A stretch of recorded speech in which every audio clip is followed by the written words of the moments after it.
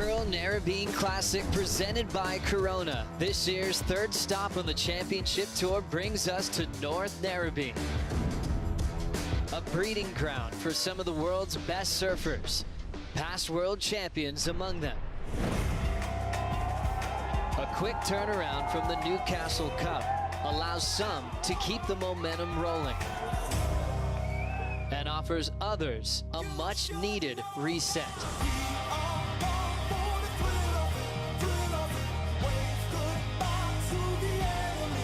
Anything can happen at the Rip Curl Narrabeen Classic. We continue to search for our finals by as the road to the Rip Curl WSL Finals brings us to Narrabeen.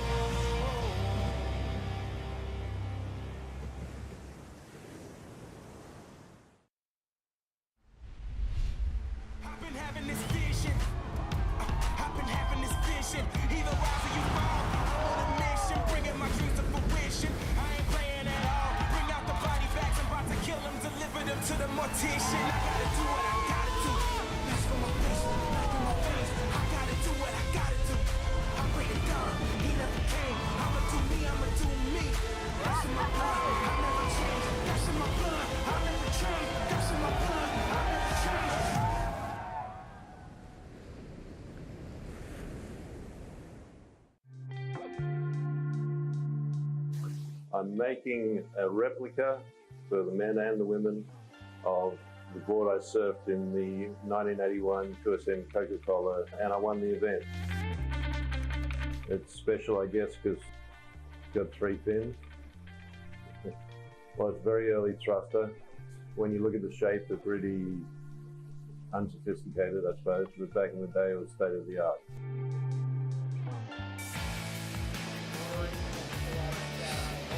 It's finals day here at the Rip Curl Narrabeen Classic presented by Corona, and I am fortunate enough to be standing next to the trophy that the men and women will receive if they can come out on top today.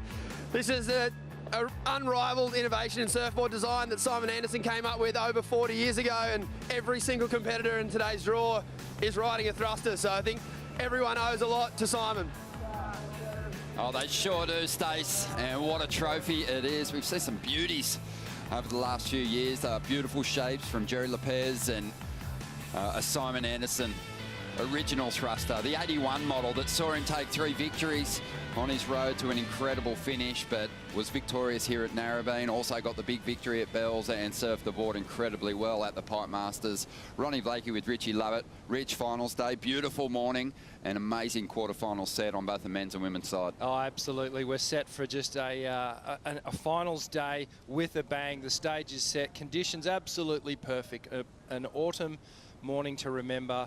The swell has arrived. The conditions are beautiful. I'm excited. I'm trying to contain the froth already. Some multiple world champions in the mix on the men's and women's side, and some regular event winners in contention once again, but also a lot of surfers chasing their first CT win. So much on the line for every competitor, those chasing the final 5, the top 5, and also, of course, those chasing those big, important wins. Everyone's got a lot on the line today. Yeah, it's a big day. Finals day is always a big day, and as you mentioned, in the men's on the quarterfinal side, you know, there's one event champion, one event winner on either side of the draw. So there's ample scope for someone new to come in and get their maiden victory, which is an exciting prospect for many of our tour competitors. And they would have woken up this morning thinking, is today going to be my day? Amazing crowds that we've had on hand so far throughout the Rip Curl Narrabeen Classic presented by Corona, as we take a look now at the final bracket. The quarterfinals are set. Carissa Moore facing off with Keely Andrew in the first heat of the day. Carissa's going to be so hard to stop.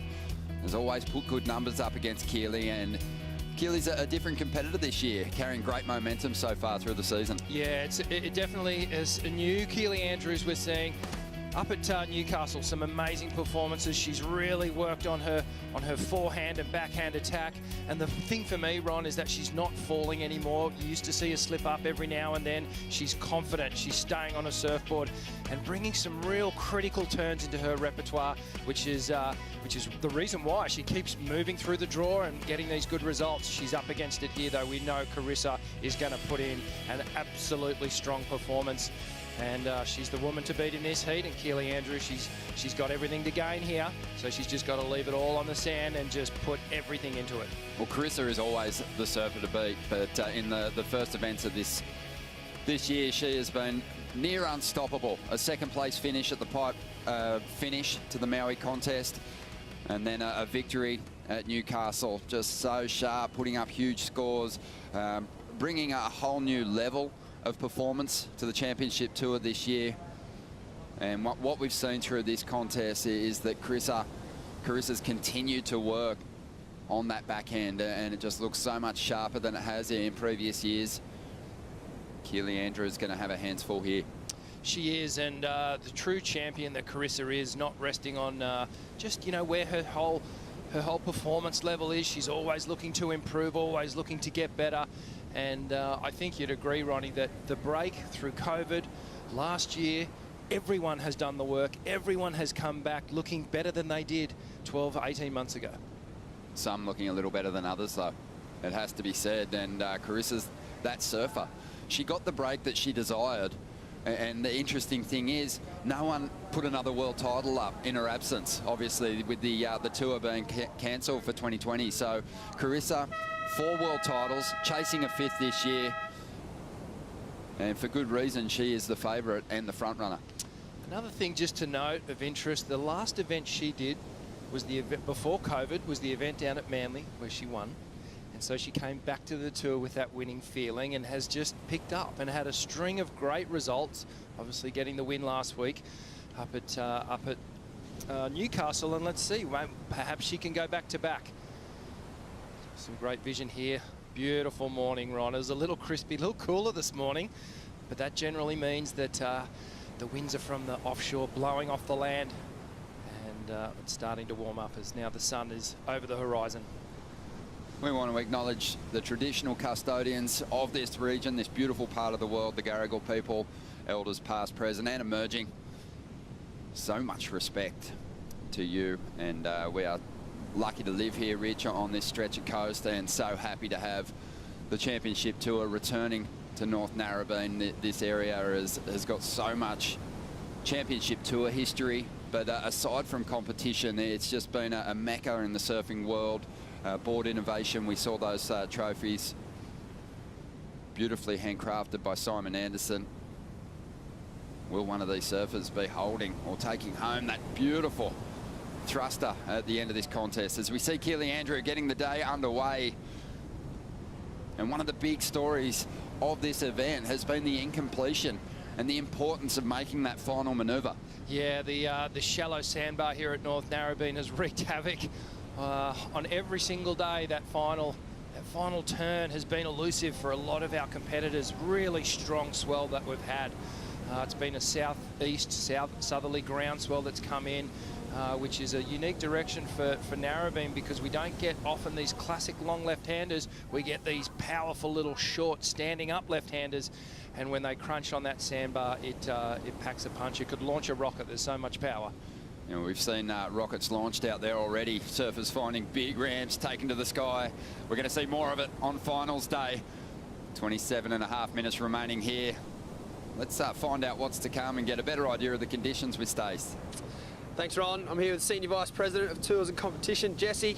I'm really sorry I kind of broke your news for you this morning down on the beach next to that beautiful trophy, but can you give us an idea of what we can expect today? Yeah, no worries. I enjoy sharing the news with you, Stace. Thank you. No, it's going to be finals day. This swell that we have in the water right now, it's kind of like a little bit bigger than yesterday, and all the locals are telling us that this is probably the peak of this swell. There's nothing that we're looking at in the forecast that's going to be any bigger than this, and we've got really clean conditions today, so we're going to go for it. Are you allowed to pick a favourite on the men and women's side, Jesse? Probably not. You know, I don't really have favourites. I do enjoy watching everything, and like yesterday was a big day of drama, you know, for us down here, and it was really exciting to watch, I have to say, and we've been stoked with everyone, and I'm thinking there could be a new CT winner. I like that. Yes, I'm with you there. I think that's the sentiment shared across the board. There could be a new face on top today. Yeah. Good on you, Stace, as we see Carissa now getting her finals day campaign underway. Nice looking wall Yesterday around lunchtime, we saw these left-handers start to taper off a little more, giving the surfers multiple opportunities. It was a big improvement in the conditions. Won't be a keeper score for Carissa on that first ride, but she'll edge ahead of Keely Andrew. It's hard to know, Rich, so many heats that Carissa has surfing in her 10th year on the championship tour. But I'd love to know when she comes up against someone, if they fail to convert their opening ride into a keeper score, just how often they actually are able to come back in a heat and get the win over her. Because if you don't apply pressure to Carissa, she'll make you pay for it. She absolutely will. Excuse me, she won't let you back in the heat. She'll start putting some big numbers on the board, and then she'll grow. And we've seen on the men's side, you've just sort of made me think about Morgan Siblick and his giant killing run. He's been starting his heats for the most part really well, putting a big score on, applying the pressure to the higher seeds, and it's seen him deep into the draw. And yeah, getting back to the conditions, right? I think it was a no-brainer when we came down this morning, just looking at all these peaks and the size of the swell and just the strength of it. You know, Rabbit stuck his head in and just said, mate, it's looking really powerful out there for the size today. So it's going to be a fantastic day of surfing. When you're watching the warm-up too, the judges are looking at how many waves there are in a 30-minute window. We've given the surfers a little bit of extra time out there in the lineup too, but they're looking for how much scoring opportunity there is in those first 30 minutes of the day, seeing, you know, what kind of surfing is being done. And the level was high out there this morning, a lot of waves being ridden. The surfers obviously get a little bit more selective once they get in this chess game of head-to-head surfing. But we'll see some great exchanges unfold here on finals day. 2.67 for Carissa Moore, that opening ride. Just such a warm response from the local surfers here, bringing the championship tour back to North Narrabeen. But don't be fooled, this is one of the most hostile lineups on the east coast of Australia, maybe one of the most hostile lineups in the world. The performance level on a normal day here, the recreational level of surfing that you witness, is unbelievable. North Narrabeen, such a proud board riders club, but generally speaking, I think if you want to see surfing at almost a championship tour level without jerseys on, you can come down here on any given day and cop a glimpse of it. Yeah, sure you can. And when you rock up into the car park, one of the Norfolk Pines just right next to the car park, you look up to the top of that and you'll see the North Narrabeen flag, the club flag, and it's got the skull and crossbones on it. So it's quite an ominous little sign there as you even just rock up to this place. Cast your eyes to the water and you'll see some damn good surfing, and it really has been a talent bed over the years. You know, we think back to the Simon Andersons, the Damien Hardman, there it is there. Yeah. So, you know, it's not put it this way, it's not a beach where you come to learn to surf. It's a beach where you really come to try and infiltrate and mix it with the best. It's old school, this club too. As we pan back, you'll see how tall this tree is. They would have sent a grommet up there to place that flag for sure. Laura Enevo, when she lost out in her heat the other day, you know, you'd think she'd get the royal treatment. Don't worry about it, Laura. It was a close heat. It was debatable whether she actually lost that one, yet she was sent to the car park to get the esky full of beers and bring it down to the surface on the beach. So they just operate a little differently in this area. Well, big props to the North Narrabeen crew for allowing us to come in and use the break. But mate, in all seriousness, they've welcomed the WSL with open arms, because they know the importance of having an event here on the northern beaches, just not only for their beach but for the whole entire peninsula. It is a surf mad zone here in Sydney, and I think just the thousands and thousands of kids that have been down here hunting autographs, getting up and close and personal with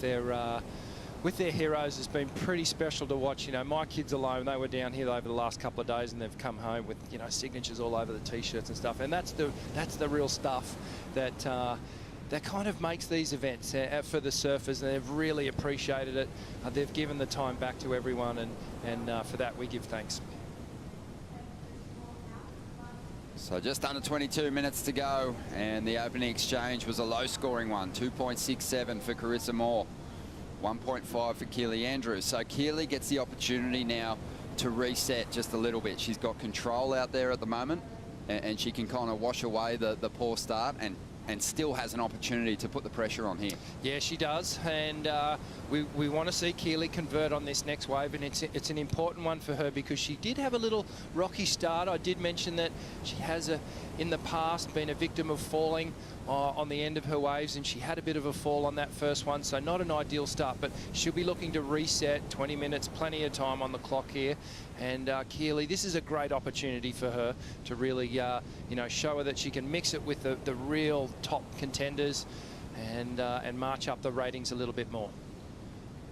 Well, when we were referring to potentially a breakthrough victory on the championship tour, I think we're more so referencing what's happening on the men's side. Just 2 event winners, Gabriel Medina with 14 championship tour titles, Kanoa Igarashi with just the 1, but the other 6 surfers haven't had a CT win just yet. On the women's side, it's a little different. Keely Andrew, the only surfer in the mix who hasn't had a CT win.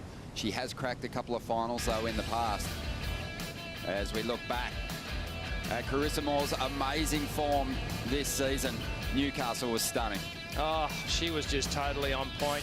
And have a look at this, brought the innovation and landed. We keep talking about it.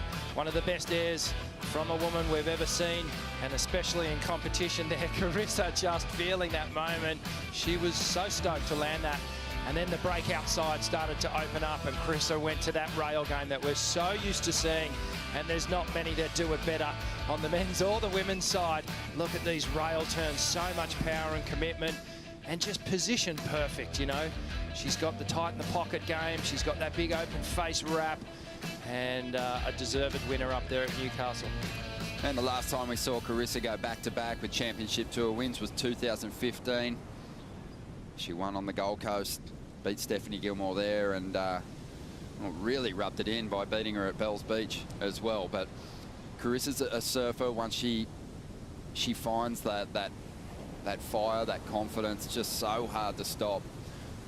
But I guess the interesting thing about Carissa's role so far is any other season on the championship tour in the past, if she had started the way she has now, we'd be saying, all right, well, Carissa's in that leader's jersey. Who's going to snatch it from her? But finishing on top of the leaderboard doesn't guarantee you a world title in 2021. No, it doesn't. It's the final 5. That's what they're going for right now, and that gives them the opportunity to get the world title at Lowers on a single day of competition, which is going to be super exciting. It's a new thing for us in professional surfing, and something that our surfers have embraced. Here we go, Keely. Well, Keely needs to make this one count. Wants to put the pressure on. Nice turn there, pushing to the point of release. Gets up into the pocket a couple of times. It really is, I think, the most applauded characteristic of Keely's attack is her ability to get into the pocket, let go of really tight dynamic turns. A couple of solid ones there, Rich. A nice settler too for the nerves. It was a great way for her to just find her way into this heat, put a decent number on the board, and you know, these little confidence battles that our surfers have within the heat situation, within that 30-minute time block, you know, can't be underestimated. There's emotional highs and lows that happen within a heat for these athletes. And Keely's bounced back well after that first little fall. She's tidied it up. She's come back, and she's going to put an okay score on the board. And as you said, Ron, it's that backhand attack that she's really starting to build some reputation around. 17.5 minutes to go. Carissa trying to move into position now. And we know that the takeoff and positioning is really probably not spoken about enough, Rich. It sets up those first turns that put you in the most critical part of the wave, and a smooth, fast entry into a ride is basically sort of how you set your pace for the wave. Yeah, absolutely. Positioning is everything, and when I'm sort of teaching people to surf, or, you know, teaching my kids or whatever, it's always about positioning first. All the technique stuff that comes later. It's about getting that right spot on the wave, and that doesn't stop at this level as well. Carissa trying to put herself right behind that apex here where she can come around. Well, Keely had priority, so she's held her off. Yeah, that was an interesting decision from Carissa. She took a look at her ride, surrendered her priority, and well, she's got it right back, and Keely's not going to turn that wave into anything special. But her previous ride came through at a 5.33. Not an excellent score, and Carissa, you know, she could be chasing an 8 and still feel pretty comfortable, but don't think she'd be feeling it too unsettled at this stage. Having a look at Keely's ride on the replay here. Nice snap to start things off, and it was that second one where she released the fins a little bit more, pushed harder, the third again, and then gets that fourth wrap. And as you said, Ronnie, just completes the wave really well. Didn't oversurf it, wanted to get a score. Here goes Carissa. So this might be a best opportunity to lock in a big number. Just catches a bit of rail off the bottom there. So things not really working out or going to plan for Carissa at this stage of the game, but there's still 16 minutes on the clock, and Keely hasn't moved too far ahead. There's a bit of history between these competitors. 4 previous battles, 3 going Carissa's way. Keely snatching a win from Carissa at the 2016 US Open of Surfing. But other than that win, Carissa's always put up 14-point plus heat score totals against Keely. We can see Carissa just looking at this little swell line coming in. There's I feel like there's a sense of urgency with Carissa, just in her body language and how she's scouring up and down the lineup at the moment. Whereas Keely looks a little bit more composed, just in the way that she's constructing this heat so far. So obviously Carissa not taking this matchup lightly.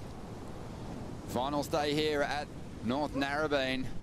And one person that always brings the energy, whether it's finals day or the first round, is Dimity Stoyle out there enjoying the view. Good morning. I'm out the back with Dometic, and it is finals day, baby. I am so excited to be out here, and I've got the best view. And I just want to say that this time yesterday, there was a lot less energy in the water, so I feel like we're going to be in for a really good day. It's going to be an awesome day. Keely Andrew, Dimity, let's talk about her. She's had an amazing run so far this season. But against Carissa, do you think she's going to need to really bring her numbers up a bit?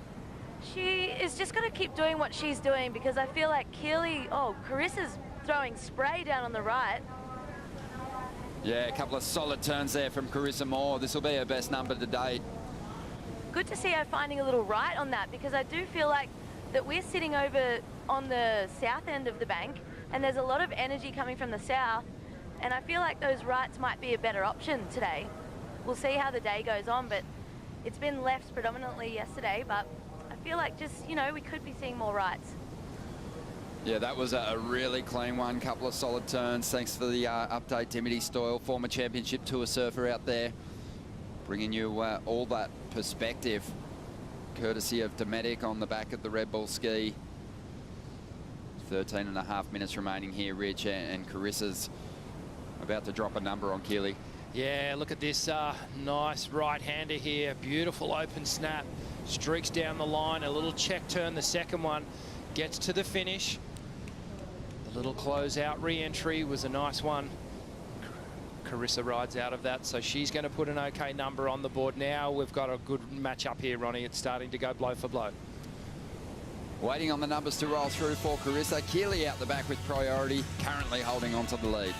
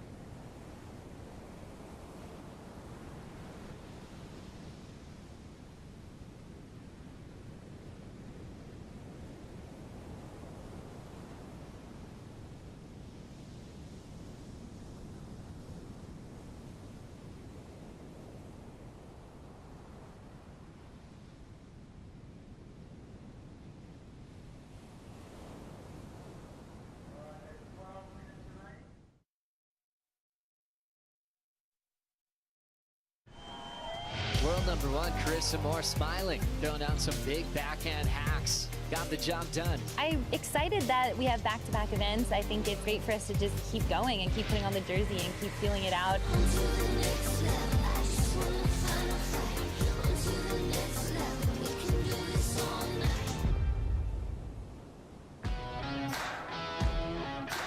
Welcome back to finals day here at the Narrabeen Classic, presented by Corona. Carissa Moore, the 4-time world champion, an event winner already this season, has just jumped into the lead. Her last ride came through at a 7.17. Keely Andrew now looking for a 4.52. No surprise there, Rich, when you look at the power surfer top picks. Carissa Moore right on top of the percentages there. Yeah, she's right up as a crowd favourite, no doubt, and with good reason. But interesting, Tyler Wright was the second pick, and she's out of the event now. And then, well, Caroline Marks, very, very popular. Yeah, 76% of people running with Carissa. I think you'd be mad to leave her out. I made that mistake at Newcastle. I was trying to get myself back into contention. I wanted to climb up the leaderboard a bit. I took some risks. I ignored the stats, Rich, and I paid the price. You're thinking with your heart, perhaps, mate, not with your head. So. Definitely not thinking with my heart. I was thinking with my back pocket. Locked in a league with a few friends, and it's so much fun playing fantasy surfer. And yeah, it's going to be a long road back for me because I've been smashed at this contest as well. 10 minutes and 20 seconds remaining here. Keely Andrew holding on to priority and chasing a 4.52. Some swell lines rolling our way on a beautiful morning.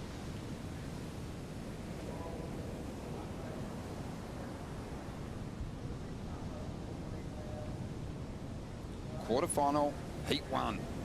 Carissa Moore up against Keely. Carissa's made the final heat at the first 2 events of the season. Keely Andrew has been in great form as well. Clawed her way up the leaderboard, and she'll be making a jump again. Interesting things happening on both the men's and women's tour at the moment. And this is an opportunity that Keely really wants to seize. Looking for just her second head-to-head win over the 4-time world champion. As you can see, she's not on page 1 there, but there is a few names that have fallen out of the mix. So there'll be a massive shuffle after this 3rd event. Yeah, and I like these mix-ups in the ratings where we see new faces. Keely, great-looking wave. Yeah, drives up into the pocket. Really nice timing on that first manoeuvre, and that is going to sting because she only needed a 4.52, and she was on her way. She would have had that if she had completed that final turn, and unfortunately just comes unstuck. Victim to the power here at these fun little breaking waves here at North Narrabeen, just crunching on the sandbar. Wow, that first turn was great, and she came off the bottom so nice with a heap of speed, and just unfortunately just couldn't ride out of it. She had decent heat score totals up there at Newcastle, Rich, and she was on her way to a solid number here. The first turn was so solid. Oh, just zipped out of that first turn. Came off the bottom, nice and square. Look at this, bang, hits the lip, nice and tight. Troughed out on her, but she was able to get control, and then just super late to the party as this wave started to shut down, and just didn't quite project out enough into the flatter parts. And look at that whitewash behind her, just exploding, engulfing her. It's not an illusion. It's not the angle of the camera when we're watching that slow-mo replay. Basically, that sandbar is draining downhill. So when you're coming off those floats, you've really got to concentrate on absorbing all that shock, because it is a high-impact landing, even on a small wave. Yeah. There's a lot of power in it, and you know, there's a tiny little bit of backwash as well that was seen through the week. Not so much this morning. We haven't seen it as it has come into play over the last few days. But well, at finals day, you need to be making everything. Sally Fitzgibbons surviving a close one against Macy Callahan to earn her place in the quarterfinals.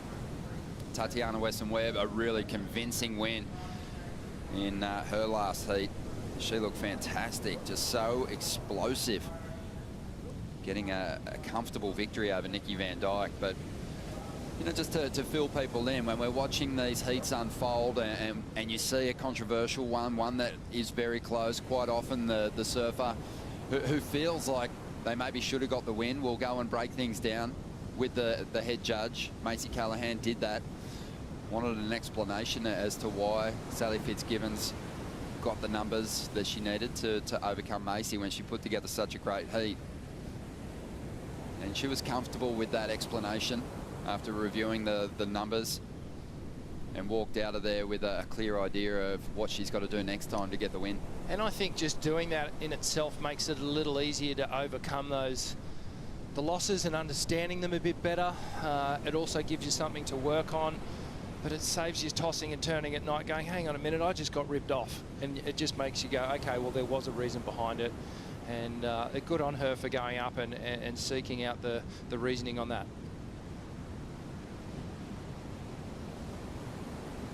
6 minutes to go here, and Carissa a 7.17 on her last ride, but she's going to give up priority there. Throws it away. She's done that a couple of times. The head drops. She knows that's a big mistake. And even though Carissa is, you know, by far the clear favourite in this heat, mistakes like that by a multiple world champion, you know, they punish themselves for. Carissa's going to have to let go of that. Well, they don't happen that often. You don't see surfers at this level making those kind of mistakes. So let's see Keely, if she can capitalise on it. There's a nice looking wave entering the lineup, and no, just stretched out a little, closed out, so she doesn't opt for that one. She needs to pick wisely on this next one, Ron. She needs to put a decent score on the board. She kind of needs to match that 7.17, I feel like, and put a bit more pressure on Carissa, because if Carissa is left only needing a 3 or a 4, you know, she's probably going to hunt that one down. It's been a good couple of events for Andy King, who's now coaching Gabriel Medina. Got a second. Keely had a fantastic finish up there at Newcastle as well, and still alive on finals day again. As we see Carissa without priority mincing this smaller ride right through to the inside. Well, Carissa's thinking right at this point, I've got that 2.67 in my score line. If I can turn that into a 5, it's going to turn Keely's requirement of a 4.5 into, say, a 7.5. So it's just pure mathematics at this point. And interesting that Keely just didn't even have any interest in what Carissa was doing there with priority. She was just confident in her positioning in the lineup. And Carissa darted away down to that little northern part and picked up that little inside left. So as we see here, Carissa just getting a nice little peek here on the inside, foam on the face, but she's able to drive through it cleanly, gets 2 nice open snaps, and then a little bit more foam work to finish off. It's not going to be a huge score, but it's going to be a decent one nonetheless, and put a bit more pressure back on Keely in the final few minutes here. And she did well with all that turbulent water on the face. You can see the foam there, and that upsets the line of the fins and the water movement under your surfboard sometimes, and it just doesn't give you that pure feeling when you're riding the wave. But Carissa, with her strength, she was able to ride through that beautifully. Yeah, just wanted to get rid of that 2.67 and really up the requirement for Keely. And it's the 4-time world champ now who's really lit the flame under Keely. She's applying some pressure now. Keely with a beautiful looking ride here. Needs to make this one count. Critical surfing, hanging on to the finish there. The first turn, bit of a setup, but the second was strong. Second turn was a winning turn. Nice and critical in the pocket. That wave just stood up. It actually grew as it went down the line a little bit, and Keely just timing excellent on that second turn. Well, Dimity Styles been tracking Keely's progress through these last couple of events very closely. She's been doing very well to unsettle the top seeds. Yeah, that's what she does best, Ronnie. As you said before, Carissa's the clear favourite in this heat, but Keely has a strong record of upsetting the champs. As we saw, she did it in the past at Snapper Rocks against Steph Gilmore, and, you know, on paper, you'd just say Steph Gilmore at Snapper Rocks would win that heat any day, and Keely goes out and sticks to her strengths and surfs just a good, strong, smart heat, and that's how she's ended up with some big results, because she can fluster the champs. She sure can, yeah, and it's all on that really tight turn that she can do in the pocket of the wave, Rich. Yeah, just watching this final turn here, watch how tight she gets in the pocket, gets the little fin release. Right there, she's completed the turn already, and it's all about the final ride out here, and just you can see the wave exploding behind her. She's well in front of it, and that gives her the clean exit. Yeah, sometimes I feel like on the slow-mo replay that it can take away from a turn at times. It appeared then that Keely got hung up, but what she actually did was place that turn in the most critical part of the wave, and in real time that there wasn't actually that the appearance of her being caught in the lip. It was like she was free falling out of a major turn. So she's pretty well rewarded there, 4.83. Unfortunately for Keely, with Carissa's last ride coming through at a 5.77, the requirements are a much greater one now, and that last ride, even though she did a beautiful turn, doesn't count for anything. You can just see her shaking her head there, and I'm wondering whether she's shaking her head thinking, could I have pushed that a little bit harder, or maybe I've been a bit hard done by on that score. Why didn't it go higher? And perhaps everyone's thinking, you know, why is Carissa's 5.77 come in at basically a point better than Keely's? And for me, it's just the pure power and speed that Carissa's bringing to her manoeuvres. It's first turn as well. I mean, we saw it yesterday with Morgan Siblick and John Florence. If you want to be a multiple world champion, you've got to make your first turn count. As we see Carissa looking for that air once again as the wave spat. But that one won't go into a top two, obviously, but she's in a great position now. Just 15 seconds to go. Time flies when you're having fun, Rich. And wow. This is going to be a big day. A lot of fantastic matchups coming our way. Keely Andrew putting up 2 decent scores, but there was that feeling that she'd need to up her heat score totals if she was going to overcome Carissa. She's been moving through the rounds with pretty low numbers compared to the rest of the field at the last 2 events.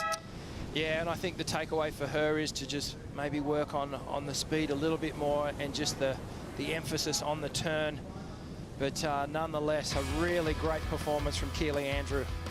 We won't see it in the Harvey Norman heat recap, but there's some things that Carissa Moore's going to have to tighten up as she moves through to the semi-finals of this contest. A couple of mistakes with priority, and she didn't convert too well on her first couple of rides. Yeah, a little bit shaky here from the world champ in this first one, but she got away with it with this ride in particular.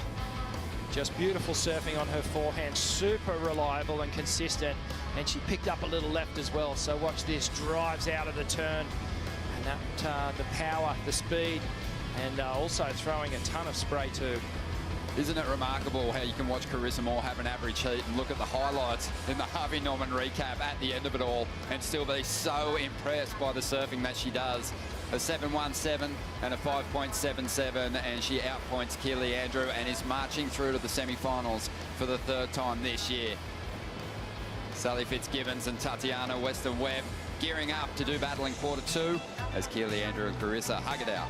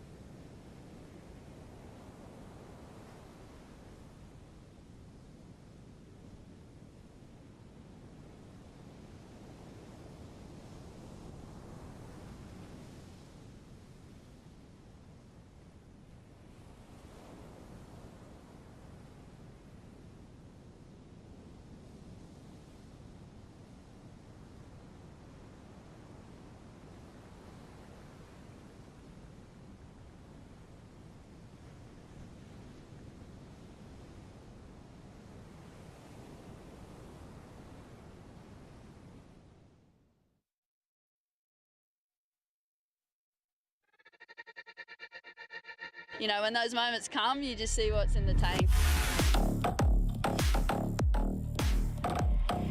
Now it's time to switch gears, you know, like you need to surf.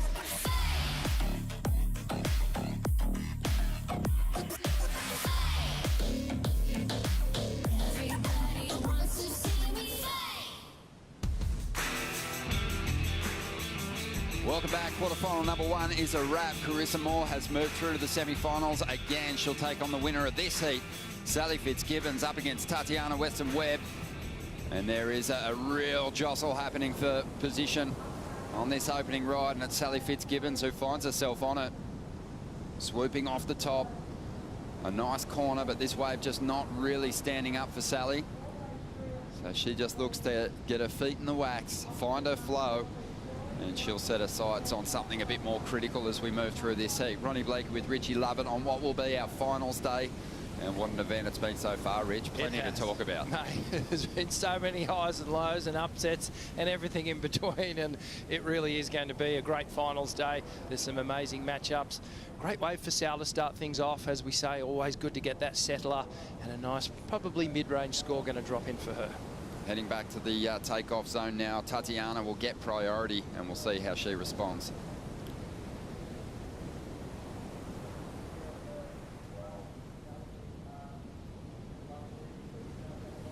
"26 minutes remaining here.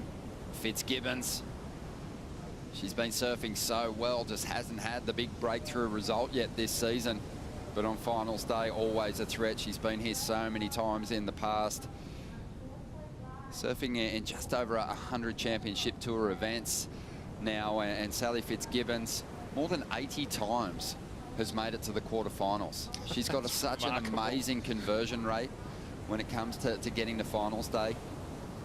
And sitting in 5th place with some surfers above her on the leaderboard, out of the mix. She'll look to seize this opportunity. Up on her second ride here, that wave just flattens out, and she's out of there. Rich, I made my way up to the judges' tower this morning just to get a perspective on their overall view of this lineup. They're a long way away from where the competitors are, around about 250 metres at the apex of this sandbar, this takeoff area. Yep. So you really want to punctuate your turns and move a bit of water. I mean, they've got a great view of it, fantastic overview of the lineup, but just looking back on some of the close heats and even reflecting on the first heat of the morning, you know, Keely really did place her turns nice and critical in the pocket, but there is a power in Carissa Moore's surfing and a flow to what she's producing on those rides that from a distance, you know, and that's how the judges view with their eyeballs, not through the camera on a zoom. Yeah, absolutely. So those high impact turns, you know, you got to push them hard if you want to overcome one of the world's best. Yeah, and we've said this before. If you want to beat one of the world's best, you really have to drive it home and make it undeniable in your performance. And again, you reference Morgan Siblick. He made it just very clear that he won the heat. You know, he's against John. He's been just going, I'm the winner here. It's undisputable. And as you said, those big turns, that's what nets those bigger points, you know. And it really does accentuate the ride. And as you said, in real time, you know, it's different to watching it on a screen. Those judges, they do go to the replays when they need to compare rides and things like that, but they are watching what everyone else is watching on the sand, but they're just a little bit further back. So the bigger turns look bigger, and perhaps the smaller turns look a bit smaller. Quarterfinal number 2, starting like the first one. Just no big number dropped in the opening stages. Tatiana Weston-Webb yet to put a score up. She's got priority. Sally, she's had a 4 and a throwaway 0.73. Carissa Moore, she had a similar start to her heat, but warmed up at the end. She's through to the semi-finals again. She's down on the beach with Stace. Good morning, Carissa. Good morning. Do you like the mornings? I do. I actually consider myself more of a morning person than a night person. Good to know. It's always hard, that first heat of the day. Talk to me about the start there. I'd like to echo my fellow commentator Ronnie's comments, and that obviously by your standards you must have some quite harsh reflections on yourself there. Yeah, for sure. I think I had a couple nerves. I haven't had a first heat of the morning in a really long time, and usually I do my early morning surfs and then, you know, do my heat later. But today I was more concerned about getting cold and having numb toes, so I passed on the morning surf, and pretty much my first wave was my warm-up wave. So yeah, it took me a little while to kind of settle into that heat. How do you get yourself settled when that right pops up, the 717? It's a beautiful looking wave and quite clearly some good scoring opportunity. How do you just relax and do your best surfing? I mean, I think we're always going to have nerves as competitors. If you don't, something's wrong. But I think it's just about managing it. And at that point in the heat, I was like, hey, like, there's nerves, but this is a beautiful ride. This is the moment, and I'm just going to try to do my best. Absolutely, absolutely nailed that to put you in a great position to close that one out. Moving forward into the semi-finals, you got any particular pick out of this one you'd prefer to surf against? Oh my gosh, both Sally and Tati are looking really good this event and really strong, so either one is going to be a really tough matchup. Well done, Carissa. Best of luck in the semis. Thank you. Thanks. Thanks, you guys. Stace Galbraith has been a welcome addition to the commentary team these last couple of events. He's actually got the credentials as a judge. He's coached at the championship tour level, and it just hits the nail on the head with his questions. Carissa Moore,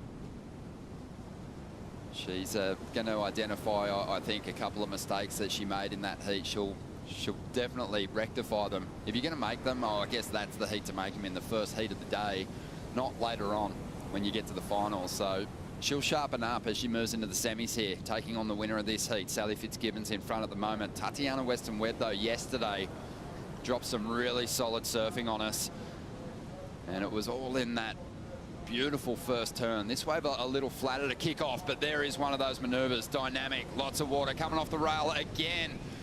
Love the way she pushes that tail as she brings it through to the inside ridge. Just hanging on, trying to get the finish, but the work was done. It should win the exchange. It's going to win the exchange, no doubt, and it'll be on the strength of that second turn. Beautiful release, and as you said, just pushing hard. She's got that little moment in the back half of those turns where she really jams it and just puts all the force on the back of her board. A really cute direction change. Let's watch the replay. She takes off, goes deep on that first bottom turn, a nice wrapping carve to start off. And it was this turn there, see where she jammed it. Got a little bit of release out of the top, and again on the third turn. Drives around here, just gets caught up, but gets to that final finishing turn. And just stands up in the foam. I love this angle from above where you can see the line and the path of the turn. Bang, super critical, right in the pocket, drops down again, hammers it for the second time. And that's a really good illustration, Ronnie, of just how bowled out some of these inside sections are. As we see Tati just laying on her heel side rail there. Great vision of the fins and the water moving off them.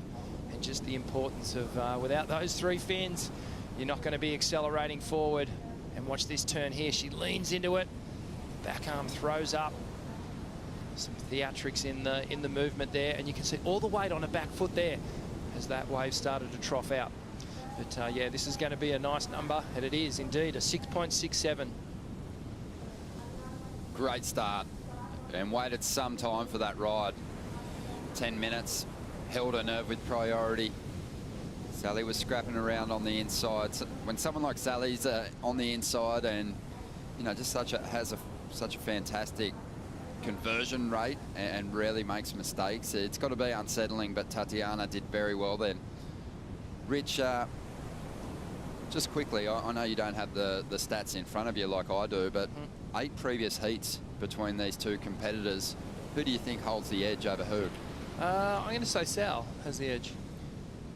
6 wins to Tatiana, 2 wins to Sal, and they've had 4 heats since 2017. Tatiana's won them all. So, wow. you know, that is a rare head-to-head record to hold over someone like Sally Fitzgibbons. You know, if you think about Carissa Moore or Stephanie Gilmore, Tyler Wright, and Sally's head-to-head record, I'd imagine that, you know, Sal would have probably lost a few more heats, being that she's often been in title contention with those competitors. But for someone like Tati to hold that record over a more accomplished surfer is remarkable. As we see Tatiana finishing this wave off on the inside, I think it says a lot about just the mental strength and competitive just fire that Tatiana possesses. Yeah, and I'm surprised at the stat, but then again you think back and you go, well, with this sort of surfing, of course. And you know, you can see that she is confident against Sally, and I wonder if Sally is acutely aware of those stats and whether she's going, oh, bit of pressure here, I need to really even up those numbers. Yeah, I wanted to talk to you about that as a former championship tour competitor. you know, you often hear people say, oh yeah, I don't read into the numbers too much, but what's the reality of coming up against someone who's had your number in recent times? Well, it's a thing. It's an absolute thing, because you know that if you've got the jump on someone more often than not, it just gives you that air of confidence, and you know that, you know, I've beaten this guy or whatever, or this lady once before, and I can do it again or multiple times. And on the flip side, if someone had your number, it put this sort of barrier, but put this barrier up where you had to overcome it. You not only had to serve well, but you just had to kind of peg back those numbers. Replay of Tati, she got this on the way back out. Nice right-hander here, bit more down the line in the approach there. Not too many critical turns. The first one was nice. She got it up there, clean snap out of the back, but not too much spray, and that's courtesy of just keeping that board flowing in a fairly horizontal direction, and gets the final hit. Just a 5.17 for this ride, but the dagger in Sally Fitzgibbon's heart is that wave was ridden under her priority, and the requirement is growing. Well, already it's a two-wave score, really, that Sal needs. Almost 12 points in Tati's total, and with Sal needing a 7.84. Just looking at the metrics of it, Sal's got her 4. Tati's worst wave is a 5.17, so automatically Sal's behind the 8 ball even on their worst wave, on Tati's worst wave. So some work to do here for Sal in these final 15 minutes. And here's where that little worm might start to be wriggling around going, oh, she's got me all these other times, and she might be starting to do it again. What about just processing that kind of score, thinking back to where the scale has been for this event too? Yeah, absolutely. The first couple of days, we were a bit baffled actually as to the scale of the score. It seemed near impossible to get into that 8-point range. So we see Tati just looking again, up and riding. Into this one, nice hooking turn. Really massive redirections of the equipment, and just gets caught out by that sidewinding whitewater there. Just on 14.5 minutes to go, and Tatiana Weston-Webb starting to warm up here in the second heat of the day.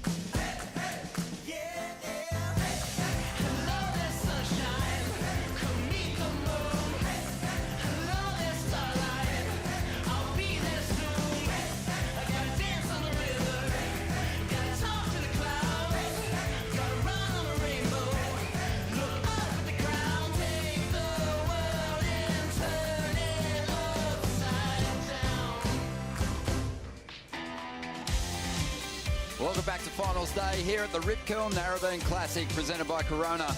Caroline Marks continues her run in this contest, but she's up against the highest scoring surfer of the event so far. Joanne DeFay putting up a heat score total of 16.66 with beautiful backhand surfing, as we see Sally Fitzgibbons chasing down Tatiana Weston-Webb.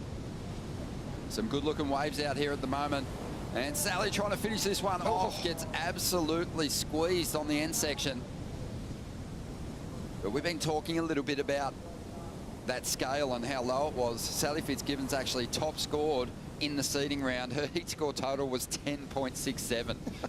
So a lot of low numbers thrown out. It was Joanne Defay who turned things around for the women with that monster heat score tally, 16.66. No one's really come close to that.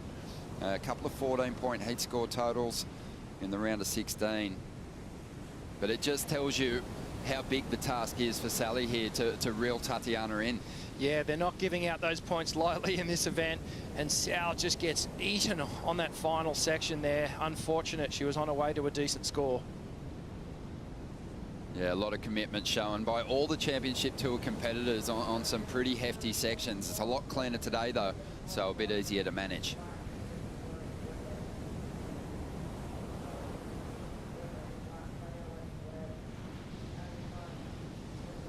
Into the quarterfinal action, and on the lookout for our second semi-finalist here, Sally Fitzgibbons, a veteran on the Women's Championship Tour, taking on Tatiana Weston-Webb. Sally, so accomplished. She needs to call on one of those big heat score totals now to overcome a very informed goofy footer. But Sally, her 12th year on the CT, 27 Championship Tour finals for 11 CT victories. And a lot of those coming on this backhand attack. Yeah, she is super strong on a backhand, but just a little bit late on that final turn.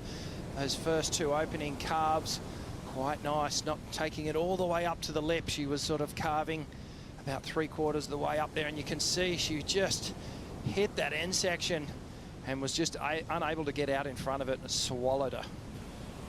10 minutes and 20 seconds to go, Rich, and you know, really nice to see some lefts out there today, because even though North Narrabeen is a predominant left-hander throughout the event window, we've had those southern swell pushes and it's sort of shortened up these lefts. But two class goofy footers on either side of the draw, and that's going to give us the opportunity to see the regular footers on tour tested on their backhand, because Caroline Marks and Tatiana Weston-Webb, they've been waving the flag for the goofies, challenging those very powerful, very dominant regular footed surfers with their backhand attack. Now the shoe's on the other foot, or yeah, the other foot's forward, I should say. Exactly. They get to dig into some of these lefts, these tight pockety left-handers, and really put their frontside attack on display, which is nice, you know, because we know that they're so capable in that department as well.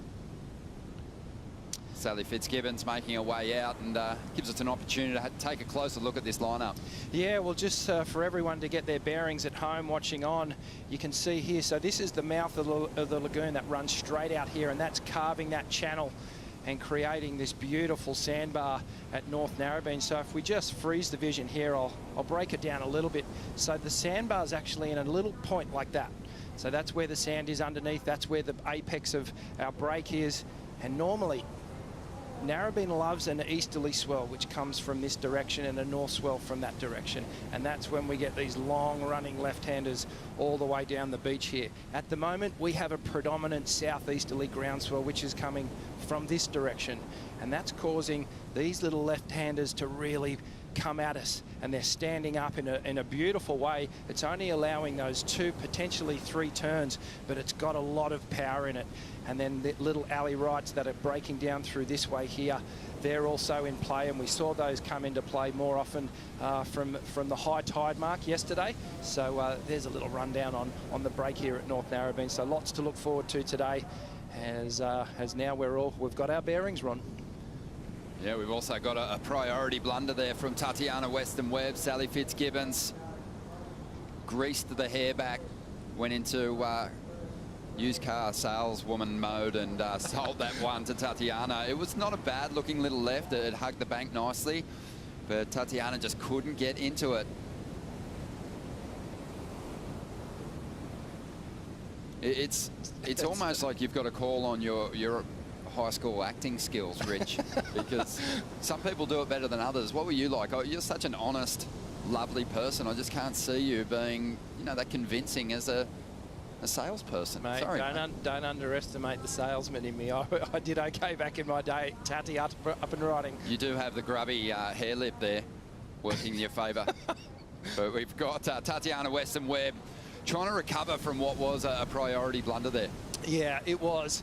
But the good news for Tati is that she is out in front and she's got the better of the scoreline at the moment on both scores, the higher and lower.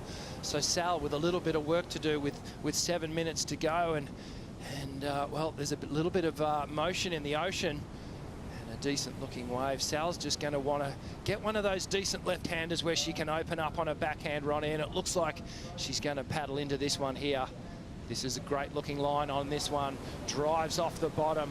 Oh, and just in and out. So no scoring potential on that one. Sal will be back to the drawing board. She'll get priority, as I think Tati's still making her way out the back. Yeah, 6.5 minutes to go. Tatiana Weston-Webb for a moment there was building towards a shutout and working her way into a real position of dominance. But she's got to be careful. Sally Fitzgibbons, while she hasn't really lit things up in this heat just yet, she can turn in the big numbers. When you look at the statistics, Sally Fitzgibbons is right there with all the world champions. In fact, compared to all the other surfers vying to get into title talks, she's well ahead. She's one of the highest scoring surfers we've ever had on the championship tour.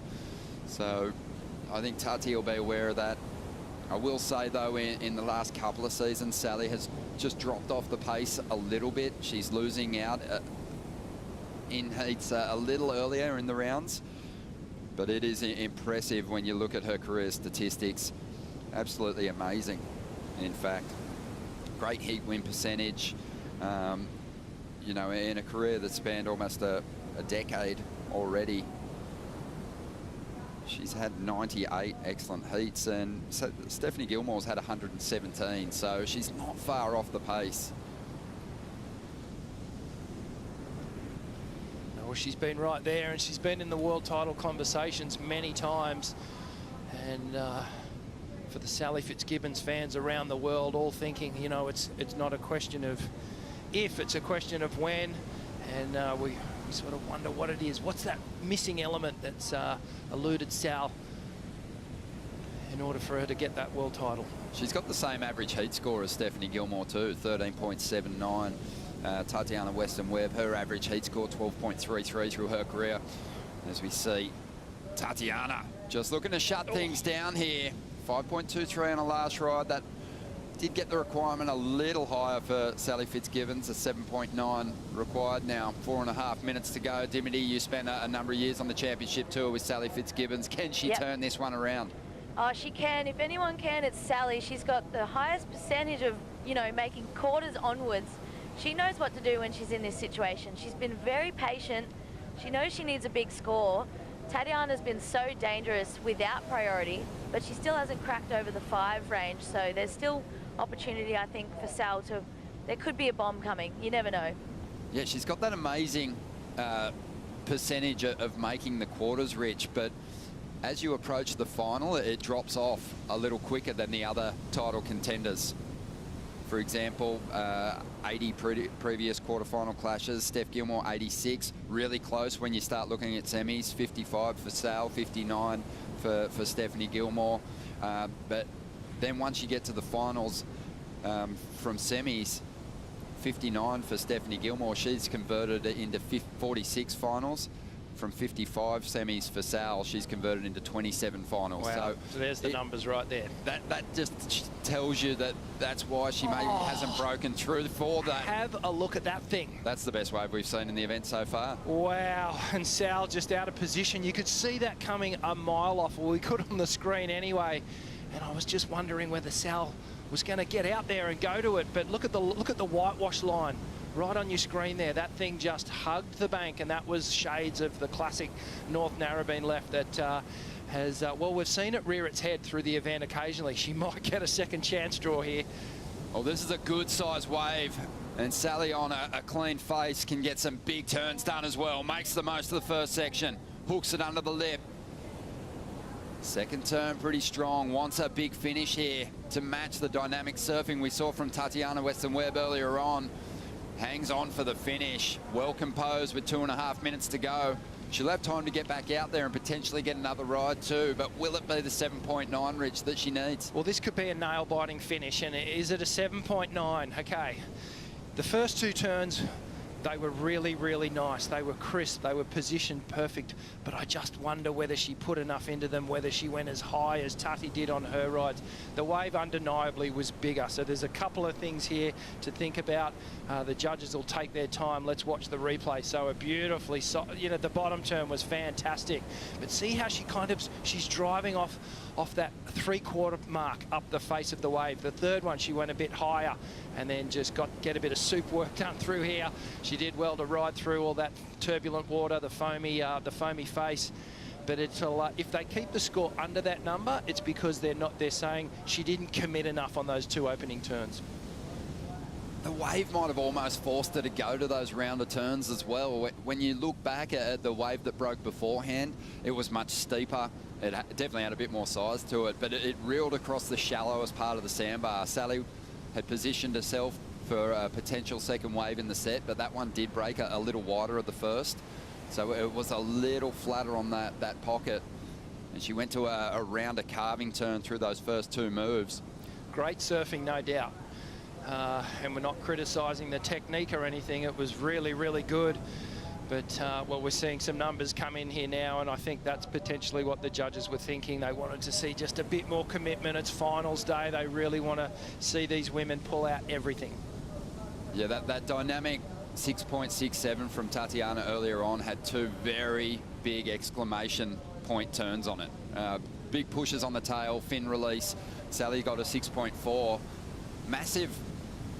Massive chip away at the requirement. She only needs a 5.51 now, but time's the big factor here, and it's potentially going to kill her. We've seen this cat and mouse activity happen so often at the end of these heats. Priority has been a crucial element to this event, and it's at these closing stages where priority becomes such a factor. Now what Sally needs to do here somehow is get on this wave without Tatiana taking off. Well, Tatiana's going to let her have it. 10 seconds to go. Sally's been calling on some airs of late. Rips through a carve to get started. Only needs a 5.51. Might need one of those grab rail airs right now. Loading up, trying to find something. Really well surfed in a desperate situation. But was there the fireworks she needed, Rich? Oh, I don't think so, mate. I just needed that special moment. That one critical turn, she surfed that wave so well, and I think you can see on Sal's face she might know it too. Well, you've got to commend the resilience and the composure under pressure from Sally Fitzgibbons. You know, there was that one set wave that rolled through. I think she's resigned to the fact that she's not going to get the score that she needs, but we are still waiting for it as we dive into the Harvey Norman recap. Yeah, Tatiana, well, she got things going quickly, and have a look at these beautiful turns here with the fin release, the jam right in the pocket. The judges just eating that up. She completes this one as well. Found some nice pockety waves, and I think the steepness of Tatiana's waves and just the overall critical surfing was perhaps the edge in this matchup.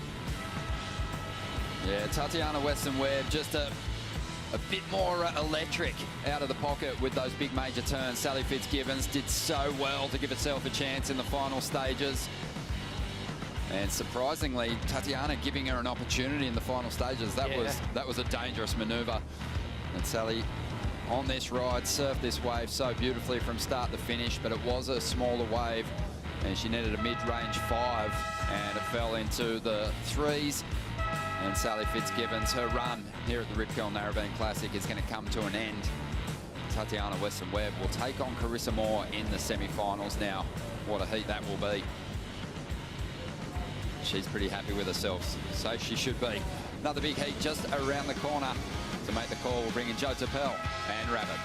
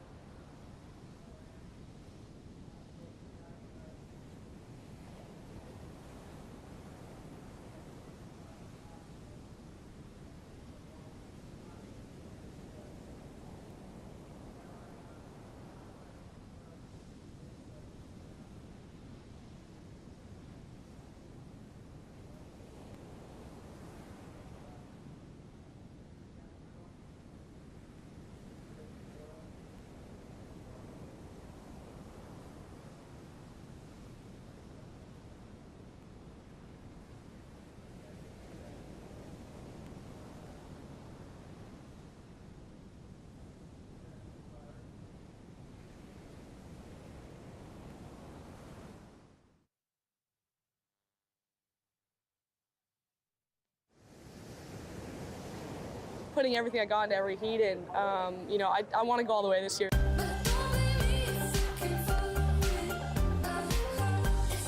I couldn't breathe. I was like, ah.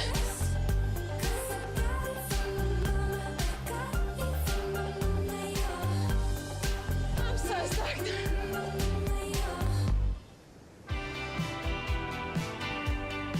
It's finals day as we're getting quickly started with quarterfinal number 3, a battle for position. Caroline still standing as she runs down the inside corner. Joanne did get a little wave before that, so Caroline did have priority for this wave, and she'll finish on her feet. Starting off with a bang and a little excitement, seeing two riders up quickly. Joanne DeFay versus Caroline Marks is set up semifinal number 2. Tatiana Weston Webb just got past Sally Fitzgibbons. Carissa Moore past Keely Andrews. So Tati versus Carissa Moore in the first semifinal. Joe Trappell with Wayne Rabbit Bartholomew for the call. Rabbit, this is a classic. Caroline versus Joanne. This is really the good matchup here. Joanne's been on fire. Caroline, as she said, she wants to go all the way this year. Looking forward to seeing this matchup in clean conditions. Really hugging the bank so well.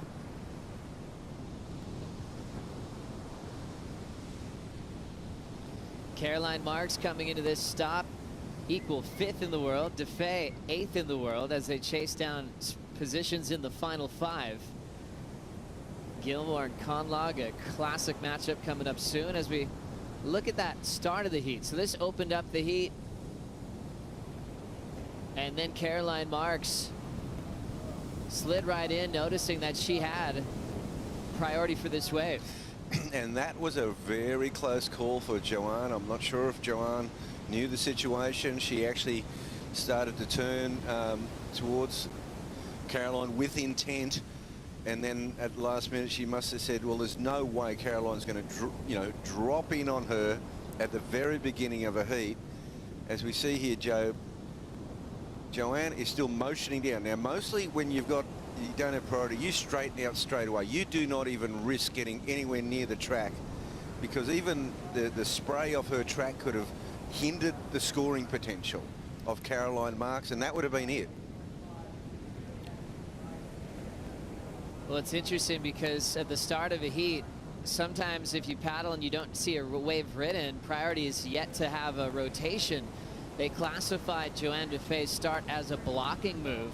And so they actually began the priority order after that aggressive move to try to control the start of the heat without actually riding this wave. And so seeing that move there, they're going, that's a block. Let's start this heat. Priority with Caroline. And it pays to be au fait with the rules. 100% Bugs. So well read for Caroline to realize that situation. DeFay was still trying to show that she had control of the heat, so off to a great start in this quarterfinal. DeFay's been the absolute all-star the last couple of days, getting into excellent range multiple times. 16.33 the other day, 8-point ride to beat Tyler under pressure, which was absolutely remarkable. Thanks for being with us on the Harvey Norman host set. It's finals day. Joe Trappell, one of the legends of the sport. Wayne Rabbit Bartholomew won this event, several others around the world. And how happy were you when I saw you this morning when you saw the conditions being this clean and rippable today? Oh, it's another magic day on the northern beaches, and it's Sydney at its finest. You know, it's an incredible autumn morning, crisp. The Economist director, two-time world champion Damien Harmon, he's promised us offshores all day, Joe, and it is the morning of the quarterfinals. As we see those clean little lefts, fun rights too that have been utilized. Carissa Moore had her highest score going right with a couple of big hooks and then backed it up on her backhand. So a lot of possibilities there. A lot of possibilities, and Carissa she's just steamrolling on, and she's had, you know, you would think there is one of the final 5 locked in because Carissa has got another huge result, her 3rd in a row. But it's really topsy-turvy for the rest. I mean, a lot of the big names out of this event, Joe, and it's left the race for, I think, for 2, 3, 4, and 5 way open. Makes it so exciting. Caroline Marks, so happy to be in this position. Remember, she went through the challenge of missing the charter flight, got on a flight soon after. as she's still just trying to get underway with her career. A couple of seasons behind her, and she's up on a fun looking left. Nice carve off the lip line, fading cutback. Inside corner getting pretty flat, but she'll back up a pretty healthy start. Already has the 6.83 on her backhand, and DeFay's going to feel the pressure now. Yeah, and of course Caroline coming off a good result in Newcastle. So, you know, if she backs it up here and advances through this quarterfinal stage, it'll be another keeper. But she's up against the form surfer in the women's draw so far, Joanne DeFay. You know, Carissa Moore has been absolutely on fire. Joanne, in that one single performance, showed her intent that she wants to be in the final 5. That's right, Rabbit. It's been cool to see DeFay show up each day and continue to get big scores above the 8-point range.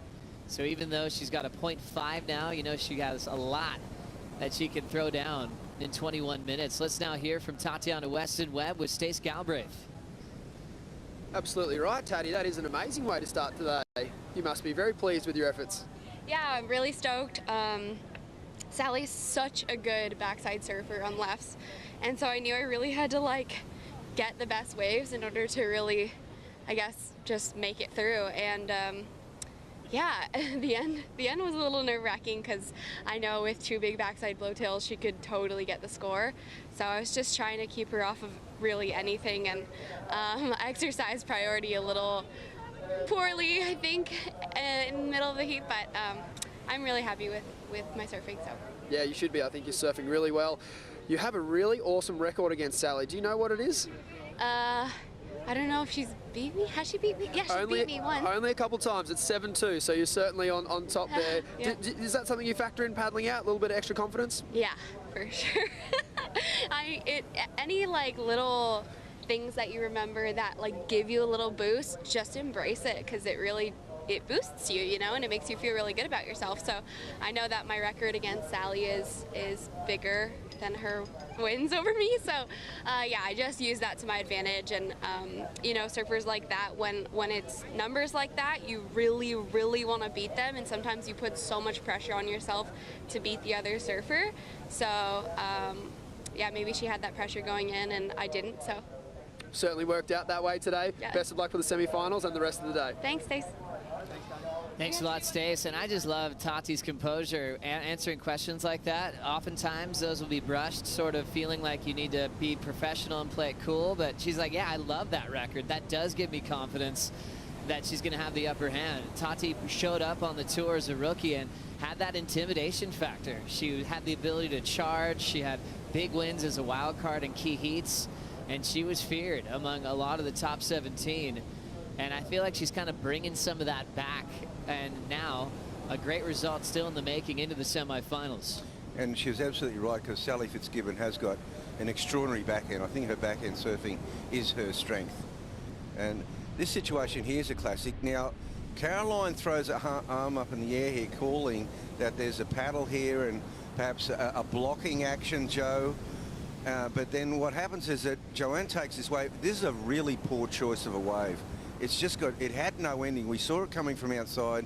There was just that, like, kind of like this little blob of a peak with just no guts to it whatsoever, no body to it that's going to carry her through to the inside. And I think it was a poor choice. I don't know whether she was flustered over that situation, but Caroline's got a lot of game. And it's interesting when DeFay was so brilliant with the end of the heat with Tyler Wright, where Tyler had the lead and priority, and she shook Tyler, made Tyler make a poor choice of priority, gave her that chance to get the 8. It feels like maybe she started the heat too aggressive with the block, lost priority. She's just trying to find her rhythm here. A couple of poor ideas with wave selection, and Caroline still with the lead, 18 to go. And then perhaps instead of a block, she was trying to sell a wave. And Caroline went, well, I don't really need it. I've got a 6.83, I've got a 4-point backup. I'll just wait for my priority rotation. Checking out the deep stats with the young Caroline Marks.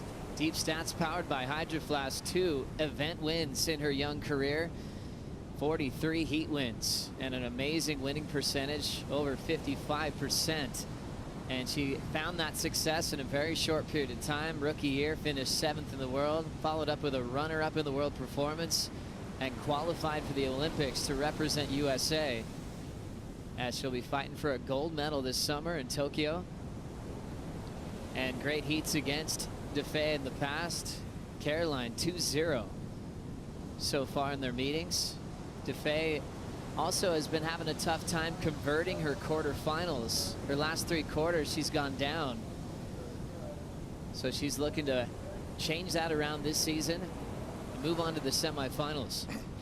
And see, Caroline right now, she'd be happy to sort of paddle Joanne down the beach a bit. I think this was a bit of a strategic error on Sally's behalf in the last heat. There was an absolute bomb came through, you know, on the traditional peak at Narrabeen, and Sally was kind of down the beach. I'm really questioning what she was doing down there, but I mean, you know, there are waves coming down there, those rights, those deep rights, but you know, she was in the priority situation. As we see now, Joanne turning and heading back to the peak. So Caroline would have been very happy. She's got a lot of game here now.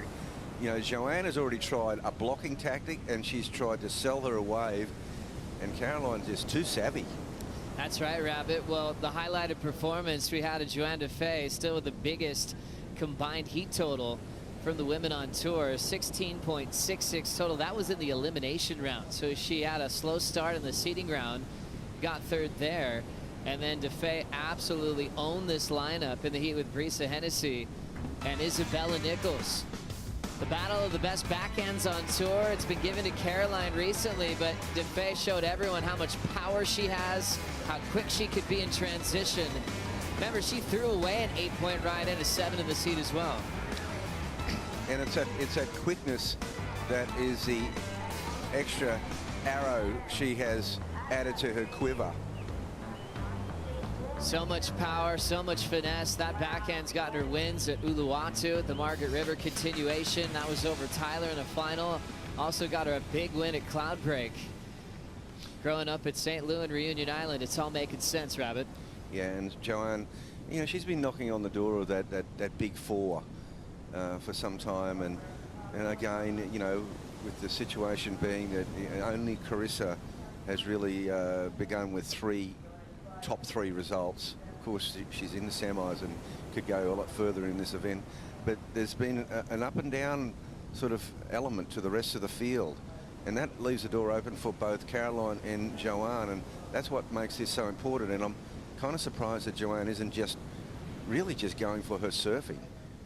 You know, she's played some she's put a bit of game on here, and Caroline hasn't fallen for it whatsoever. That first right was a telling blow. Certainly was, Rab. Looking at the leaderboard, Tyler Wright out again very early, missing out on another finals day. Remember, she started off with a win at Pipeline. Bella, who was able to feature in the final at Merriweather, she got her first elimination round loss. That thing stung as she moves on to the West. Gilmore still in the running, and she has a heat with Courtney Conlog, as you can see, tied with DeFay at the moment. And if you're Carissa Moore going, okay, who do I want to upset Gilmore on the other side of the draw, she'd probably handpick Courtney to play spoiler in that affair. Oh, that's a great quarterfinal coming up. 6-8-3 for Caroline Marks after the block from DeFay. Set her up well to feature that backhand attack, and that's held in the lead. Not at the halfway mark of quarter 3. We'll be right back.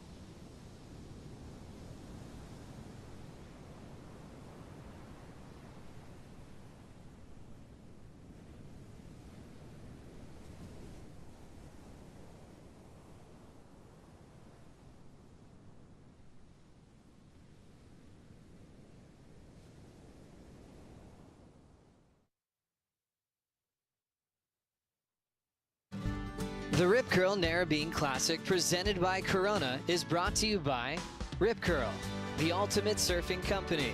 By Corona, this is living. By Oakley, the official eyewear and personal protective equipment of the World Surf League. By Hydro Flask, the official insulated drinkware of the World Surf League. And by Destination New South Wales, strategic sponsor of the Rip Curl Narrabeen Classic.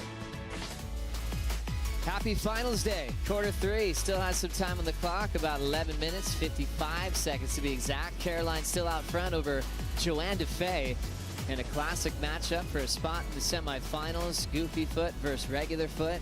Caroline still just early stages of her career. DeFay qualified back in 2014. It's the exciting Rookie of the Year. And she also was the breakthrough performer that season, featuring crazy powerful turns at Honolulu Bay. She has a crazy ability to read big sections and shocked us all on the Gold Coast a couple years later when she did a classic grab rail nose pick reverse. We've been waiting for her to do it again in a matchup. I saw her go for it the other day, Rabbit, when she had those big eights. She was kind of free with everyone comboed and went for that featured move. Came close to it. Hope she gets another shot today. Well, she might. I mean, as this event goes on, and she might feel more comfortable, but here comes Joanne on her forehand, Joe. That's right. Big blast on the finishing move for DeFay. Impeccable timing to make a statement on the end section. And great timing with the heat. With now 10:40, she'll get into the heat with Caroline Marks now.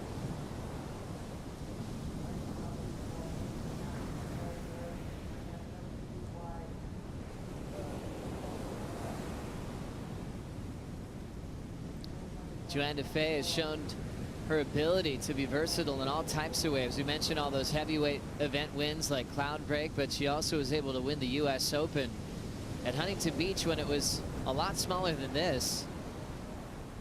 And she had the ability to read sections so well. Let's go back to this last right. That finish looked stellar. It did, Joe, and this has put her into this quarterfinal. You know, Caroline, she's got that 6.83, but she's only got that 4-point backup. This should really put Joanne somewhere in between. So DeFay only had the 2.67 before that, and she'll try to build.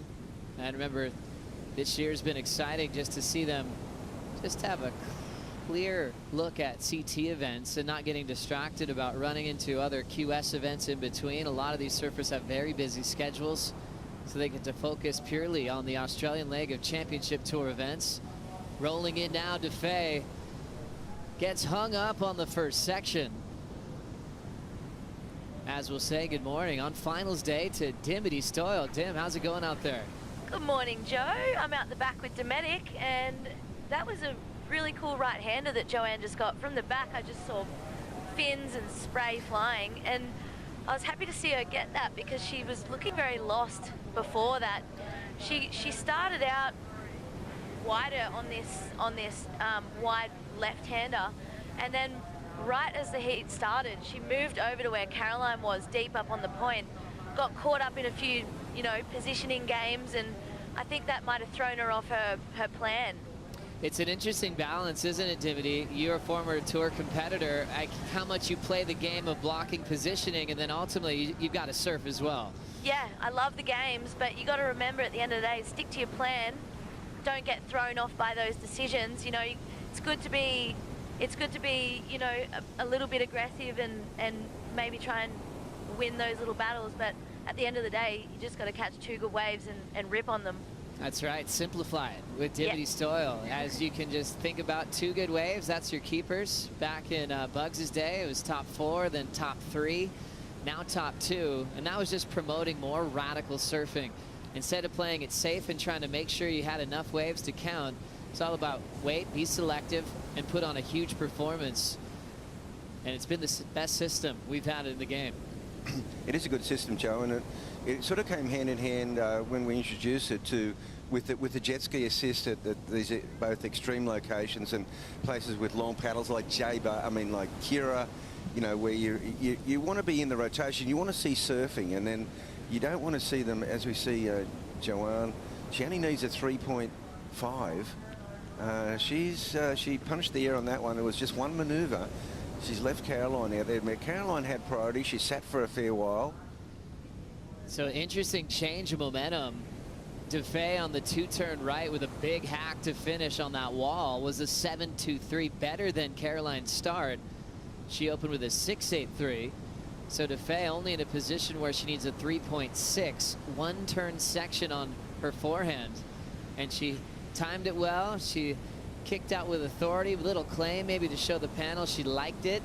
It'll be close. It'll be really close, and this time it looks like Caroline will pull the trigger on this one. Clean looking wave, Joe. Oh, goofy foot heaven right now. Nice glassy face to start, kind of a muddy inside sandy section, but Caroline cleans it up with the float. Such a fun goofy foot to watch. As we always know, she works so closely with Mike Parsons. And with Mike staying home, one of Mike's best friends in the world is Luke Egan. They did the tour together, and Mike called up Luke. He said, how about joining forces with Caroline? And he said, of course. And Mike was stoked too. He's like, hey, Caroline gets to surf with another goofy foot. And they've had a great connection. Back to the closeout turn, Rabbit. Will this be enough? Well, it's going to be borderline. And then Caroline to the left. Yeah, you would think Caroline's extended herself there, so I don't think Joanne's...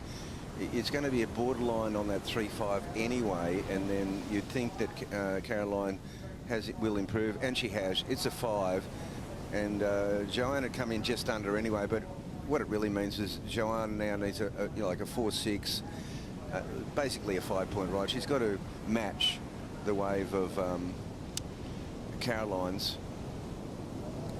5:22 to go. DeFay looking for the 4.6 now. Hollow closeout section. And the lip takes her down. Yes, I mean, she got that 7.23, but she still seems a little skitty on going for these closeouts on the one big manoeuvre. She is well capable of pulling off a big manoeuvre. They didn't kind of fall for her claim on that right though, Joe. It's true. It was one judge said it was enough. Dropped the high and the low. The average came out under the 3.23. Then that inflated with Caroline improving to a 5.0 on her last. So, Joe, just to go back to that best two, I mean, you know, people must wonder, like, oh, well, it's obvious that it should be best two, but there was actually quite a lot of research. I actually got all the results for the previous 2 years on best three, and my great mate and partner when we were running it, Peter Whittaker, the late great Peter Whittaker, he was sitting in there, and I went in there one day and I said, look, I've done the research and I've seen that third wave is averaging at about 3.5 points. And I said, that's just not on at this level. And I said, I said, I think we should do something about it. Maybe we should just have best two. And about the 5th time I went in there, he just turned around to me and he said, Bugs, just do it.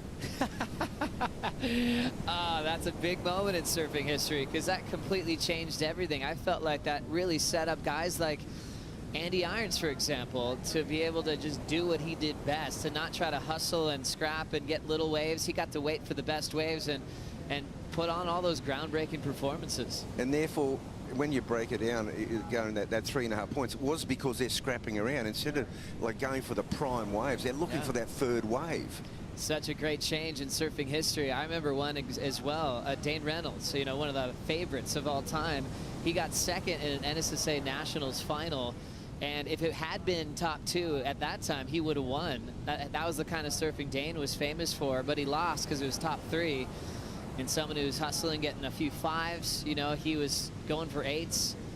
Great change in the system. 3 minutes to go. Caroline, fun left again. A great snap off the lip. Closeout section right in front of her. She'll just float through for the finish. Yeah, and she had priority there. Simply because we've seen Joanne go for a couple of quick, and particularly the left, it was a really walled closeout and it really offered nothing, and she was late for the turn anyway, and that handed priority back to Caroline. So Joanne DeFay was needing a 4.6. If Caroline improves, that'll even a bit bigger. Steph Gilmore, Courtney Conlon coming up next in quarter 4. Remember, Carissa Moore will have Tatiana Weston-Webb in semifinal number 1. And so, Joe, all those arguments were on the table, like, you know, this is entertainment. Like, let's get them in the rotation more with the jet ski assists, and so they can just sit out there and kind of like free surf, because you didn't have to. You weren't flustered going, oh my gosh, time's running out. I've got to scurry on the inside, get that third wave, miss the bomb. And you weren't looking for the best paddlers, the best swimmers, the fittest guys. I mean, that's all part of it. You want to get the best surfers winning heats, and that system makes so much sense. As we check out the Harvey Norman recap, the start was interesting. A blocking move gave Caroline priority for this wave. Still Caroline's best score of the heat so far. Yeah, 6.83 on a very first wave. And then Joanne DeFay had to get going about the halfway mark. A 2-turn combo gave her a 7.23, still the best number of the heat so far. A lethal forehand. Caroline loving these inside lefts. Goofy foot dream. Setting up a beautiful combo. That last wave did better her 5.67, meaning DeFay needs a bit more, a 5.27 to move into the lead into the final minute now. Well, we're into the final minute, and what we have not seen is the Joanne DeFay backhand attack. We just haven't seen it. And she had that one opportunity she fell on, but it was a tough left to work with. It was shutting down very quickly. And so all those big moments she's had in this event came on her backhand. The 8 against Tyler to make it this far. The 2.833 she's had in the elimination round, all on her backhand.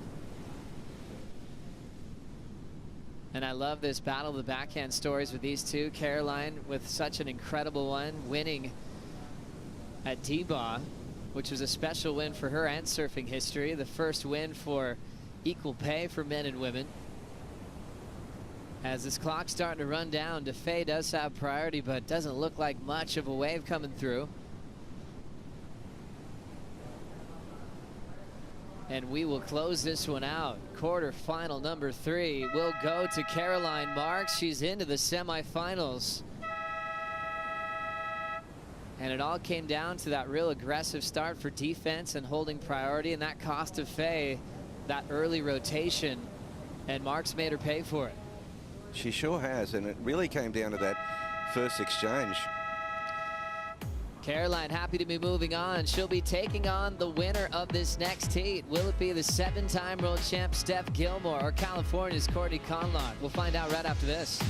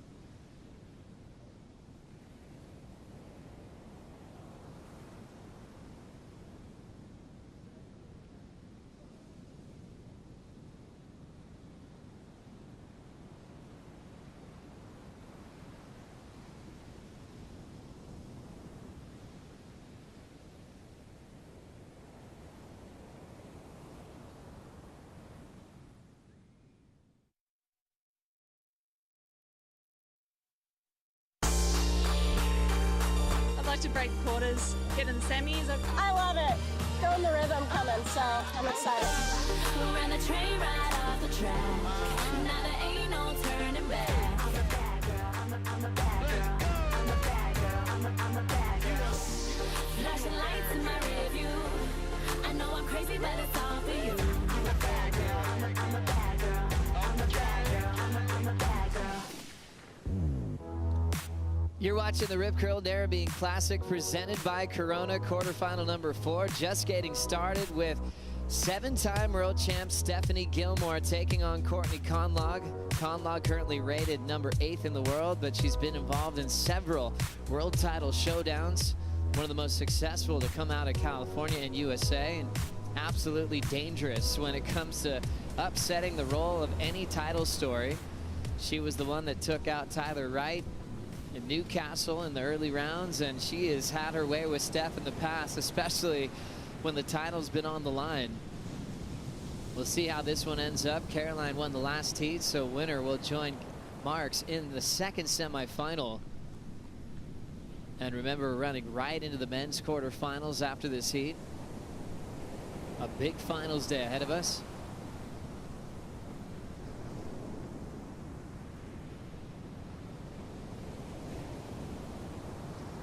Joe Turpel with Rabbit.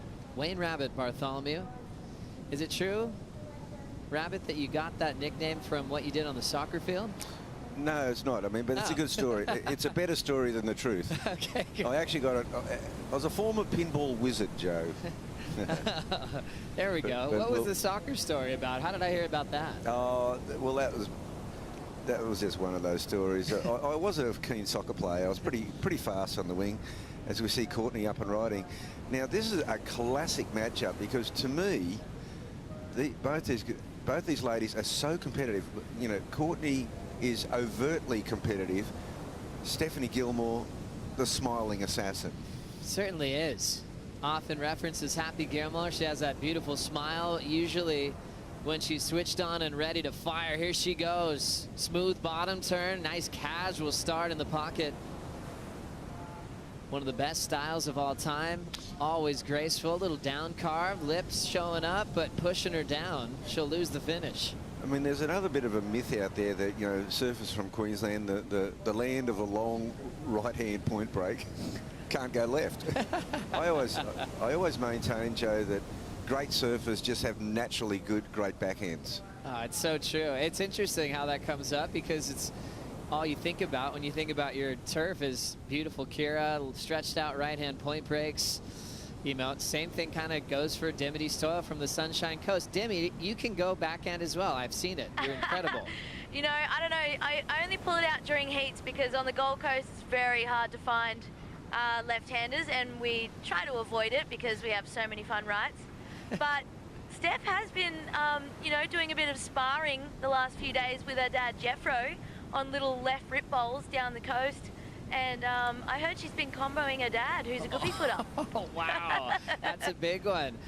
Dimity, you were kind of with Steph quite a bit. I know you guys were filming. I'm making a cool movie as well.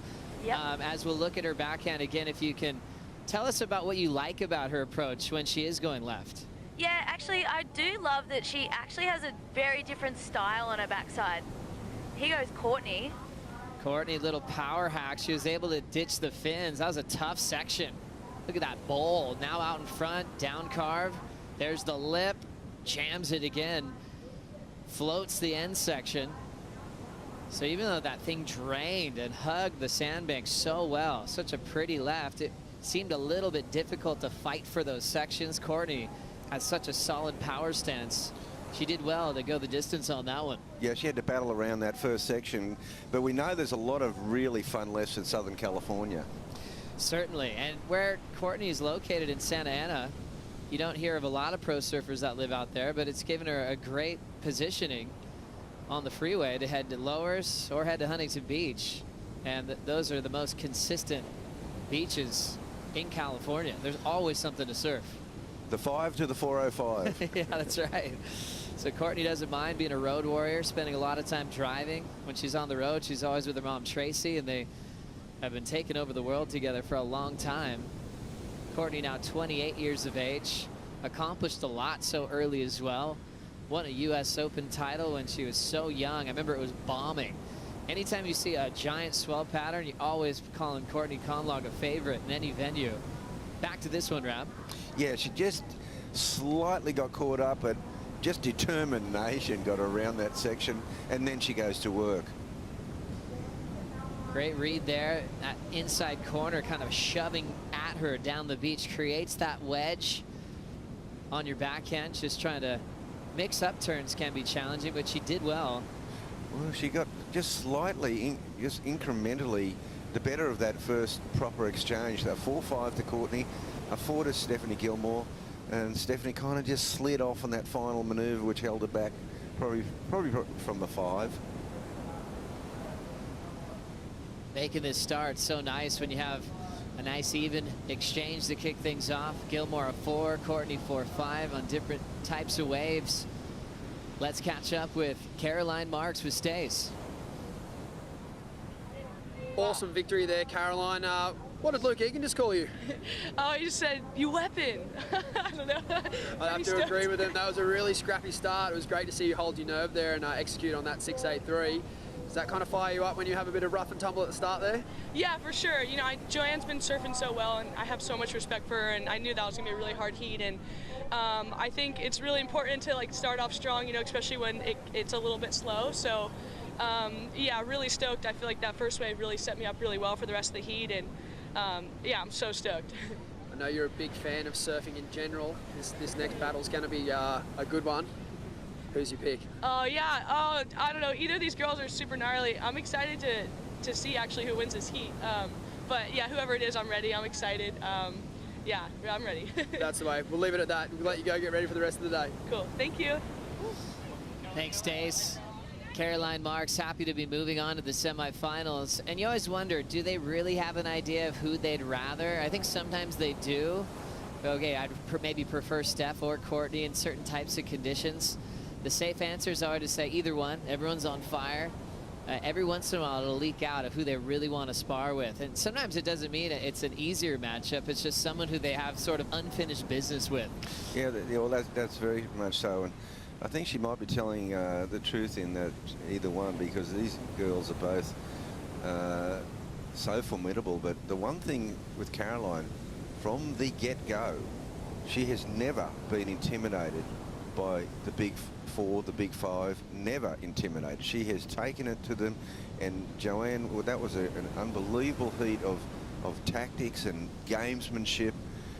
Joanne tried it on her, and Caroline was up to the task, and kind of, if it was a poker game, she raised the stakes. She certainly did, Rabbit.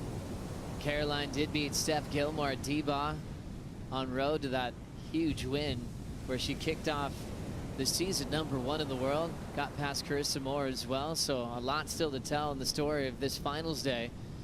Courtney 4-5, Steph Gilmore a 4.0. They've had so many matchups together. Steph leads 9-5 overall. I'll never forget a heat that Courtney Conlog won, a quarterfinal heat, 2014, where it knocked out Steph Gilmore, and Steph was just devastated. It was at Honolulu Bay. And Steph was going, man, if I can't win this event, she was so hard on herself, going, I don't deserve this world title. She ended up clinching by the end of the day. But Courtney kind of pops up in those spoiler type moments. Courtney has showed up in the title race at the season finale, and her goal is to be a part of that Lower Trestles Day in September to fight for a world title. She's got to make some more heats to be in that final 5. This is only stop 3. We're going to the west after this, Margaret River, Rottnest Island, then to the Surf Ranch, Mexico. So still a lot of big events, and I'm really looking forward to seeing a heat like this. Courtney, Steph, we'll see that in Tahiti later on this year. Frontside wrap complete for Gilmore. She'll kick out her second ride of the matchup. Yeah, that's a quick in and out, but she used priority on that one. They were both sitting, we saw that lineup before, and it kind of looked like a Mexican beach break, but that set came through. It was further to the south, Joe. Stephanie just got the end of that one, and it really had no body to it. There was no scoring potential. If you're going to go into the alley, you've got to get a couple of big moves on the outside shallow bank, which is what Stephanie did yesterday in her quarterfinal, in her round of 16 match. Steph was so smart in that heat against Sage Erickson, had a 13.2 wave total to move forward. And I think the only thing you ever question when you have one of the all-time greats is what will happen to Steph with all these venue changes. You know, we know what she could do at Snapper Bells, dominating those venues throughout her incredible career, and her small wave game is looking really sharp. Yeah, so we can see this wave here. It's already flattening out. You're sort of peeling towards her. She needed to probably be on that maybe 20 meters earlier, and you know, do one of her big snaps and maybe a float, then come into a wrapping cutback. But that's going to be a very low score. I'm kind of surprised she went that with her priority. Courtney has got a lot of game. It's been a bit of a slow start. I mean, there hasn't been those big peaky lefts coming through, Joe. Yeah, it was interesting. We saw so many of them, especially in that first heat, even the second heat. How good was Sally on her backhand when she was trying to come back against Tati? But this is such a great moment to really relive the career of Stephanie Gilmore, equaling Lane with 7 titles, but she has the most career event wins. Kicked off her world title campaign as a rookie back in 2007. Changed the game by a rookie, turning into a world champion, went 4 straight. Recent wins at Karamas were brilliant, getting 10-point rides on new venues that she didn't have a lot of experience on, just showing her ability to adapt to the world-class waves all around the world. She already knows she'll go down in history as one of the greatest ever to do it.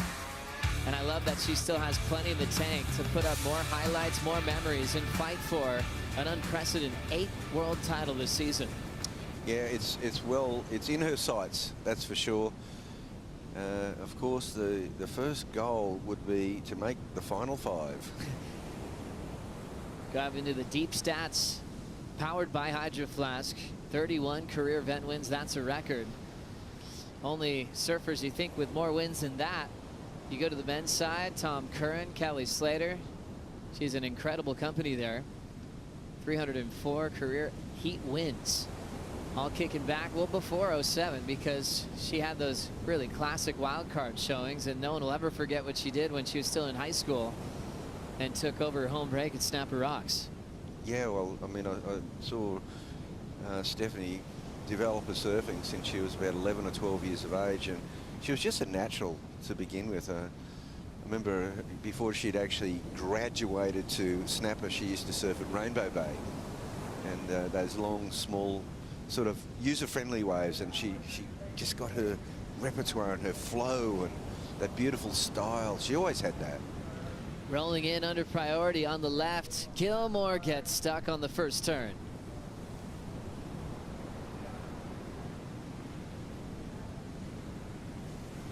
So we're into the second half of this match now, and you know, a 4.5 and a 4, it's there for the taking.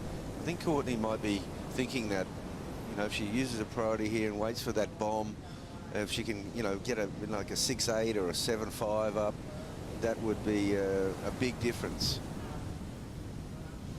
Still incredibly close. Courtney Conlog 4.5, Gilmore 4.0. Still looking for just a 2.38 to move on to the semifinals.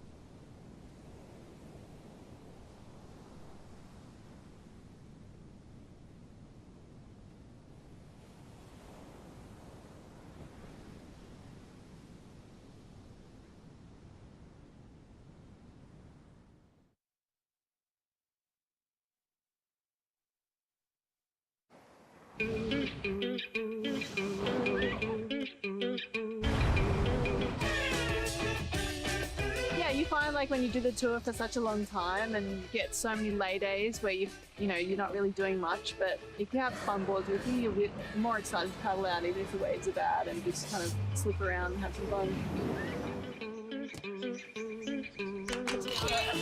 Delicious. How you doing? I can talk. Delicious.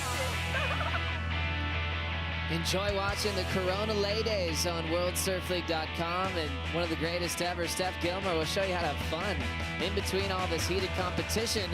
Dimity, I know you love a lay day, especially if you get to hang out with Steph. Yeah, the Corona lay days was so much fun, and Steph's best person to hang out with on a lay day because she loves doing different things, and it's always fun when you have days off from competition because competition can be very serious and game on, and it's nice to just switch off and do fun stuff and surf with your friends. Well, Dimity, I know you like riding different types of boards, but Steph does too. And there's some competitors that actually don't get off those high-performance thrusters, and Gilmore doesn't mind switching gears in between events. Yeah, that day we went up the coast and surfed. We were both riding twin fins. I had a little 5.0 DHD mini twin, and Steph was riding that as well. We had a couple of 88 soft tops, and it's just so much fun because you just surf a different part of the wave and it's just enjoyable. Love it, Dim. Well, Corona Lay Day is not today. This is a finals day, and we're so happy that Corona, the presenting sponsor of the Rip Curl Narrabeen Classic, is scoring waves like this that are crystal clear. You can see the bottom, nice bright green blue color, and the sandbar is just so perfect right now. Rippable lineup for Steph and Courtney to go head-to-head, and no takers on that one.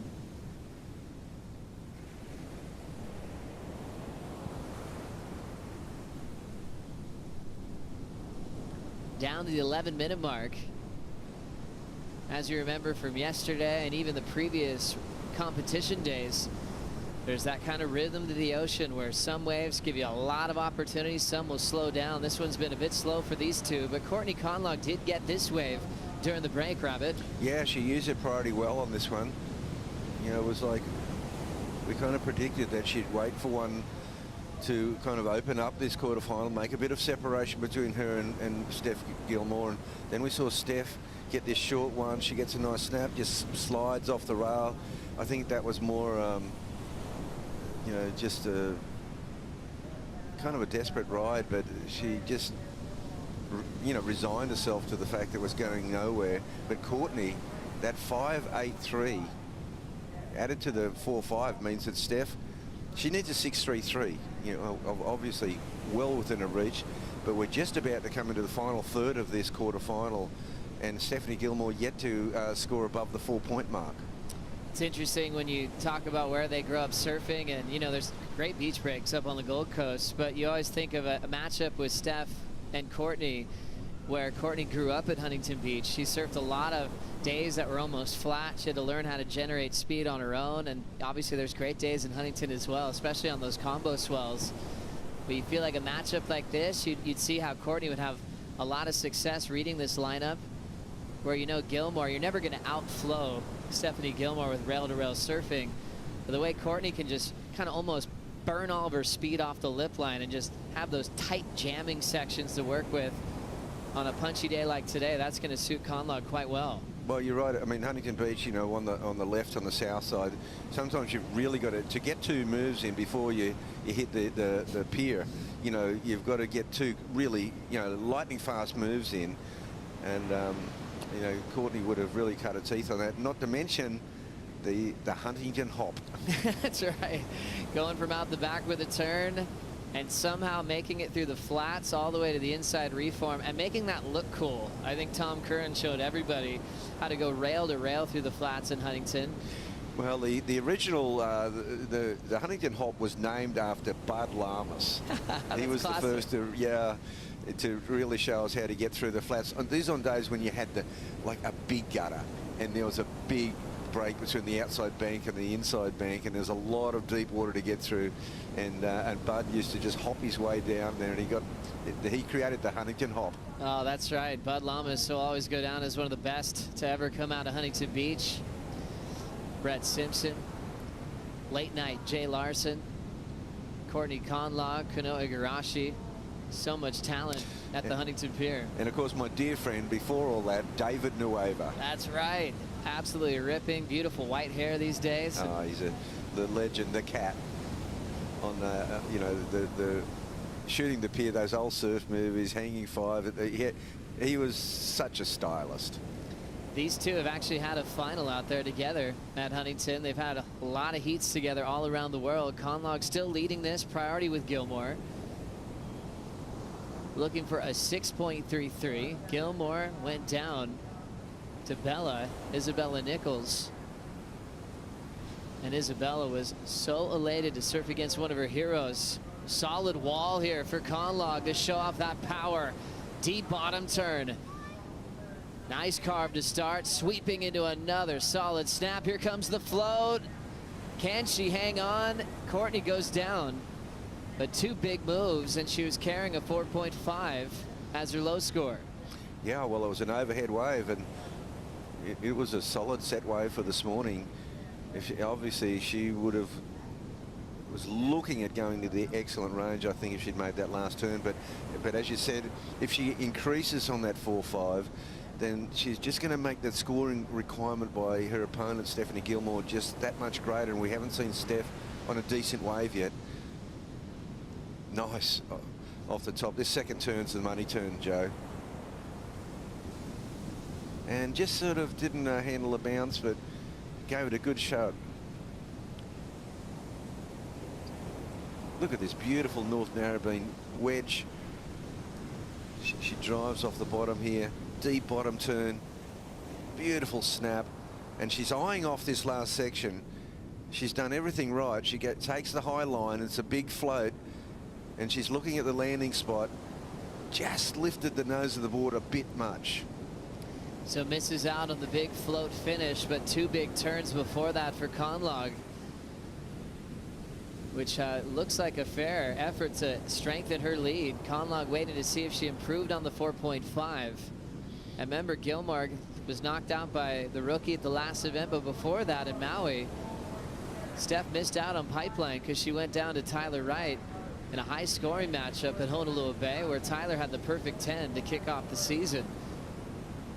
So Gilmore is just amping to try to be a part of a final this season. Last score, Courtney does improve a bit, Bugs, 4.7. Gilmore now needs a 6.53. Yeah, 4.7. Is it enough to really clinch the deal here? 6.53 by Gilmore. She knows now she has to wait for a bomb, for a set wave, or one of those rights that really have a great peel and a taper, but with enough body to get through the alley section.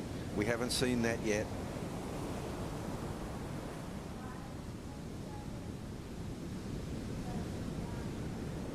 Now Steph just playing the patient game with priority to try to get a 6.53. When you just think about what it means to get that score, it would have to be the best wave of the heat so far. Well, it would be a real surprise in a 30-minute quarterfinal here in a nice day at North Narrabeen if Stephanie Gilmore doesn't get a shot off. And, you know, on a bombing set wave, she needs a bit of support from the ocean at this point. Remember, men's quarterfinals coming up next. Federico Moraes, Ethan Ewing will be on deck. Is this a right-hander? Sorry, Joe. I just want to bring the attention here to this one. It's a walled. Yeah, it's a bit too walled. There might be something in this, Joe. There she is, Steph Gilmore, on a nice-looking right. She's going to get some outside moves if she gets a third one in here. And, oh, it's a great last section. Oh, she's back in this one, Joe. So a stretched out, speedy right-hander for Stephanie Gilmore. Didn't give her too much time to really lay that rail super hard in the pocket, but she kept the pace well. But that leaves Conlog alone for a bomb of a wave. An absolute bomb. Courtney Conlog, bang. Let's see if she can get that third one in and make it this big double up to get over, but she bails out. I think she was also recognising the fact that maybe she got penalised in that last wave, Joe, by, you know, not connecting with that last section. She got the two big moves in this time and then called it a day. Yeah, that thing was almost tripling up and had to get out of there. Back to Steph's wave. Well, I like this wave. I mean, it's going to get it back into this heat if there's enough time. It's all open face stuff, so there's no grovel in this one at all. Joe, I mean, she didn't make that little white one. Look at the size of this wave. What a beauty. Wow. This next move here, 2 great, just classy turns by Courtney Conlog. So Courtney kicks out, avoiding that inside double up. Scores coming in for Stephanie Gilmore, a 5.17. Not enough. Stays in second. Last score for Conlog. She does improve. Her best so far, 6.33. So now Gilmore needs a 6.99, basically a 7 to turn this around. 2:20 to go. Yeah, so after that last exchange, Courtney Conlog, although a promising looking way for Stephanie Gilmore, Courtney actually extending her lead. Now Stephanie needs a 7. Certainly well within her wheelhouse, but she's only got 2 minutes. Bugs, that left was so beautiful. Well, just the glassy green water. It was a bomb. It was well overhead, and Courtney obviously proved there she didn't need to mess around in that double up. Those 2 big turns made the difference. And the men looking at that first quarterfinal would have been salivating, looking at the size of that set wave. Courtney Conlog, her last 2 waves have been just bombs. Not lefts hitting the traditional bank at North Narrabeen. Stephanie Gilmore hasn't really found a left yet to make her mark in this quarterfinal. She's got her high point on the right going into the alley. Frederico Moraes taking on Ethan Ewing, followed by Medina, Morgan Siblick, Connor Coffin versus Kanoa Igarashi, and then Yago Dora and Griffin Colapinto. All of our viewers out there watching on YouTube can head over to worldsurfleague.com to watch some pretty big heats. We'll also be bringing in Mick Fanning for the call in this first quarterfinal. Great to see him back as a wild card, and he's been glued to the action here on finals day. Yeah, just having, you know, Mick's presence at the event is really special, and of course he brings so much knowledge, and his insights, you know, will be invaluable. Pressure on Gilmore, who's had a tough role in the quarters this season on tour by some brilliant performances. 30 seconds. Well, Steph Gilmore has come down. She does have priority. There still might be one last chance here. This next wave, Joe, it looks to be, it's a wall for the left. There might be a right on it. Where's Steph going? She's going to come from deep. She was looking left, but she's going to have to go right. It's going to be 5 seconds. This wave counts, and just up and out as it shuts down. Gilmore out in the quarterfinals. And Courtney Conlog, 6.33 on a bomb of a left and a 5.83, has another key heat win over one of the all-time greats. Conlog moving on into the semifinals. Loves to play spoiler like we mentioned, but remember, she's always a world title threat herself. She has her own goals this year, recovering from her concussion she had at the end of 2019. She is back at 100% as we'll dive into the Harvey Norman recap.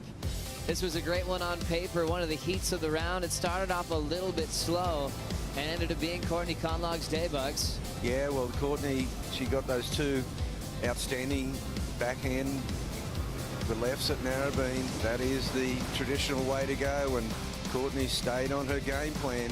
Steph Gilmore goes for the right into the alley. This was that 5.17. It got her back into the match. And great surfing. But she needed a bit more than this, because then the bomb came soon after. The wave of the event so far, Courtney Conlog just showing her style and panache on the backhand. Claims a big victory. As we check out the bracket, semifinal set, Carissa Moore, world #1, takes on Tatiana Weston Webb on the top half. Bottom half, Caroline Marks and Courtney Conlog. We know Caroline lives in California now. Courtney just up the road. They see a lot of each other as they'll be fighting for a spot in the final. Up next, Frederico Moraes takes on Ethan Ewing. We'll bring in Ronnie Blakey, Richie Lovett, and Mick Fanning for the call right after this.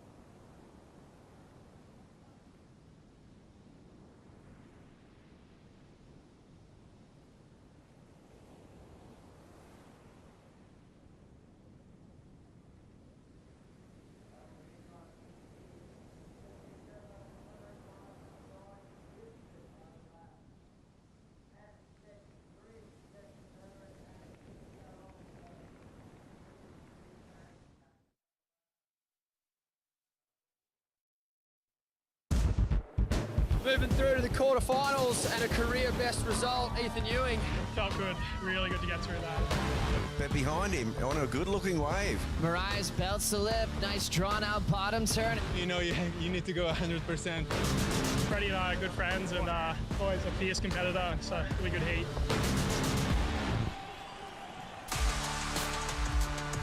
Awesome to have your company here on finals day at the Rip Curl Narrabeen Classic presented by Corona.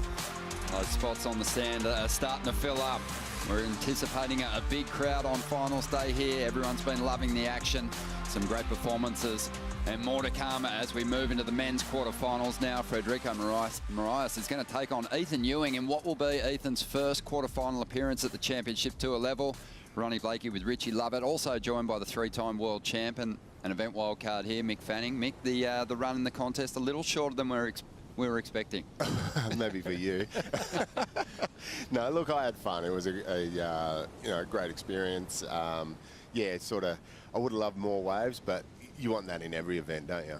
Exactly, yeah. We're seeing a nice little bump in the swell this morning. An easy decision to get the contest underway. This is an interesting heat for you because you did a lot of heat drills with Ethan in the lead up to this championship tour season. So we'll be picking your brain about all of that as we get underway here.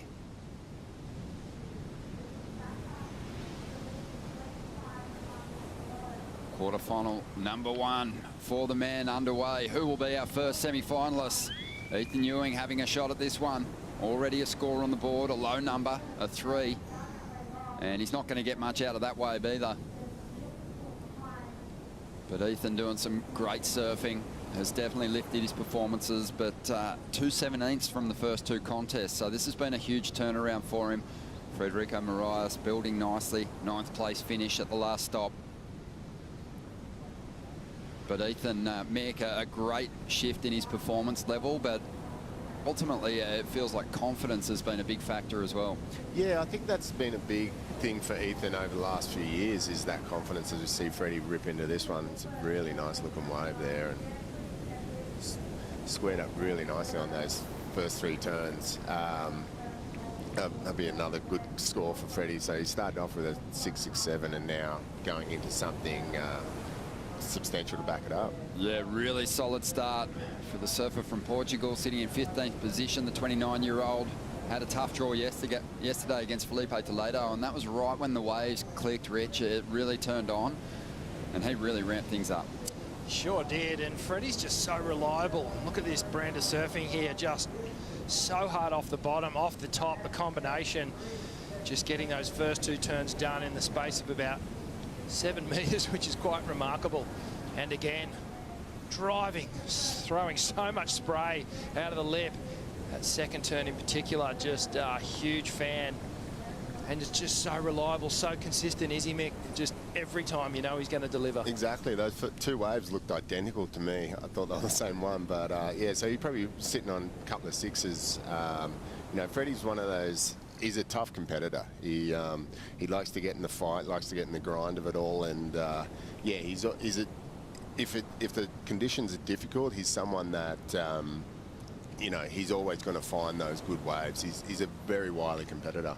His 7th time into the quarterfinals. It's a really interesting bracket that we've got on finals day on the men's side, because there's only 2 championship tour event winners left in the mix. Medina with 14 CT wins, Kanoa Igarashi on the bottom half of the draw with the 1 victory. Everyone else is chasing their first. Mick, who do you think would have slept the best last night in anticipation of finals day? Probably Gabe. You know, I guess leading up to the finals day, for me anyway, it was the nerve-wracking heats where you might not make the finals day, but when it came finals day, it was like, oh, it's on. I've got a result. It's time to, yeah, just go and put on the right performances. So, yeah, I feel like Gabe's probably the most confident, but then there's the excitement of these other guys coming through and you know, looking for their first ever win. And it's hard to put into words, but it's something that the adrenaline and everything that comes with it is going to be really fun for them. Ethan, Rich, he hadn't been past the 3rd round of a championship tour event before, and he'd been on tour for an entire season, so it was already a big breakthrough result for him getting out of that 3rd round, but now into the quarters. And You know, he's lifting the bar, but he's going to have to be sharp and continue to surf with a lot of punch against Fred, because his surfing flows so beautifully that he's going to have to add that exclamation point, that extra little hit to each of his major turns. He is, and it's something that, you know, it's not going to be a negative for him, but I'm thinking back to Parko and just how smooth the way Joel surfs the wave, and sometimes the difficulty of what he was doing was masked by the smoothness and by his style, and I think Ethan needs to be careful that he doesn't fall into that bracket where just the critical nature of his turns and the dynamic nature of what he's doing is hidden by just how smooth he is. And I hate to say it's a downfall, because the kid is so good, and he is now where he should be, into the quarterfinals and making finals day. And you know, but this is going to be a test for him. Look at Fred; he's already got 13, almost 14-point total on the board here. Yeah, 7.07 for that second ride for Fred. He's on a special piece of equipment. We identified that early in the contest. He just looks so alive on his board. One thing with Ethan that we saw at the Tweed Coast Pro where he was victorious, Mick, is he was adding that extra punch, and he was breaking out of that flow a little bit with some more explosive turns. Yeah, just dirtying it up a little bit. As you see here, this is a very nice wave. Driving into the pocket for that second turn. Plenty of water coming off the rail. You can see those showers falling in the background as he moves into his next maneuver. Clean finish, still just not finding the quality in the rides out there that Fred has been able to tap into so far, but he gets going and runs across that sandbar. So lucky to have all that rain in the lead up to this event window. It filled up that lagoon, the lake, it broke its banks, and all that sand has just lined up beautifully here for any type of swell really that comes our way. So we're seeing high quality rides here, and a nice little exchange from these two competitors to kick things off in the first quarterfinal for the men here. Fred out the back, scrambling to get into position, having a think about this one. Trying to get rid of a 6.67. Good size wave, well overhead as he hammers off the bottom into that section. Completely vertical there, and he'll get out of there before the wave shuts down. 19.5 minutes to go. That's one of the biggest waves that we've seen, and a big opportunity to throw down something special, and Fred didn't waste it. No, this is that long period southeasterly groundswell that keeps powering through here at North Narrabeen, squaring these left-handers up and giving our surfers the opportunity to really blast that end turn. And didn't Freddie just hammer that one home? And well, possibly the biggest wave of the event so far. And conditions just so nice. Let's have a look at Ethan's wave. And just some good surfing here. Extends well out of the first one. The second one drives out with more power and speed, and then gets that little drifting floater to finish things off. Jumps off on the sand, and then have a go at this thing. Freddie, just a little hiccup off the bottom. But the first turn, not much in it. The second one gets super critical and tight. And, well, Mick, what did you think? Yeah, when you got a canvas like that, you know, all you want to do is just absolutely belt it. And you see him square up so nice. Look how close he is to the curl of the wave, and just busting the fins out the back there, and just, yeah, really tagging it. The judge is going to love that.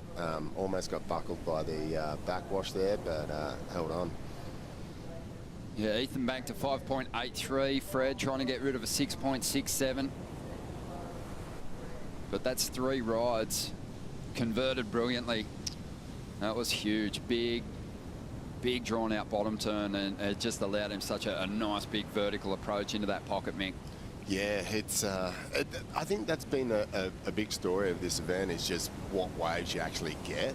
You know, the judges want to see big turns on big sections. You know, we go back to Morgan Siblick's heat yesterday. He had one of the biggest sections there, and he absolutely blew it out the park. And you know, that gave him an 8.5 to overtake John. So yeah, look, the waves have really dictated a lot of the scores for this event. Have you been surprised just with the scale that the judges are laying down, Mick? In particular, those opening rounds, we were kind of scratching our head a little bit, going, "Geez, it's really hard to get a score on the board at the moment." It was. It felt like they had the scale from 7.5 down, yeah. And there were so many scores around that 4-point ride to the 5-point ride where they were really important scores, and if they didn't get them bang on, that's when the heat results were a little bit, oh, was that right or was it wrong? It was, yeah, I felt like, and then yesterday I felt like they opened the scale up a bit. They sort of realised, oh, this is all we're going to see, really. So, you know, we've got to open up that scale. It's a hard one, you know, because they want to see more, but then you got guys like Gabe doing the biggest airs under the sun for 9-point rides, and everyone else is like, should have been a 10. It's a tough one, and the judges are in a tough spot. I think they've had there's going to be a lot of reviews for them over the next week. No doubt. 16 minutes to go here. And these two competitors just sitting out there at the takeoff zone, digesting what has unfolded in the opening half of this heat. Federico Moraes building nicely, 6.77 for that last ride. And that's left Ethan Ewing looking for an 8.01 going into the second half of this heat. Let's check in with our last semi-finalists in the women's draw. Stacey's with Courtney. Moving through to the semi-finals and showing some very deadly signs. You also referenced it looks like France. You've done really well in France, Courtney. You must be feeling great. Yeah, definitely feeling great. The sand definitely reminds me of France. I feel like every single time I'm walking up the beach, I'm like, wow, I'm feeling those quads now. But yeah, it's super fun day. It's beautiful out there. The swell hung around, and yeah, the forecast is like volatile. So lately I've just been waking up and going, are there waves? And yeah, today was good. Yeah, we've got a few nice surprises through Newcastle and Narrabeen. You mentioned you started up the top and then ended down the end. What are you making of the conditions at the moment? They're definitely tricky. You know, mine was an hour after the low, so I knew I was going to be in this transition. So I just wanted to be adaptable and open-minded of what I was doing. And I noticed where I like sitting just kind of shut off, and all right, let's move. And gave Steph some distance, which is never a fun thing, but you know, I just backed myself. Absolutely. Keep backing yourself. You could go all the way. Best of luck for the rest of the event. I hope so. Fingers crossed, everyone. Good on you, Stace. Courtney powering through to that last semi-final spot. We're going to see some great showdowns on the women's side. Right now, we're watching a big matchup between good friends. They're on the same team with Billabong, and this is their first heat together. So it's going to be interesting to see what plays out in the final 14 minutes here. At the moment, Ethan Ewing chasing an 8.01.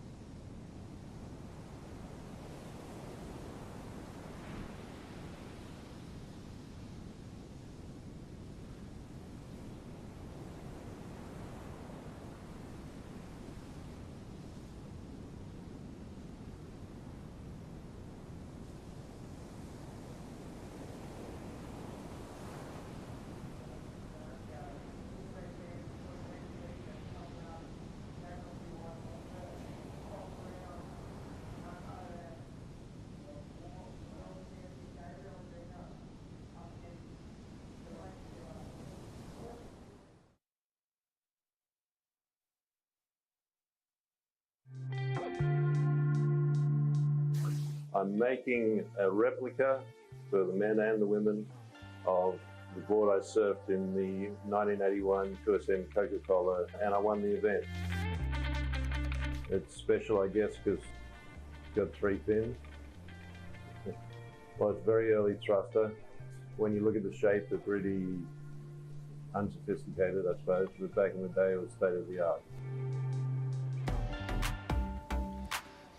Yeah, on the men's and women's side, the trophy for the Rip Curl Narrabeen Classic presented by Corona is a beautiful replica of Simon Anderson's 81 special, which saw him take a victory here at Narrabeen. He also was victorious down at Bells Beach in huge conditions. Finals day was small. It just showed how versatile that craft was, and then he went on to win the Pie Masters as well that same year. So he proved it. It was an effective board design, and kind of revolutionised the sport. Everyone's still sticking with the thruster at the moment, Rich. Yeah, we haven't gone too far since the invention of the thruster. Of course, we've brought the quads in and all sorts of other combinations, but you know, the world's best, they seem to keep going back to the thruster as the reliable source, and I guess that's just because of that control, the balance of control, acceleration, the pivot point around that back fin. It just serves these men and women perfectly. But well, Italo got the MR20 up at Newcastle. Someone's going to get the thruster here, so Italo unfortunately is not going to get the full quiver. He'll be back next year to have a shot for it. Oh yes. Pretty sure it can afford one. 11 minutes remaining in this heat. Federico Moraes really in a position of control, and it hasn't been easy for him. He's had a tough road through to this point in the contest, having to overcome Felipe Toledo yesterday. We'll see if he can get past Ethan Ewing.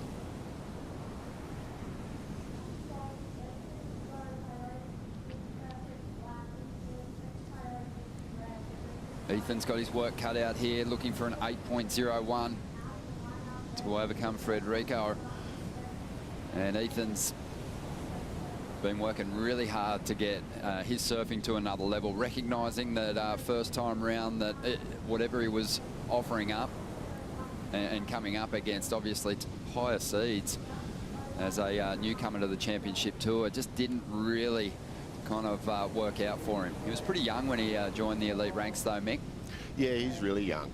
Ethan's a pretty quiet, shy guy.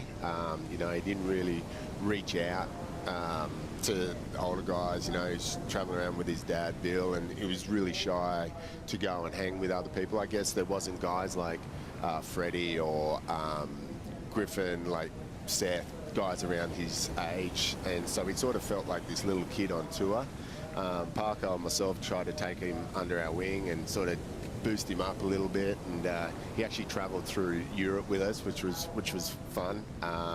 But he's an incredible talent. He's, as we see here, I'll let him just surf this one. Yeah, he's after an excellent score, an 8.01. He is an incredible talent. A lot of big props heaped on this kid, plenty of hype. And it feels like now, just a couple of years after falling off the championship tour, he is a different competitor.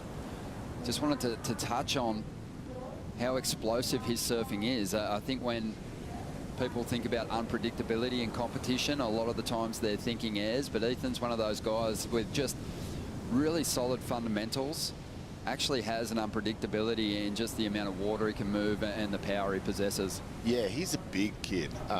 You know, you stand next to him and he's thick. He's got so much power. His idol is Andy Irons. You know, that's why you can see so many similarities there. And he comes from North Stratty, where, you know, there's plenty of push in those waves over there. So I think that's where the power sort of comes from. But I find he's a real confidence type of guy. You know, when his confidence is up and he feels connected, he's unstoppable. Like we saw at the Tweed Coast Pro, it was just everything just clicked for him at the right time, and he's been working really hard on that confidence. And you lined him up with Phil McNamara, your coach throughout your entire career, from a young teenager right through until even now. You still do work with Phil. Yeah, Phil. You know, talking to Phil at the time, I was like, what do you think? And Phil's like, look, I think he's a great hope. I'd love to work with him. And Ethan reached out and it's like, who should I work with? I'm like, you're match made in heaven, you two. Like, the fundamentals that you both look for, you know, Phil's more technique and stuff like that, and Ethan's right into that. But also, too, doing heat drills and stuff with Ethan, sort of just giving him little different scenarios that we look for, and coming in on the beach and explaining, you know, maybe try this or maybe try that. Don't let guys go and drift away. Or I think a big thing in Ethan's first year is that he felt like he had to do more than what he actually did. And, you know, he would catch 1.9, but he wouldn't back it up. Well, he's having a look at chipping away at this requirement at the moment, loading up some speed. Not going to get an opportunity out of this ride. 7.5 minutes to go. He's definitely busier in heats these days, Mick, to your point on that first year. I used to watch him in heats going, why isn't he taking off on a wave? It was so frustrating to watch, because you just wanted to see him do the brand of surfing that we were used to seeing and that we knew he was going to bring to the tour. but he just wasn't pulling the trigger enough. No, I think he was, as I said, I think he felt like he needed to do more than what he actually did. His surfing is so good, and that's been a big thing for us like trying to get through. Just go and surf, because your surfing, you know, most of the time outweighs anyone else's. So yeah, just go and surf and just show them what you've got. Really interesting seeing these two guys match up in a quarterfinal, because they've both been on the championship tour before, gone back to the QS and dominated, and now they're back for a second round at it. Fred, he had a completely different rookie season, got all the way to 14th, made a final in his rookie season over there at Jeffreys Bay, dropped a 10-point ride against John Florence on his way to that result. But he had one of those championship tour careers that kind of went the wrong way when you look at his finishes on his rankings, and eventually he fell off. So he had to go work on his performance, lift it to another level again. He's back, and seeing him here in the quarterfinals kind of suggests to you that, you know, he's evolved as well. Yeah, definitely. You know, I think his brand of surfing coming into that first year, you know, is just big turns and lots of spray. And that's why he did so well on that first year. I think the second year, the judges wanted to see something new from him.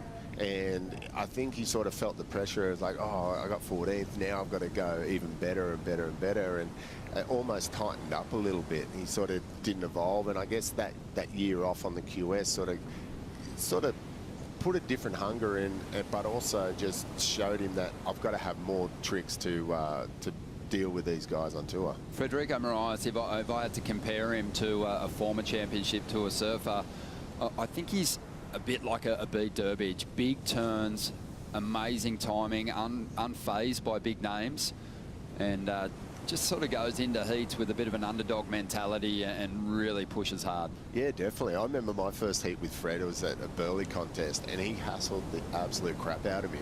I wanted to kill him. But from then on, it was like, all right, that's how this guy is. He's bulldog sort of sense. And yeah, it's, you know, same with Bede. Bede had that. Bede was really boxing mentality. He's like, I'm going to just bash this guy. And he'd done it with his turns. Well, Morgan Siblick's been throwing some big punches himself. He's coming up against Gabriel Medina. What a heat that's going to be. Only one person's been able to stop Morgan Siblick this year, and it's been Gabriel Medina in both the previous championship tour events. He got him at pipe early and then beat him in the semi-finals up there at Newcastle. We'll see if he can do it a third time. It's going to be a great heat. Yeah, look, I think, you know, Morgs is on a tear at the moment. He's just doing big turns on big sections, and that's what getting him the big scores. Where Gabe looks so relaxed. Like, people... he looks like he's having fun again, like when he was on his first years on tour. And yeah, I don't know if that's working with Kingy and Kingy bringing some fun into it. He just looks like he's really enjoying his competitive scene, but also just enjoying the crowd and stuff on the beach. It's a new Gabe. I'm excited for it. Yeah, his style actually appears more relaxed too when he's on the wave. Doesn't look as sort of frozen and boxy as he has in previous years. As we see Ethan up, still looking for that 8.01, putting together some decent turns, but Fred's just had the best rides in this heat so far, Rich, and he's really crushed them. And he's getting those 3-turn combos on the waves that he's gotten, and Ethan has only been able to really manage those 2-turn combos, and the second one's always been that late hit, that lip gliding floater, whereas Freddie's getting those 2 top to bottom critical turns in the pocket. Ethan's surfing really well. Let's give it to the kid. He's on point here, and perhaps wave selection at the moment is the thing. Look at just how hard he drives into the bottom and off the top, and he was just marginally late to the party on that last hit, but I don't think that will go into his scoreline. 2 minutes 40 on the clock. He's looking for an 8-point ride.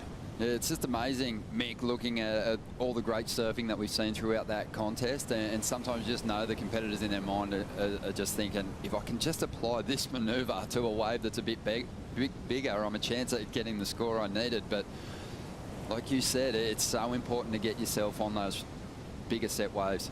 Yeah, back in the day, you used to be able to turn scores, like turn average waves into scores, and we see Ethan again on his forehand. Drives up into the lip, gets that release in the tail, doesn't ride out of this one though. 2 minutes remaining. He's running out of time and he hasn't been able to chip away at the required score and make life a little easier for himself.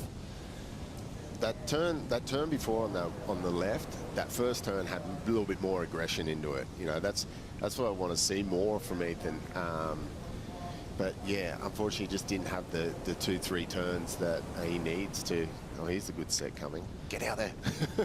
Well, the difference today, Ron, too, is yesterday and the day before, they were basically one-wave sets. There wasn't many two-wave sets. Today, I feel like it's lined up in 2s and 3s, so there may be some chance here where if Ethan can actually push Freddie onto a wave, he will get priority and might get an opportunity. Well, he just put a 6 on the board for that wave with the big whipping vertical hit.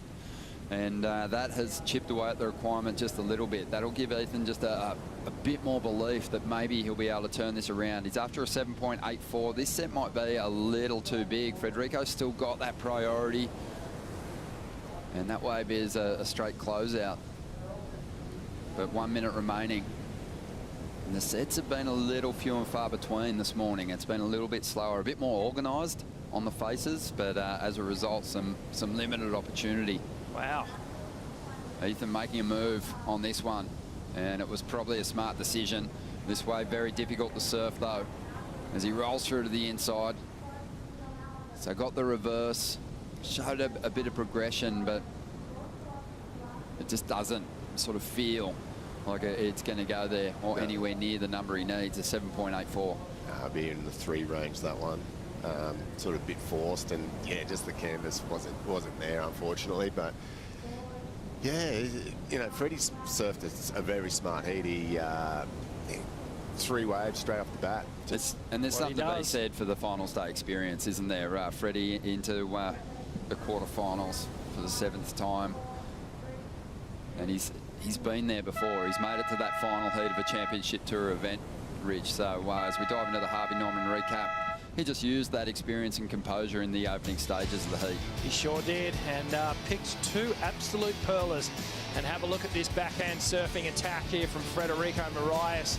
Completely on point, timing perfect, and then he got one of the biggest sets of the day, slashing off the top there, just being patient off the bottom and grinding through that turn, just slicing, extending the backhand snap, and then Ethan got busy too. But unfortunately, his waves just shutting down a little quicker, and he was only getting those 2-turn combinations. A great result for Ethan, and Federico moves through to the semi-finals. And he'll be taking on the winner of the next heat, which is going to be an absolute beauty. Mick, you want to stick around and call it with us? Yeah, why not? Hang about. It's going to be a fantastic show. Right after the break, Gabriel Medina will take on the killer rookie, Morgan Sibley.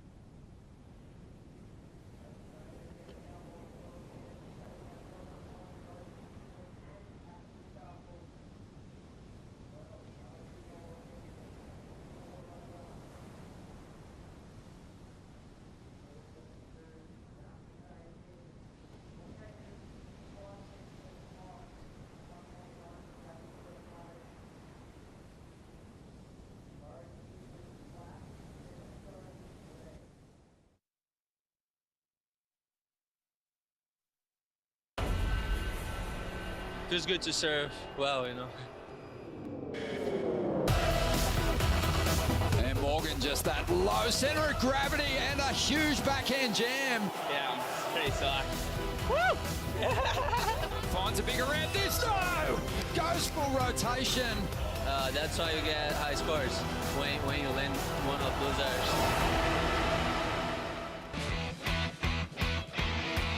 Well, Gabriel Medina back out there. He's given us the biggest moments so far during this Australian leg. The big 9.7 front side full rotation air up at Newcastle where he jumped a school bus, and then yesterday on the right, a beautiful backhand version of a similar turn, and he's been putting together the biggest numbers. But the guy who's been really exploding through the pocket of these rides, and he did the same thing up at Newcastle, is Morgan Siblick. He's posting the highest numbers with more traditional surfing, and it's been a lot of fun to watch. Sure has, mate. The guy's been an absolute giant killer, and taking down John twice, which is remarkable in itself, but he's up against it here. Interesting to see the different tactics at the start of this one. Gabby to the north, Morgan down there to the right.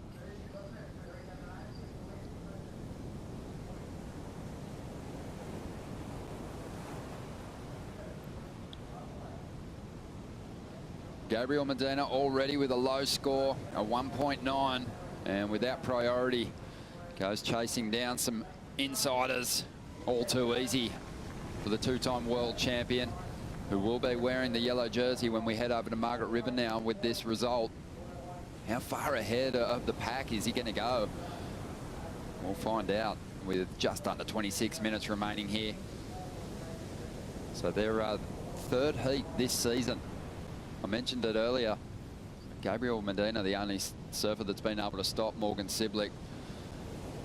But Morgan, in his losses, especially up there at Newcastle, still put good scores together and surfed composed. Still did some fantastic turns. 25.5 minutes to go. Let's see how Gabriel Medina's corner is feeling on finals day. Thanks, Ron. I'm here with the BF Goodrich pit check, and Gabriel's corner is actually this epic little podium here at North Narrabeen. I'm with Andy King, Gabriel's coach, who's had an awesome start up at Newcastle. Apology for that. Kingy, what's the themes for Gabriel at this event? Oh, again, like, just think, not getting too lured out. Basically, just want to sit in underneath it, and anything that's clean and green, just go for it. Like, again, I'm wanting to, especially with, like I said, with the airs, it's like, it's just a game of numbers, you know. If they hit it, get 4 attempts, they're going to stick at least 2 of them anyway, so it's pretty straightforward, mate. So he's one down and one up. He's running at 50%. You happy with that strike rate? Exactly, mate. He's on point. He's on point. Just as the plan goes, I'll let you watch this wave. It looks like an absolute bomb. Thanks, mate. A 5.83 for Medina on that last ride. He's got an air section here, and just got ankle tapped by that impacting water trying to ride out of that manoeuvre. But Morgan Siblick, he tucks into the barrel. North Narrabeen turning on. We haven't seen that yet in this event, and that's going to make this an interesting score. Adds the extras on the finish. This guy's wave selection's been on point. He's had some kind of special relationship. He might have sold his soul to the devil. He's just been finding the magic rides. Even under priority, surfers are gifting him waves that he's converting into excellent scores. And that was crafty barrel riding there. Really snuck under it, Mick. That was incredible. He took off under the lip and then, yeah, just got to his feet. Lucky he's a small little frame. He just snuck straight under the curl. But we haven't seen a barrel pretty much this whole event. To start off like that against one of the biggest names in the sport, that's a huge confidence booster. This is a magic rookie run, Rich. That is unbelievable. Great technique. Oh, technique. Straight into the pig dog position, comes out with the huge wrap, and then a little adjustment off the bottom so that he could get the snap in. So watch how late that was, and just gets straight into that pig dog position, holds onto the rail, gets the little arcing cutback, and a little 2-stage bottom turn to get the final hit in. But that'd feel good. Okay, watch this now. Engages that hillside rail so quickly. Front foot goes right up against the nose. He's still holding onto the rail here. that forward arm guiding his direction out of the tube, and then hits that toe side rail for a nice wrapping cutback. Almost lost it, little slip off the bottom, but that final hit was beautiful to finish off on that little foamy turbulent section. Holy Just moly. amazing. He has been putting up huge numbers and really applying pressure to the world champions, Mick, and it's something that you might see in a heat from a rookie in a giant killing spree, but this has just been mind-blowing. And again, he's going to kick off with an excellent score, an 8.67. And Medina's now got to be a little bit wiser with his wave selection, because we saw John Florence unable to connect with quality waves against Morgan, and he was punished for it. Yeah, he did. John had priority on that, on Morgan's biggest score, and didn't go. And you know, it's sort of simple surfing. It's a simple approach, really. He's said it many times. I'm going to find the biggest section and just try and hit it as hard as I can.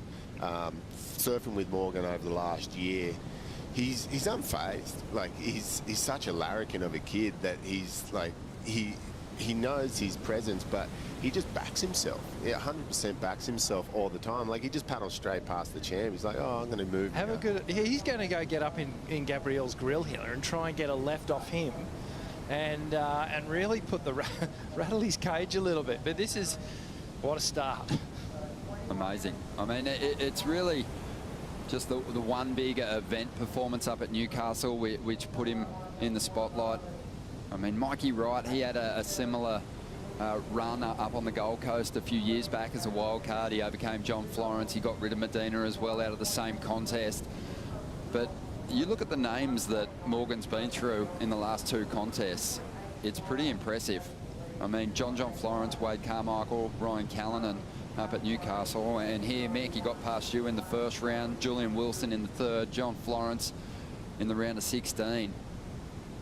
And now he's put up an 8.67 against Medina. No one has done that to Medina in this event so far. No, not at all. That's the perfect way to start against the champs too. Put them under pressure. Normally they're the ones putting you under pressure and you're trying to fight back. It seems like, you know, we saw it in that first heat with Freddie and Ethan. If you can start off strong, it sort of just puts you on that front foot where you can sit and wait for those waves that actually dictate with those big scores. So, look, I won't count Gabe out because he's got those ginormous airs, but, you know, Morgan's in a pretty good spot right now. 20 minutes to go, and Morgan eyeing off this right. Luke Egan watching on, and Luke, that lifetime membership's just around the corner for Morgan. Oh, absolutely. The Merriweather committee will be getting together if he has a massive one today.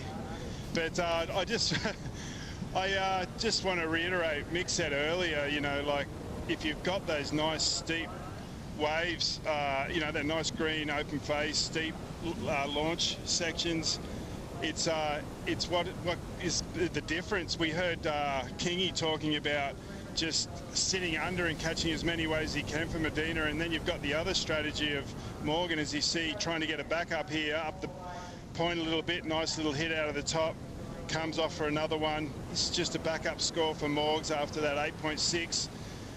Reeling into the inside. Yeah, it's just classic. You can have a strategy in the beginning. You know, Medina's was to go out there, get some quick scores on Morgan, but Morgan, how cool and calm is this young guy? Like, okay, just think of him right then. Okay, oh wow, I'm too late for this wave. I'm way too late. And he just takes his time. And if you notice, he really takes his time to get to his feet to keep the momentum of the board going forward. If he had got up really quickly, then Foam Ball probably would have got his fins and he wouldn't have been able to bite the rail in and get it going. I've never seen Morgan do that, and to do it in a heat situation, this guy just thrives on having the jersey on. Yeah, he's really stepping things up. An 8.67. Here it is again. Mick, there's been a lot of talk about the scores. Was Morgan generously scored up at Newcastle, and he just keeps kind of asking the question of the judges. Like, he hasn't retreated away from those conversations. He's actually stepped his performance up and made them go, oh, well, how can we deny this? That was an incredible barrel ride, and we haven't seen anything like it in the event, so the score was always going to be a big one. Exactly. You know, I think it's such a sick wave. He'd be frothing all day for that one. Yeah, look, it's, I guess, you know, at Newcastle, he was attacking the lip and carving through the lip and, you know, doing it consecutively. But then also, too, when he was coming onto that inside section, he was actually stabbing the end section where other people were sort of gliding over it. And I think the judges really stood up and went, well, this is a point of difference. You know, he's attacking where other people are just trying to hang on. And, you know, that you have a look at the criteria. It's major movers in the critical section of the wave, and multiple manoeuvres is what's going to get scores. He hasn't shown any of the big airs. He can do big airs, but he's just been sticking to, as the town he's from, blue-collar work. 17 minutes remaining. Morgan Ciblic out in front. Medina chasing a 6.18. The winner of this heat will serve against Federico Moraes, who is on the beach with Stace. Federico, that was clinical. You finished your first 3 waves and then controlled the heat from there. You must be so pleased with your performance. Yeah, pretty stoked with it. I got my 3 scores on my 3 first waves, and then kind of just hold on to priority. Ethan was needing an 8, so I knew that was a really hard score to get out there. You kind of need the right wave, and I knew if I had priority, at least I could make sure if there was 2, one of them would be mine. So yeah, stoked with my performance into the semis, good results, some points, yeah. How happy were you to see that 3-wave closeout set there at the end? I know, that was pretty good. Though we were really far to the right side of the beach, it's kind of closing out here with the backwash, so it kind of made it hard for him to get a score there. I was just on top of him too, making sure I use my priority the right way. So all good. Best of luck for the rest of the event, Freddie. Fantastic result so far, but you're still going. Thank you, guys. Thanks. Federico Moraes looking strong, mistake-free in that quarterfinal matchup, and I think that's been one of the keys to Morgan Ciblic's success so far in these first 2 events of this Australian leg, Mick, is the fact that he hasn't wasted a single opportunity really to turn a wave into a good score. He's surfing so sharp and putting it on the line, but his completion's amazing. Yeah, fully. I think the best thing he ever did was kick his toe. You know, it's sort of, having an injury sort of eliminates a lot of mind chatter, you know. It's like, I can do this, but I can't do that, so I'm just going to stick to what I can do. Yeah, I had a chat to him just yesterday, and I asked him how the little pinky toe on his front foot was feeling. He said it's still pretty sore. He's actually still seeking some pain relief for that injury, but that is another topic of conversation, is that we haven't yet seen Morgan 100% fit, and he's already doing surfing like this. I don't know if we will. He might just keep kicking doors every time he starts to feel a bit better, because it seems to be working out. Gabriel having a look. Medina trying to get himself back in this heat. Has a 5.83, can still turn it at this point with a 6.18. And he's just had an amazing flow. And as Mick Fanning commented earlier, he's just looked so relaxed so far. And when you're sitting on top of the world, when you look at the rankings, there's good reason why. That's a solid wave, surfed completely from start to finish. Just over 14 minutes to go. We'll get a replay of it in just a moment.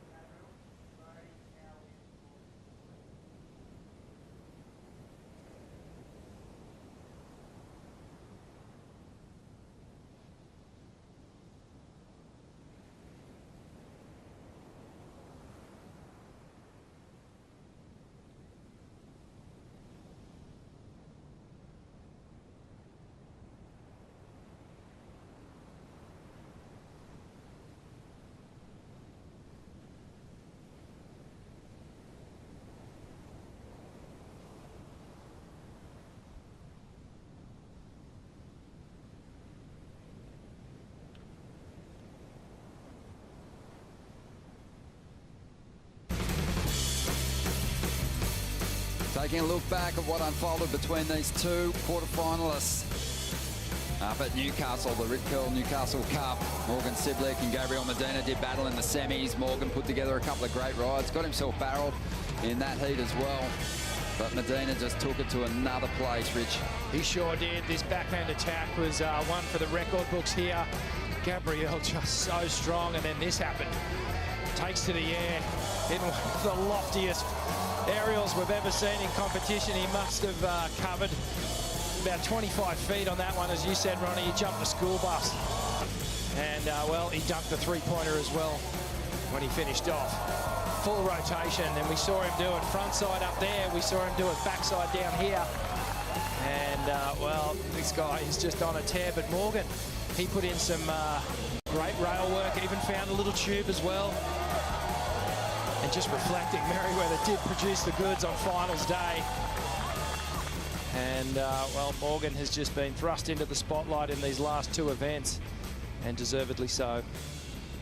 Gabriel Medina, we've seen him do his best surfing with a jersey on, Mick. He doesn't need to go chasing free surfing clips for edits and whatnot. It all happens at a competition level, and Morgan Siblick's kind of put himself in that realm as well. We've never seen him surf the way he has surfed in championship tour events. No.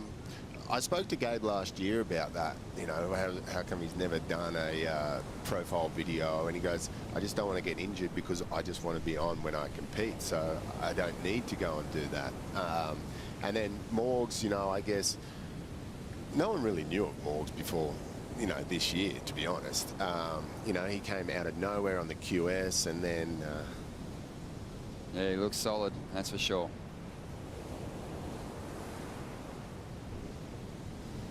Priority with the surfer in the lead at the moment. Morgan Siblick, 8.67. But Mick, how desperate is he going to be to get rid of that 3.33 pretty soon? Yeah, I think the 3.33 was something just to calm the nerves a little bit, and now he can sit and wait for a proper score. So look, Gabe's looking for a mega ramp. Well, Medina finds it, but just falls over that rail, trying to ride out of that rotation. When you're sitting out the back and you're watching Medina streak away on the inside and you're out the back holding priority, do you watch, Mick, or is it better to look away? I do watch because you might see something that may have never ever been done. He's incredible. The contest savvy that he has and the talent that he has is just like, I surfed against guys like Kelly Slater, Andy Irons, you know, but I think Gabe's just on a whole different level. He's got so many weapons, and he's so smart when it comes to competitiveness that he's just so dangerous. I feel like over the last sort of year or so, he hasn't had to get out of third gear. Like this is third gear for Gabe.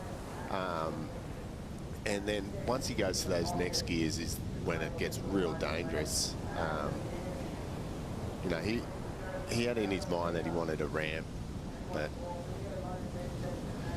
turned out he surfed that wave really well. You know, for the wave itself, there wasn't too much more he could have done on it. No mistakes. He surfed it cleanly, netted that 5.87, so it was a decent score in the scheme of things, but he's looking for that one excellent score that he needs to match it with Morgan's opening ride. You can look at the intent on Gabriel at the moment. He is hunting. Oh yeah, he's a hungry shark right now. Yeah, in the final up at Newcastle, I thought it was interesting. Medina, he started looking for ramps maybe a little earlier than I think he maybe needed to. His power surfing, I still think Italo's got a ways to go to get to Medina's level when it comes to the rail turns. And Medina turned in the highest single score of the final up there with just beautiful backhand surfing. Here he goes now. He might not need a rotation to get himself into the lead here. You can see that he's starting to think that with only 8.5 minutes to go. But yeah, when he keeps his board in the water, you know, magic can still happen. Yeah, see, this is a real dangerous spot, I think, for Morgan, because he's sort of keeping a real eye on Gabe, but he also, too, he needs to better that three to really put the pressure on Gabe, and Gabe's really dangerous under priority. He only needs half a ramp to do something crazy. So, yeah, look, if I was in Morgs, I would sort of keep one eye on Gabe, but I would be there trying to find the best wave again to, you know, really put the nail in the coffin. Mick, you had 22 championship tour wins. in your career, which spanned 17 years. Gabriel Medina, he's into his 10th year on the championship tour. He's had 14 wins. How safe do you think your position is in the all-time winners list? Do you think Medina's going to track you down? Oh, he's going to blow me out of the water. He won 2 events in his first half of his rookie season. He came on and just exploded. His talent is out of this world. You know, you were talking about before with his power surfing. You know, that one wave in that final against Italo, he just squared up. It was the first time we saw him square up in that whole event, and it just went to excellent surfing. You know, he's got to trust that a little bit more, and then, you know, when those big air sections comes, he knows he's going to be able to flip or do whatever the hell he does. He's incredible. He's the guy that I love watching. He's like my favorite surfer in the world.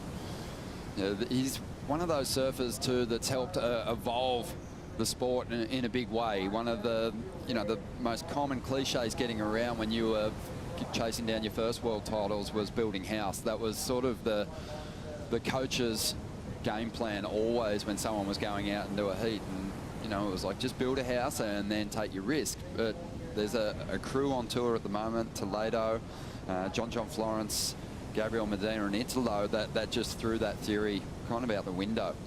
Well, they sort of build a house. They go out and do 2 air reverses and put 13 points on it. They build a mansion is what they do. He's going to throw something big at us here. Little alley-oop to get started. Not the best version of that turn he can do, so he's going to go add some extras on the inside. Explosive surfing after a 6.14. Yeah, you're right. That's their version of, you know, building a penthouse. But it is awesome to see now. And if you want to upset these guys, you really can't go out there with that, oh, I'll put a couple of 7s up mentality, because they will chase you down eventually. You've got to have them chasing that excellent score, put the pressure on early, and that's something that Morgan's been able to do in this heat. Yeah, the old saying, 8s or lates. Look, this was a very mediocre wave, and he absolutely ripped it. You know, that's him changing gears again. You know, that aggression, you can see that. How's the way he just hit the brakes right at the start of that wave, just to put him in the perfect position for that alley-oop, and then a couple of ferocious stabs right at the lip to finish that one off. So he's building, and Morgan, I've got to tell you, Morgan's doing well to hold his nerve here, because Gabe has gone back to Morgan and taken about 3 or 4 waves under his priority, and Morgan's just holding on. He's waiting for that particular wave that he can put a decent score and try and lock this out. It'll be interesting to see where this number goes. 6.14, surfed incredibly well, but throughout the contest, the judges are being really asking the surfers to connect with those bigger sections. Medina, though, just has that ability to pull big turns out, even on a medium-sized wave. He makes the surfing big, even on a smaller canvas. Exactly. You know, he's one of the few people that can do an air into a big turn and do it multiple times on a wave. Under priority, so deadly. Numbers starting to roll through, and it is enough to get Medina into the lead. And now he's got some momentum. Plants the reverse, needs to keep going. He wants to get the credit for that completion, but he doesn't reconnect with that wave, so I doubt that one's going to go high enough. But job done on that medium-sized wave, 6.67. Yeah, look, if Morgan went that wave, probably maximum 4. You know, there wasn't any real big sections on that wave, and Gabe, you know, has the alley-oop into, you know, 2 finners. Yeah, he created a score out of that wave. Yeah, that wave in particular, it was sort of built for a forehand approach, wasn't it, with that bowly little first section. And you know, if Gabriel had just done a little forehand finner or something, that score wouldn't have even gone anywhere near what he got, the 6.67. It was all on the strength of that alley-oop. The judges haven't seen an alley-oop in this whole event yet. They've been looking at front-side rotations and backside rotations, straight airs. He brought something different to finals day. Mick, Morgan's position at the moment, 3.5 minutes to go, and chasing a 3.87 against a 2-time world champion. Do you think he's feeling pretty good about himself right now? Yeah and no. You know, look, you see Gabe, this is where Gabe gets crazy dangerous when he just starts catching waves. He's in the lead and starts catching waves. What Morgan's got to do here is just totally switch off from Gabe and just find the best wave to go and just do what he's been doing all event, and that's just hammer some big turns. You know, he's behind. He doesn't need a big score, but you almost got to surf it as you do need a big score. Yeah, if he goes into a sort of a defensive situation here where he just surfs the waves, not with aggression, not attacking, that's when mistakes can happen. Here he goes. Morgan driving down the line, needs to make something of this ride, chasing a 3.87 to get back out in front. Composed so far. Working his way through to the inside. Again, just solid, reliable finishes. Didn't get ahead of himself, surfed that wave the best he could. There was a section after that first turn, though, where he had to reconnect with the ride. It was a bit disjointed, but it was still good surfing. As we see Medina up now, wasting no time and trying to get rid of a 5.87 to increase his lead. And he will stick the rotation there. It's only a matter of time. You saw all those attempts. Something's going to stick when he starts throwing stuff at the wall. They warm up. That's what they do. Like, you almost want them to have priority. So it sort of puts pressure in. Yeah, they sit and wait. Otherwise, yeah, they can just roam around and just keep catching waves. But yeah, when Gabe's in the lead, you know, many a times he'd put 2 scores on the board and then just go and sit on people. This looks like a different Gabe. He just wants to keep surfing because he's enjoying his surfing. I guess, too, another factor here, Mick, Morgan had the crowd on his side up there at Merriweather. These city beaches, we've seen it in Brazil before. We see it when we go to France on the beaches there with huge crowds. Someone like Medina, he's an ooh-ah surfer. So if he's attempting airs, he's getting an audible reaction from the crowd. And even if you're trying to ignore what he's doing, you're probably sitting out the back going, what's he done now? Oh, gosh. Yeah, just put your fingers in your ear. La, la, la, la, la. Block it out. But Morgan, he got a 4, so he did get himself back up into the #1 position. But Gabriel Medina's got another score on the way, and it's a 6.01. And he was incomplete, but 45 seconds to go here. This rookie just continues to maintain his composure, Rich. Yeah, I don't know why he's paddling away from Gabe. I would be sitting on him like glue. Wow, have a go at this. What is this kid doing? Get down there, matey, get onto him, because that's what Gabriel would be doing if he was in your position. So we're still waiting for scores here. Gabriel needing a 6.01 on that last wave where he did the air reverse to finish off. Yeah, it was so solid. We knew that number was going to be a good one, and it's going to be enough by the looks of things, on the early indication at least, that he is going to get the lead in the dying stages here. And he is going to take a bit of a victory lap here, rolling through to the inside. Not taking any chances. He's going to hang on. Yes. Almost landed with both feet on the tail pad. Medina is going to shut it down. Easy. You know what he was saying then too. I made it. Look, I'm riding out of this thing. Look at him. Oh, he's like a peacock. He's got his tail feathers up. Most beautiful peacock ever. In Mick's opinion. Well, this one coming to a close in spectacular fashion. Medina already had the score that he needed, a 6.27. But man, I actually wondered if that was a dangerous thing to attempt when maybe you're already into the semi-finals. But this guy knows how to work the crowd into a frenzy. Interesting to see where this score falls in. I don't think Gabe knew that he got the score. I think that's why he sort of shifted away and went for that big air. Yeah, he didn't know exactly. But listen to this crowd. And Stacey is with Gabriel on the shoreline. I cannot hear a thing. What are you made of? That was good.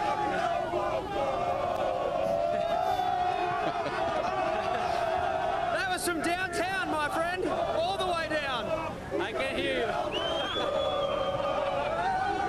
We'll see you guys up at the glass. This is too much. Right on, Gabriel.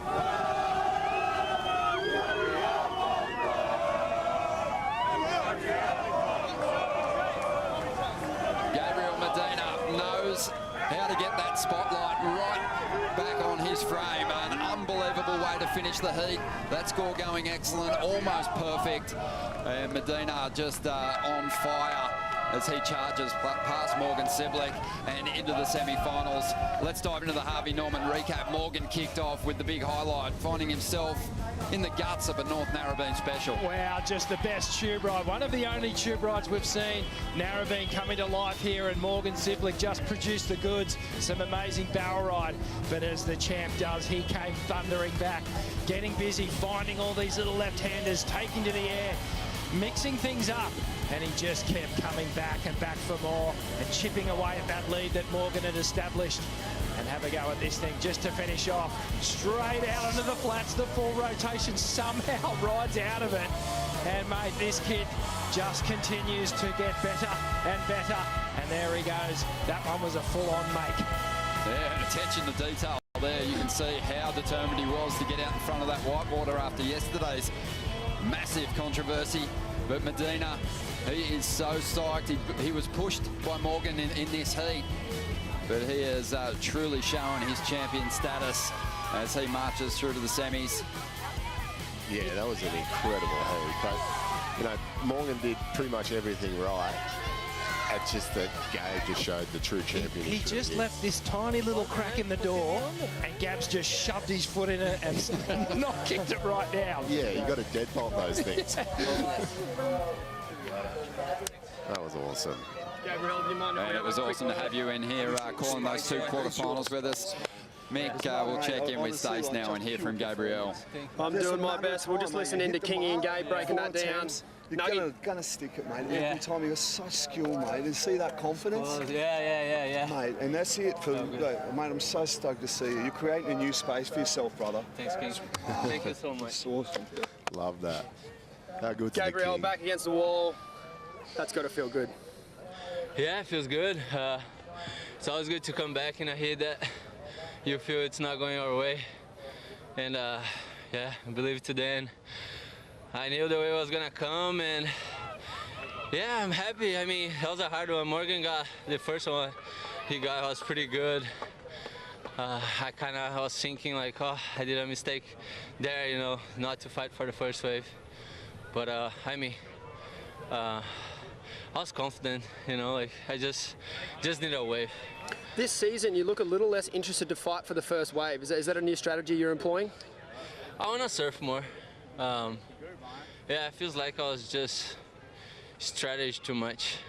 Feels good to surf more. Well done, Gabriel. That was an amazing performance. We've got more quarterfinals coming up after the break. Thanks, guys.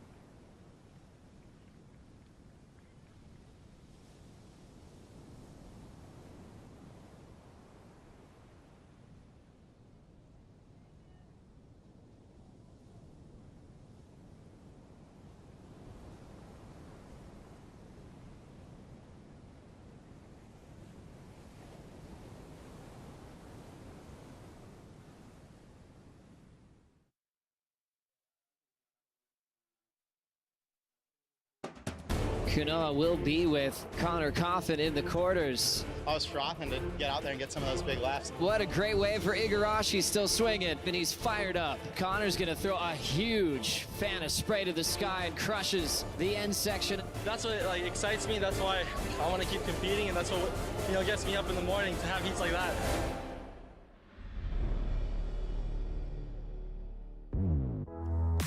You only get this type of energy on finals day here at the Rip Curl Narrabeen Classic presented by Corona. Back half of the quarterfinals are just starting. Connor Coffin and Kanoa Igarashi well aware of each other for a very long period of time. Kanoa representing Japan, but he was raised at Huntington Beach Pier. So Connor and Kanoa had so many battles together growing up. Connor a bit older, but he saw what Kanoa was capable of at a very young age. This is a classic, followed by another great quarterfinal. Yago Dora will have Griffin Colapinto to set up the semifinal number 2. So we're still trying to catch our breath for the matchup with Medina and Siblick.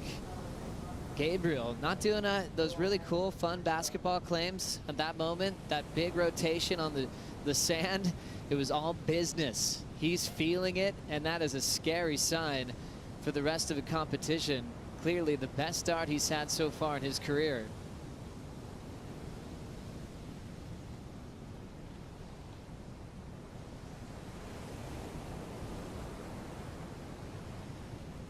Gorgeous conditions continue here. Green, blue, water.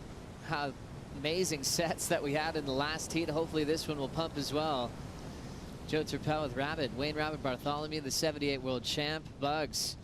We just saw a masterclass of a man known to be the most fierce competitor in, surfing history. It's right up there with Kelly, but how smart he was to come back in that heat against Gabriel Medina was absolutely phenomenal. Well, you can never count Gabby out, and Morgan Sibley got off to that amazing start, the barrel of the event. How critical it was. The whole crowd erupted on the beach. It was really spectacular. And then the cheers just kept coming. You could not do anything other than salute Gabriel Medina and the way he came back, and that he's so dangerous. And then, of course, even though he had the score, he just lit the place up on that last wave. At the end of the season, we always talk about, what would be the heat of the year? Just what the excitement brings to the table. I mean, that's going to be my vote for one of my favorites so far this season. Just with Morgan with his giant killing roll, finding a crazy bomb to get barreled on, then Medina's heroics to show that he is a 2-time world champ. So bottom half looks a little bit different, Rabbit. I mean, Kanoa out of this back 4 in the draw. When you talk about Connor, Yago, Griffin, he's the most successful because he has a major win at Karamas. Final at the Pipe Masters as well, and more experience in quarterfinals. But you're right. I mean, it's been swept clear of the top seeds, and that leaves the bottom half of the draw so wide open. One of these 4, one of these 2 perhaps, are going to make the final, definitely the semis. And, on a geographical boundary note, I know, Kanoa representing Japan, raised in Huntington Beach, California. Now, with both these guys, Rincon, is that the northern corner of Southern California or the southern tip of Central California? It's a great question, actually, because that area, I feel like Santa Barbara residents are really attracted to the Central Coast vibe. They enjoy that they're 100 miles away from LA. So you hear more often than not Santa Barbara residents kind of saying, we're Central Coast. Technically, geographically, it's still Southern California. Yeah, well, there you go. There's both arguments. I thought so. Straddling a foot in both camps. It's beautiful. It's cool. It's you can escape quickly when you're in Santa Barbara. You can drive up north and surf by yourself. Look at the battle to start. These two almost get tangled up on the first wave. Kanoa's trying to sell the block. With his hands thrown up, he still wants a call there. No, I think he's calling paddling interference. Because we haven't had a rotation to establish it. Earlier today, we had DeFay trying to force the issue with positioning, and priority is going to change. So Kanoa gets the call with priority, raises hands up, they'll make the decision. Is that all he's going to get? Second time we saw that happen today. Yeah, we saw that earlier. Caroline Marks, and it was Joanne Defay trying to an initial block. And on that occasion, we'll see that again. Look at how close they get. Now, Connor's got the inside on the left. He actually didn't even take a stroke for that wave, but it was just the intent of turning in. He's sort of paddling pretty calmly onto it. But he may have been thinking Kanoa was going to take the right. I think that was the situation. And interesting, with a priority switching there, and 10 minutes off the clock, they're actually going to give this heat a restart, even with the priority call. But since no waves ridden, we'll start this thing all over again. Yeah. And the decision will be, with the restart with no waves ridden, priority will stay with Kanoa Igarashi. Now, we could have had a very rare instance in that one, Joe. Imagine we get the restart, we've got a full block of 30 minutes ahead of us, but someone got an interference from before the heat started. That's a good point. In the block when there was no waves ridden. I mean, it must have been, it was close, but no, nothing. I mean, the appeal went begging. Kanoa, and there goes Connor. Connor's going, hang on, Hang because on. this is pretty rare. Oftentimes restarts means there hasn't even been anything applied to the heat previous. So with the blocking that happened in the heat before, they're still keeping priority with Kanoa Igarashi. I think Connor's going, hang on, where's the rotation here?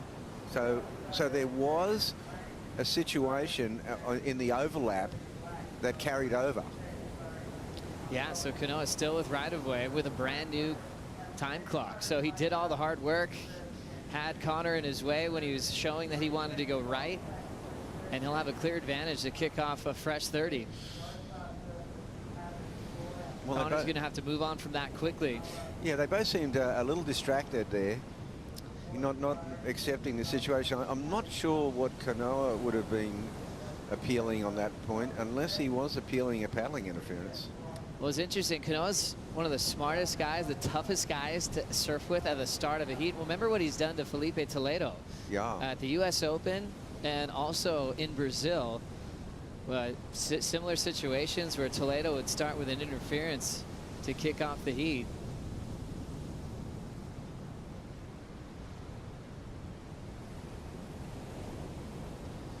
.28 on the clock. Very interesting. You can see the drama that unfolds on a finals day. And we'll see how this one pans out. Restart with the blocking. I mean, Kanoa in the way, or Connor in the way of Kanoa. Yeah, started the priority rotation, and then a fresh clock. Igarashi kicks things off with control of the lineup. It's kind of like a tennis situation, you know, when both guys, there's been a line call, and you know the judge, the referees overruled it, and then both are appealing from different sides of the court. The only difference being that these guys are about 300 meters from the head judge. So a classic, but look at those gorgeous conditions setting up on a beautiful finals day.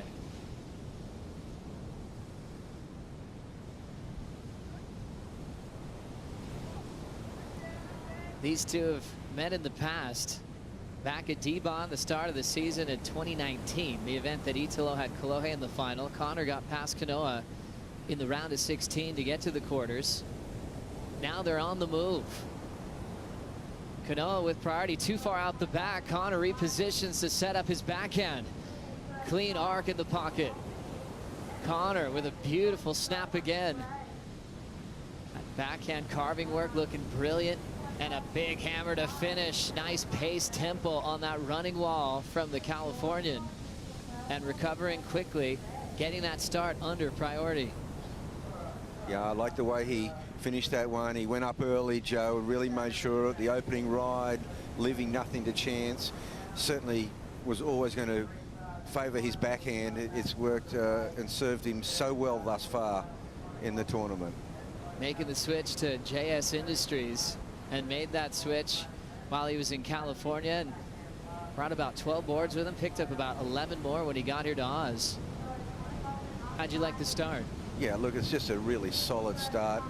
This wave is really appealing nicely for him. He's always looking to set up this last maneuver, and he goes up early, Joe. This is the thing. Really snaps it there and left nothing to chance. You know, he really just wanted to get something on the board of significance.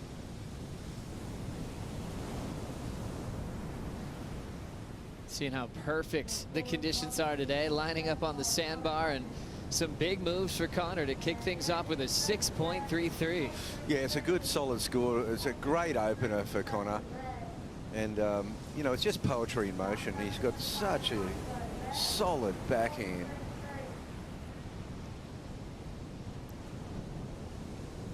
And he comes in, and he comes into the inside section, and he's got his eye on the prize here at the end. Just swoops under the lip there and sets up this final maneuver. And I really like the way he sets this up. Instead of pausing at the bottom, he goes up nice and early. And that got him to 6.33. Good opener there, Joe, for Connor Coffin. His opponent sitting out the back. He had priority Kanoa. He was just too deep. Yeah, one wave ridden, but a big story to tell to kick off this quarterfinal with these two. Kanoa will play the patient game, and Connor's free to move through the inside. You see him checking out that inside section. Connor hasn't quite clinched that first victory yet, but he's featured in CT finals. Going back to Portugal when John clinched his first world title.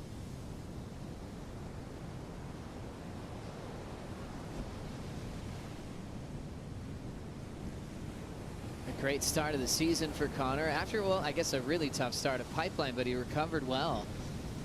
Newcastle quarterfinal, at least that now, as he's in another quarter. First time he's ever gone back-to-back, making finals days.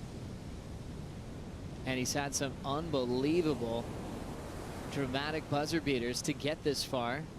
I mean, even going to Newcastle when he had the heat with Felipe Toledo and went down. I mean, that was another one of those close decisions that was decided after the horn went off. Obviously the Italo heat that got everyone just spinning their heads, going Connor getting that last wave to actually break a tie break that was based on their top two scores. Usually a tie break's easy to break, just single high breaks that, and actually you got to go to another number, and Connor got that on the last wave. A freakish situation yesterday, and the social media went long into the night, Joe. I think it's still going, Bugs. But what a battle that was, and the title race is getting pretty exciting for Gabriel Medina. Huge opportunity getting past Siblick, who's enjoying the best start of his career, but he's still waiting for his first win of the season. Florence out again early, but remember, we're going to the West after this, which has been his proving grounds to take things over in a title showdown. Yeah, it's the Wild West, and the Wild and Woolly main break has become, well, John Florence just, you know, broke all records out there a few years ago. Waves on the way. Connor still more inside, enjoying not having priority. Inside track, running wall. He's just got to race it. Rooftop float. He's going to belly flop out of the sky. And we've been enjoying one of the best rookie starts we've seen in quite some time. Morgan Siblick is with Stace. I'm in the Red Bull athlete zone with Morgan Sibilic. You're 2-0 with John, but 0-3 with Gabby. What do you make of that last one? Yeah, that was a pretty tough one. I was pretty happy with my start, but the ocean kind of slowed up at the end of that one. Yeah, definitely like a tough one. I kind of maybe should have put a bit more pressure on him throughout the heat, but you know, like you can't give him an inch out there. I definitely should have gone that last little one and tried something, but yeah, he can do anything on those sections. It's pretty skid. I think you had the right attitude, mate. It was quite clear you weren't trying to defend a 387. You kept trying to attack, even to the point where you paddled away from him at the end up to what we thought was going to be a big set wave. Yeah. Talk to us about not sitting on him and trying to attack. Yeah, well, basically, I only had a 3 backup, and I thought for sure I had priority for a lot of the time at the end of that heat, and thought for sure there was going to be one more set. I mean, we only really had like one set, I think, in that whole heat. And yeah, I thought I was going to get another one at the end, but I don't know, that's the way the cookie crumbles sometimes, and definitely a frustrating one, but still happy with my performance here and move on to Margie's. Absolutely, an amazing start to the year through the Australian leg. Best of luck in Margaret River. Thanks. So great to hear from Morgan Siblick. Such a mature head on his shoulders. Usually there's a lot of this figuring out you've got to do as a rookie on tour, and One thing he's figured out is how to win in key heats multiple times. And interesting because he's had good battles with Medina, hasn't gotten the win, but he's certainly turned up, especially when that gorgeous wave got him absolutely shacked. 8-6-7 and forced Medina to show another gear. He did. Oh, look, Medina got out of jar, but I think Morgan nailed it when, you know, he had priority for the last 15 minutes of that heat. He was looking for the bomb. I mean, as Mick Fanning said, he didn't do anything wrong. He did everything right. He had a backup wave, but, you know, it wasn't enough to hold Medina off. And gosh, he was just, it's just one of those amazing heats. It was the heat of the tournament so far. Let's open up the WSL rulebook, chapter 10.02. If no surfers have a ride after 10 minutes has passed in any 30-minute heat, the head judge may continue with the priority situation maintained. Connor Coffin, Kanoa Igarashi had the restart. Priority was established when Connor was in the way of a right, so Kanoa had to back off. That started the priority rotation. Fresh clock. Connor adjusted quickly and got the 6-3-3 under priority. And technically, that situation can only happen when the priority it carries over without a wave being ridden, because otherwise you don't get the restart. That's right, Bugs. So many cool changes in the sport. Yeah, I think surfing's always had that open mind at the end of the year. How can we make things better? That's a constant meeting in a lot of sports around the world, but surfing is always quick to make those adjustments to really help the surfers perform at the top of their ability. Yeah, look, I think that's really important, you know, from a technical committee point of view, making any adjustment you make, any rule change you make, by definition, you have to sort of see through where it affects. I always look at, well, if you make a rule here, is there a bottleneck a little bit further down? And therefore, is there going to be victims? So you've got to make clean rules where the pathway is unhindered. Exactly. Wainwright Bartholomew, world champ, but also was running the helm in the ASP days and created this dream tour. Little fin throw and incomplete for Igarashi. And think about the time he spent waiting for that opener. Connor with priority and the lead, 18 minutes to go. Well, that's right. He sat for 22 minutes. And, you know, you can lock up. I mean, you know, Kanoa's a really agile, loose young surfer. But you can lock up. 22 minutes just sitting there waiting for a wave. And it just seemed like he went over the back of that wave. It was very uncharacteristic. And it wasn't such a great wave. I mean, yesterday Kanoa really backed himself with the patience with priority. He's very good, and as you said, in the bottom half of the draw, he's the most experienced. A lot of quarterfinals featured for Kanoa through some really cool years on tour. Sometimes has done double duty, especially with his U.S. Open wins, to always be in a position to double qualify. We'll never forget that when he opened up the spot for Zeke Lau, because he'd done well on both tours, and that's a busy schedule. Now, obviously, with the tour we have underway here in Australia, all surfers just focusing on world title points. Yeah, and just going back to that point, as we see these guys, I do love it that they keep tweaking, you know, small tweaks to rules just to make it better. You know, sometimes there's rules for the sake of rules. I mean, get rid of those ones. Right. Surfing always has that natural connection to be a free spirit. That's why those surfers that can appear like they're just free surfing in heats are so celebrated, not confined by any rules. And you see, just coming off a Medina performance, all the different types of errors he pulled off in a 30-minute heat. To be able to be that clutch, air reverses, alley-oops, and that crazy big one in the closeout section, let alone all the turns he threw down. And that is a true testament of a champion and a guy that can adapt to all situations, let alone all the competitive moves that he has to make. That guy appears to be unstoppable. Rolling in, straight up vertical, Connor Coffin, he'll have to eject. Yeah, well, Medina, you could see what it meant to him at the conclusion of the heat, how he gave thanks. You know, he was sort of shaking his head going, well, you know, I escaped on that one, and he escaped in, you know, miraculous fashion. I mean, it was just, you know, astonishing how he's able to pull things out out of nothing, out of closeouts, and score massive points. Medina will have Frederico Moraes in the first semifinal of this event, hitting the halfway mark of quarterfinal number 3. Connor Coffin still out front.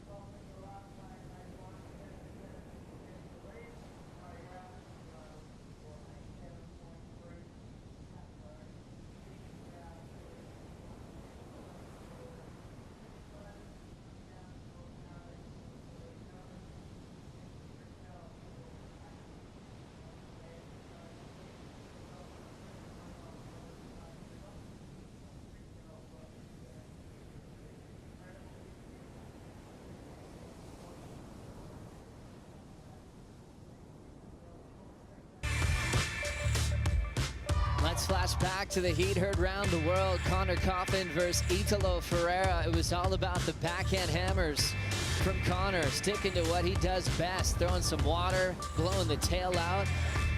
Italo Ferreira, his energy is lively. Obviously on such a roll, winning the last 3 of 4 CT events held. Always was a threat. He was changing gears. All of a sudden, their high scores were completely tied and they're low in their top 2 scoring. And then this happened. Big fin throw, full rotation, his signature move, and the Whitewater mowed him down, so he couldn't ride out of it. And it was incomplete. Talked about it with the judges and kept on rolling. Still was ripping. Different types of turns on this one. Flew out of the sky, punched out the fins into reverse. Right there, he got the score to take the lead, and behind it, this was left for Connor. All he had to do was break the tie of their top 2 scores, and he did that with 2 big hammers on the backhand. And Connor leads 2-1 in his career over Italo, and the devastation was heard.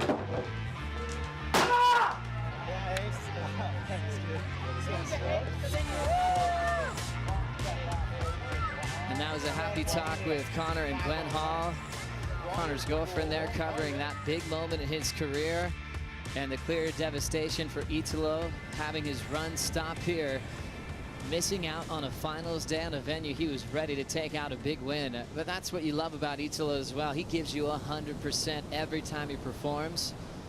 And he's already saying he's ready to bounce back. He'll move on quickly from that result. The wildest heat of the tournament by far.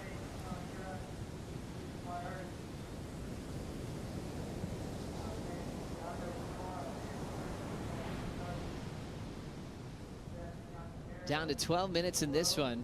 All roads lead to the final 5 at the Rip Curl WSL Finals this September. How's the top 10 shakeup here on Finals Day? Medina already into the semifinals. Kanoa in this heat, sitting at equal 4th. That's going to change. Those ties will be broken. He's trying to overtake John on the leaderboard. And so for Yago, Griffin, Connor, outside of the top 10, this is a huge opportunity to move in to that top 10 picture. A massive shake-up of the top 10 in this tournament. And Kanoa Igarashi, he's still alive, but he's under siege. Connor Coffin, he's got that 6-3-3. The only real wave of relevance to advancement into the semi-finals. But Joe Kanoa, he's been a cool customer. Playing the clear patience game. Igarashi chasing a 7.3 to go right into first, but he has plenty of time to get 2 waves to break down that requirement.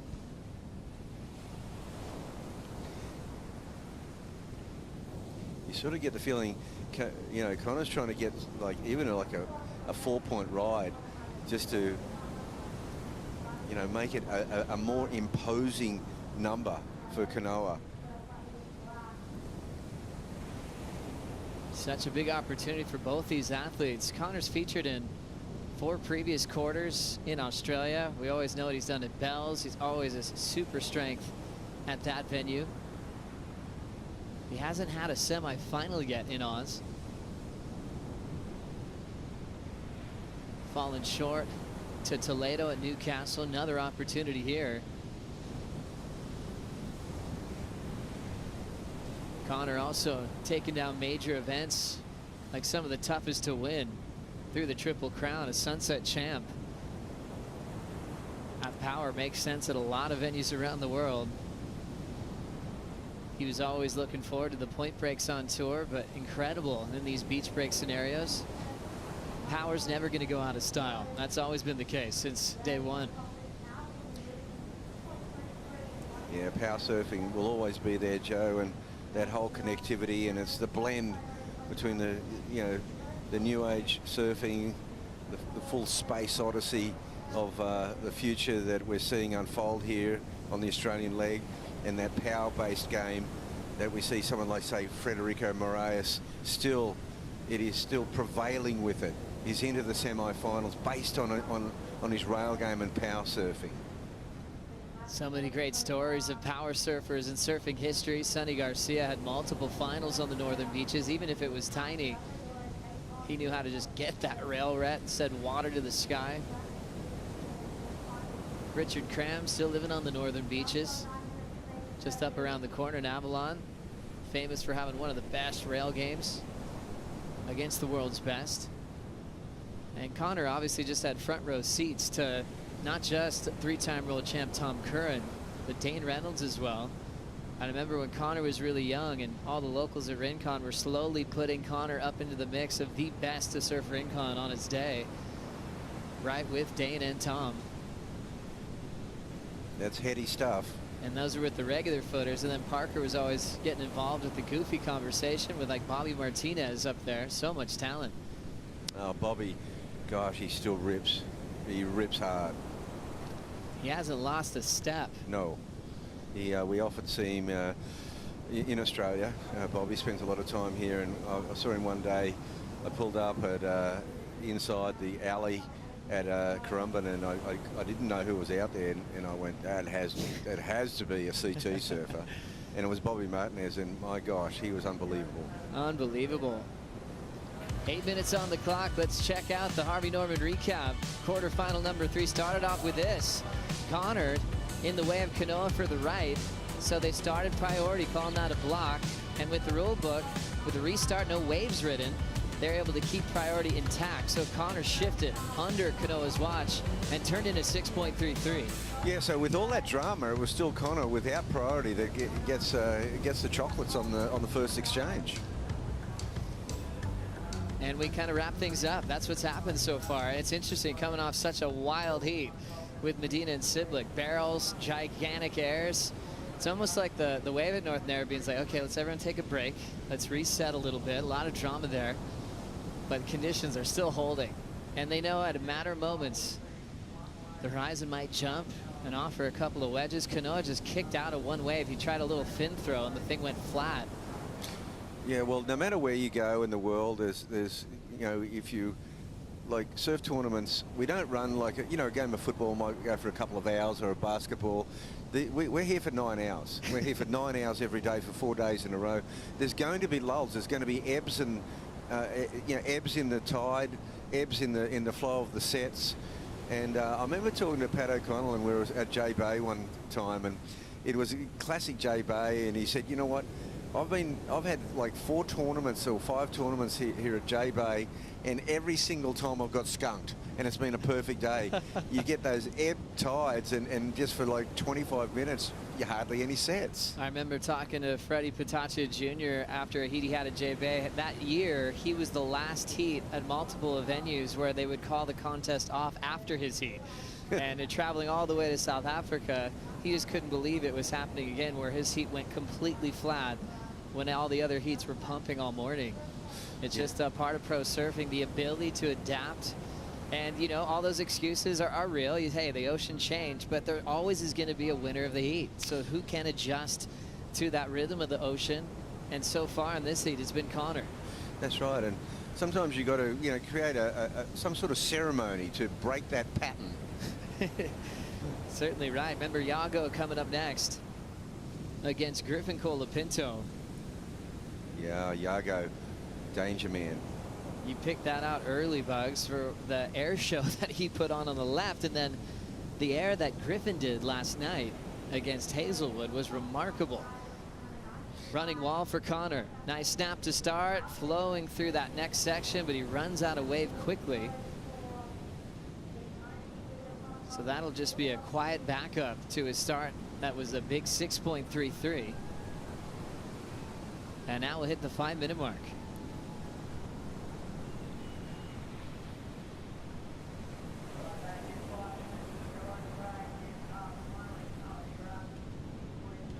Kanoa still with priority out the back.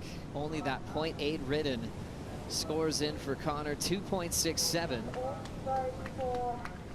Here comes Iago. Well, Iago is just one of the happiest surfers in the world. He's just always super stoked.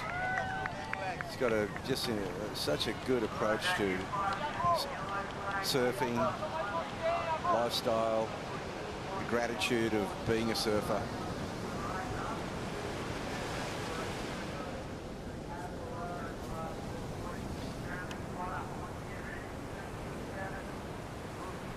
Iago Dor from Brazil has spent a lot of time in San Clemente, having the same shaper as Griffin.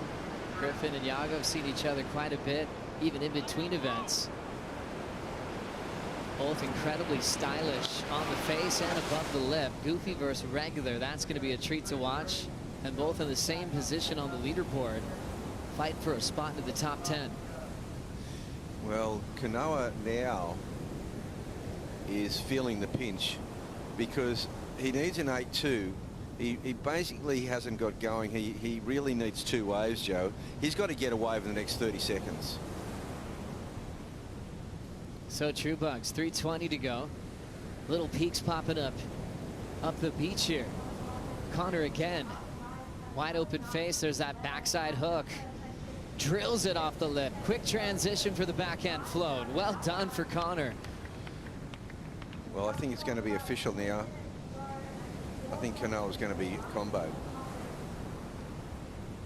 And just really smart surfing. Connor, I think, was just sort of going, okay, all these buzzer beaters, I guess I've got to just be thankful for getting those opportunities at the horn. But he was kind of going, hey, it'd be kind of nice to get the early start and not have to worry about those 2 seconds on the clock trying to turn a heat, which is continued to happen. Kanoa's just putting his hands up going, I can't believe this. No. All the prep going into a quarter and just riding one wave. I mean, you know, could that have been a distraction for him at the start of the heat where there was lots of, you know, talking long distance to the judges, making appeals. Even after he had priority, he still was raising his arms, Joe. 2:15 on the clock for Connor Coffin to keep this lead out front like Bugs was predicting. Now Kanoa needs 2 waves. So that was incredibly wise for Connor just to increase that score just enough. 4.73. Now Kanoa just do it in 1 good wave. He needs 2 rides. So he's got to make a move now. He doesn't catch that one. Well, Time's beaten him. I don't think you can get 2 good scoring rides in a minute 40 seconds. And oh gosh, it's a shame to see. I mean, he would have had such hopes for this quarterfinal. He's shaking his head. This is just disbelief, and he's resigned to the fact that Time's beaten him.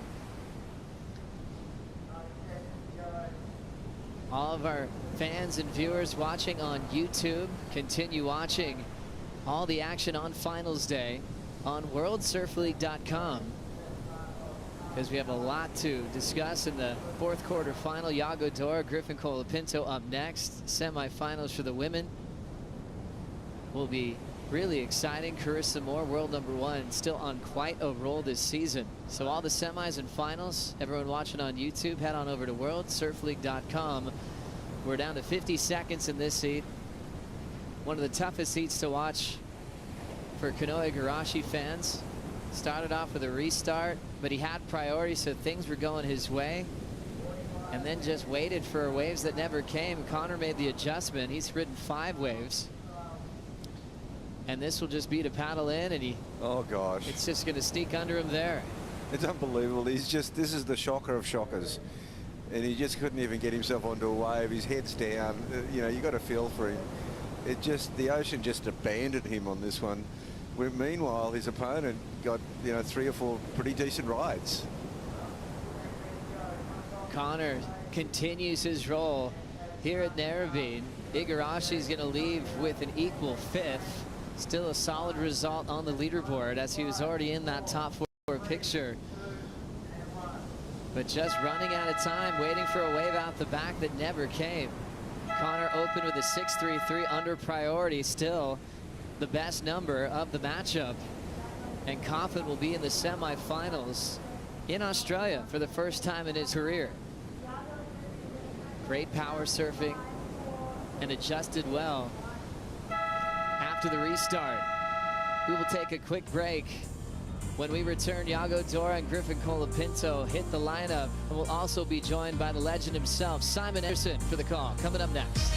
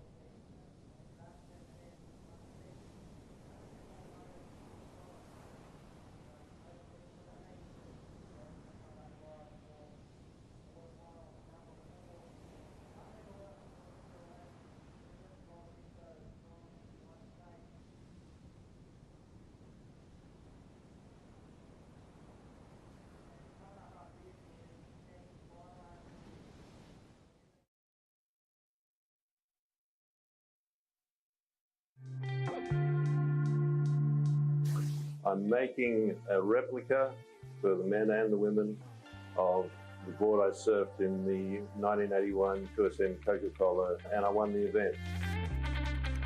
It's special, I guess, because it's got 3 fins. Well, it's very early thruster. When you look at the shape, it's pretty unsophisticated, I suppose, but back in the day, it was state of the art.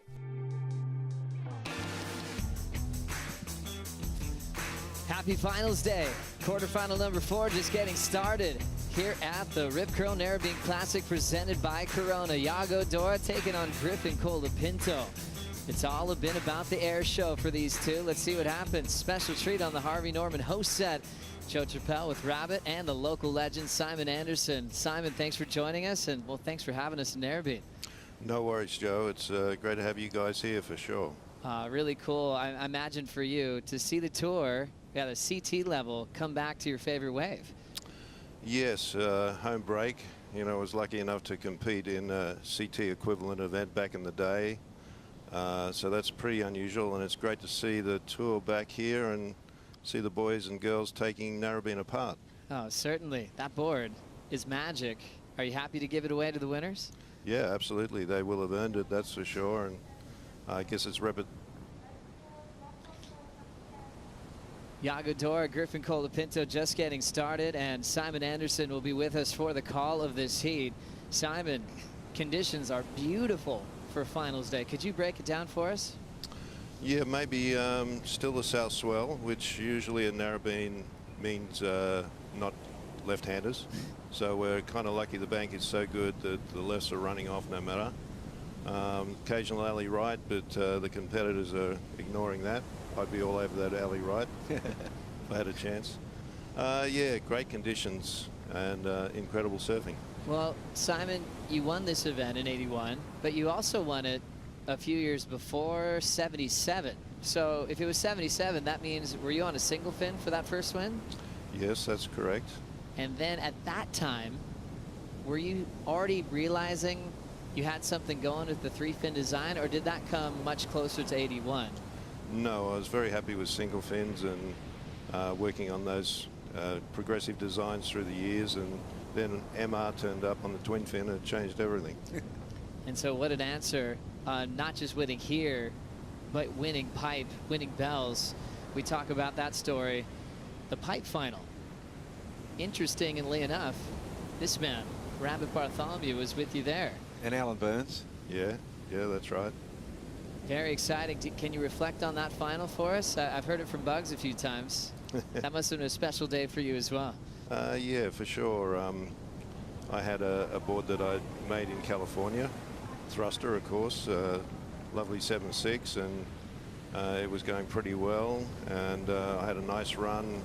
I think I had my 10 waves after 30 minutes, and it was a 45-minute final from memory. Correct me if I'm wrong, Rab. So I just figured while I was hot and getting good waves, I'd just keep going, and came in with 15 minutes to go. Shane Aran was doing some work for Australian television, and he said, "You know what, Simon, you won that." I thought, oh, well, I hope so. I love it. Watching this, we'll get a start here with Brazil's Iago Dora. Driving into the first section, he'll hop out of there. Priorities with Griffin. Dora's been impressive with what he's done in the air last couple of events. He's shown us how stylish he is and how consistent he is above the lip. And early on, Bugs, you were picking him to be a danger man through the draw, and you've been doing well with that call. Well, it wasn't. It was a choice made by the fact that, you know, at Newcastle on the inside shore break, he was unbelievable. He could make something out of nothing, and you know, he's got such a pure style, but he's got the best air game in the business, in my opinion. I mean, as far as I know, Italo and Gabriel are the masters, but this guy is, it can, you know, you could never count him out. I think he's just such a pure surfer. Simon, you've been watching a lot of heats as well, and I've been loving your photos that you've been taking. Who's been impressing you the most coming into finals day? Yeah, usual suspects, I guess.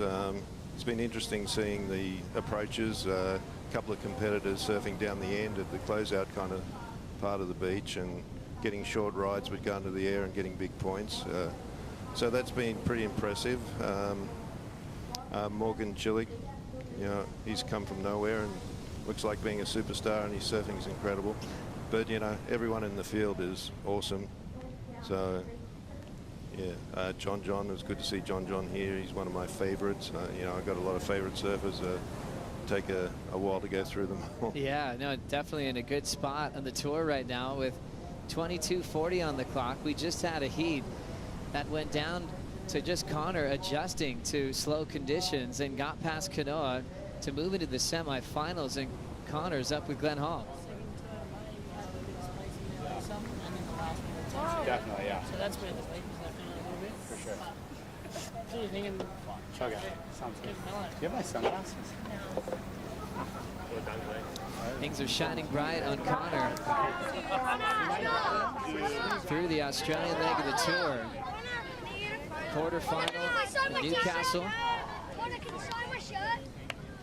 Reese's mom, Katie, just giving him a congrats. Says he will have the winner of this heat, either Iago or Griffin, Bugs.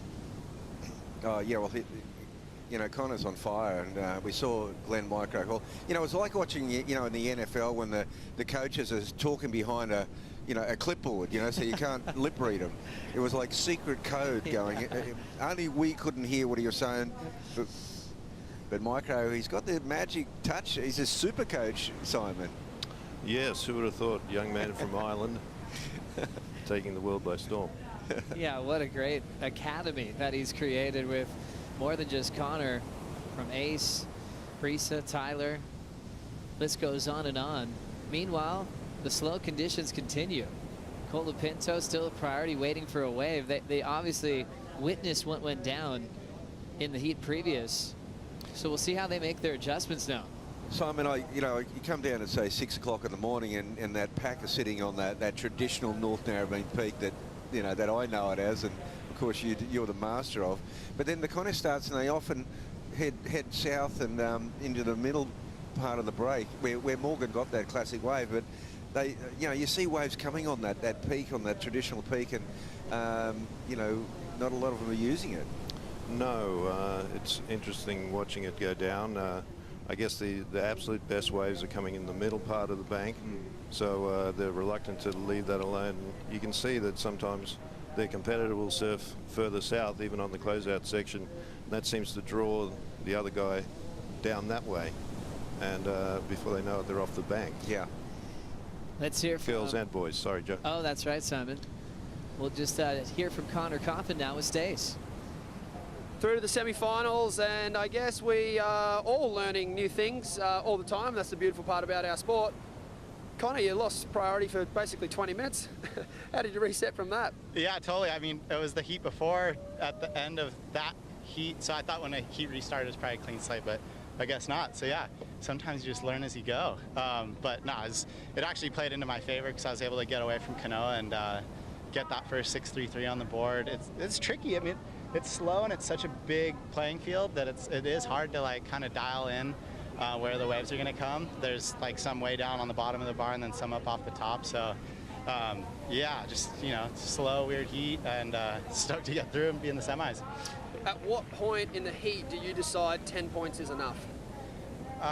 Well, I don't know. I mean, I felt like with 5 minutes left, I had like I was doing pretty much anything I could to get a 3 or a 4, because at that point then I knew Kanoa. I mean, if I got a 4, he was comboed, and with 4 minutes left and me getting priority after he gets one, I was like, that's pretty tough. So that was my goal. I went on like a kind of a silly little right, but that made him need an 8.5. So I kind of just trying to chip away under priority. There wasn't much coming. So yeah, once I got the 4.77 and there was 3 minutes left, I felt pretty good. Awesome. Through to the semi-finals. We wish you all the best. Yeah, thanks. Hopefully get a couple more waves in my next one. Thanks, guys. Thanks to my family. Love you guys. And see you next time. Connor on a roll, and he had to adjust learning that new rule that's in the rule book where they can give a restart and keep priority intact, and he adjusted well. Almost a gift sometimes not to have priority, especially in an inconsistent heat. During that catch-up, we did see Griffin go for a big air here, Bugs. Yeah, but he didn't have enough time to set it up. And now we see Iago on what looks like his best wave so far. And just finishing 2 turns. That's enough for a 5 at the moment. One of the best styles on tour, Simon. Yes, very impressive Brazilian surfer. There seems to be no end of them. It's a total takeover. The Brazilian storm is real, and Iago is so proud to be a part of it. Beautiful form, and I love when you're always predicting, okay, he's going to do big airs, and he shows you how in sync he is with these closeout sections. And Simon, I wanted to ask you, I mean, obviously, we're seeing, like Gabriel Medina being a goofy footer coming through, but a lot of that was done on the aerial attack. Iago Dura famous for the aerial attack. But what makes North Narrabeen such a good backhand wave? Good question. I think it's, on its day, it's a world-class wave. Yeah. And just the shape at the bottom allows you to do true bottom turns and hit the lip precisely. This is a little bit different because there's a little bit of wobble here and there with the tides and backwash. But yeah, it's an amazing wave when it's on, and we love it. And we're happy to have you guys here, that's for sure. Thank you so much. Stace Galbraith now with Kanoa Igarashi. Kanoa, an extremely interesting situation, that heat. I think a lot of us from the outside understand where you're coming from in your decision, but I just wondered if you could explain for the the greater audience the strategy there and wanting to wait. I mean, I didn't want to wait. I wanted to surf, but there's no waves. I guess at the start there, obviously you had that interesting moment with Connor. What did you make of that? Yeah, I made one mistake in the heat, and it was a super crucial one. Connor did really well to make the most out of it, and yeah, I mean, that wave could have been a 1.5 and he still would have beat me. So you know, it's just one of those things where you make one mistake and it costs you the whole heat. And yeah, and I shouldn't be making mistakes at this point. I'm in the quarters, I'm on the CT, you know, it's just like, what am I doing, you know? But, yeah, you know, you live and learn, and on to the next one. Absolutely. We'll see you in WA. Thanks for your time. Appreciate it. Tough loss for Kanoe Igarashi. He's still trying to take it in right now. Just kind of told us at the last event that his new plan was not to live and die by his sword. He used to go out with one game plan, and if it worked, it worked. If it didn't, it didn't. And he said he was going to try to adjust more. And that time he didn't, and it cost him the matchup with Connor. Meanwhile, Griffin throws a big rotation and stomps it. Yeah, he had just had a little bit more time to set this one up, Joe. Patiently waited and chucked it into a really soft landing, Simon. Yes, how do they do that? You know, that section has always been a problem for me over the years, and these guys just go over the top of it. So impressive the way he delayed the ramp off there, and he just pushed into a beautiful soft landing. And judges are going to eat that one up for Colapinto. Total game changer having a move like that. 8.5 from the judges. Dora had the 5.0 on 2 turns. And now Dora will be inspired to do the same thing. Excellent surfing on one major maneuver. About at the halfway mark of quarterfinal number 4. Griffin wants it to be an all-Californian semifinal. So far, he's in the lead. We'll see if Iago can catch up right after this.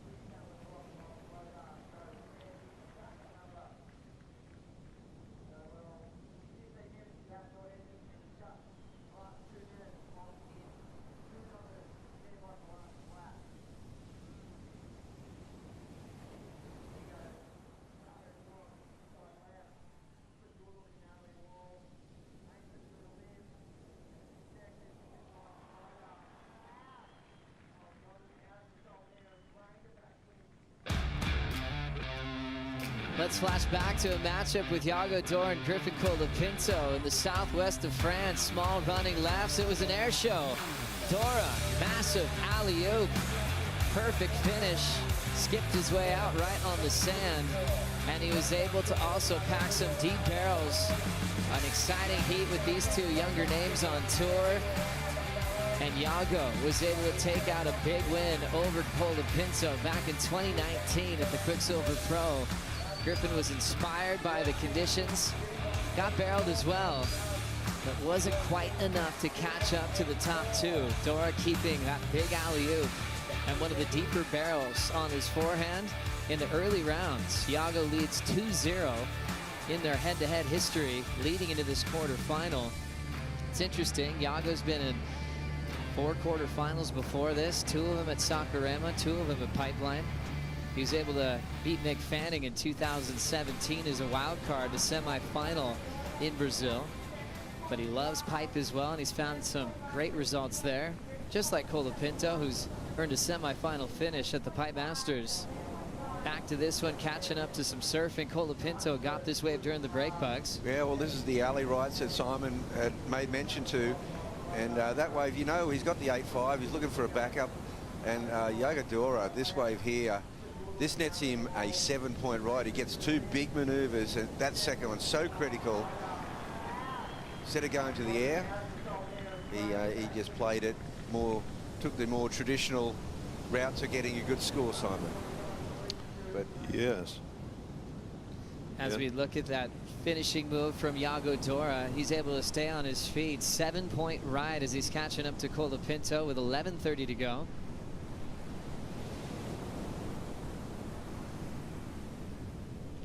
This heat's starting off fairly slow, but now it's heated up, and they're finding their way to their best numbers in different waves. Colapinto 8.5 going big above the lip, and so far Yago's sticking to solid power turns, Simon. Yes, good to see. I appreciate that, that's for sure. I can tell the subtleties between maneuvers. In that case, the airs are a bit more problematic. Well, we have a lot of great history on local lineups, and this one has such a great history of a deep pecking order, Simon. When you were growing up here, was it easy for you to get waves as a kid? Not initially. I was a pretty big kid, so that helped in my favor a little bit, but I did get harassed when I first turned up, which is how it's supposed to be, I guess, and here we go. Colapinto on the lined up, but can't control the board on that closeout section, so he lets it fly free. Still has the lead out front, but yeah, interesting. So you kind of grew into the lineup and proved yourself to get top honors in the pecking order. Yes, well, when you're a club member and you contribute to inter-club contests, for example, then you kind of get some recognition and get cut some slack. But we had guys like Cole Smith in particular who were ruling the lineup, and Cole was merciless and took no prisoners. And if you're on a wave that Cole wanted, look out. He was such a great surfer too. Oh yeah, paved the way for radical surfing, I reckon. Well, Tommy Carroll, that was his mentor. Yeah. Simon, there's one thing I wanted to reference with you, because you know we come from the same era, and so if we go back to that, I mean, if we look at that wave of that Griffin got the 8.5 on, I'll wait till Griffin finishes this ride, because it looks like a similar kind of approach. But the wave he got the 8.5 on, I mean, I remember seeing this quote that Jack Nicklaus made once when Tiger Woods came along, and he said he plays a game I don't recognise. And for us, that wave was a complete closeout. In our day, we would have gladly given that to the opposition. But look what they can do today. Yeah, well, that's right, Bugs. You watch the close of heat sometimes, and someone's trying to protect priority with Medina or Italo, and you know, what are you going to do? Take a close out, because that's what they're going, and they can get the score on it. It hardly seems fair, but it's totally changed the game. 8:45. Let's go down to the beach with Stace. Thanks, Joe. I'm here with the BF Goodrich pit check, and I'm surrounded by Griffin Colapinto's pit crew. On my right, Crosby Colapinto, Griffin's younger brother, and on my left, one of Griffin's fiercest rivals, Seth Moniz. But Cross, I'll throw to you. How are you seeing this heat play out so far? It's a good heat. Griff's on fire. He's been working on those airs and he's sticking them, so it's looking solid right now.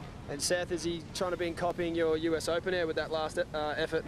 Yeah, fuck. Griff is looking in form right now. I think just his. Oh, here's Yago. No, I don't know. I think Griffin's confidence in the air right now is like freaking incredible. It's like you can tell like when he's gonna hit that section, he's really confident that he's gonna land it. And he's just got the technique down. So it's gonna be a fun heat. It's not over yet. I'm sure they're gonna have one more big exchange. We certainly hope so. On paper, it is one of the best heats of the round. So a few nerves getting around down here. I'll let these boys concentrate and get back into it. Good man, Stace. All about having a good support crew, and these guys went right into battle mode with Tommy Whitaker Boomerang and had a good warm-up before Newcastle started, and they're still here to support Griffin through this event. It's great to see Crosby get the wild card as well over at Newcastle, and had a lot to be proud of for that experience. Look, I expected a big showing by Griffin Colapinto. I picked him as my power surfer at Newcastle. I was one event wrong. I should have stuck with him. But you saw something in him. You know, he's had a couple of years behind him, and Griffin talked about having that crazy success kind of very early before he was even trying too hard. It just came to him. He won the Triple Crown, first California to do that. Then right into the semifinal with a perfect 10 at Kira.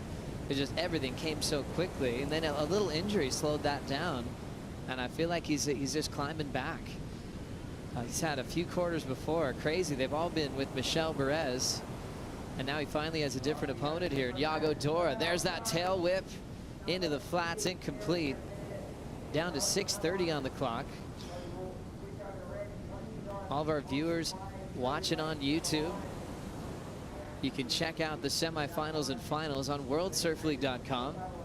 So that's going to follow this heat. Semifinal 1, Carissa Moore versus Tatiana Weston Webb. Getting close to crowning our champions today.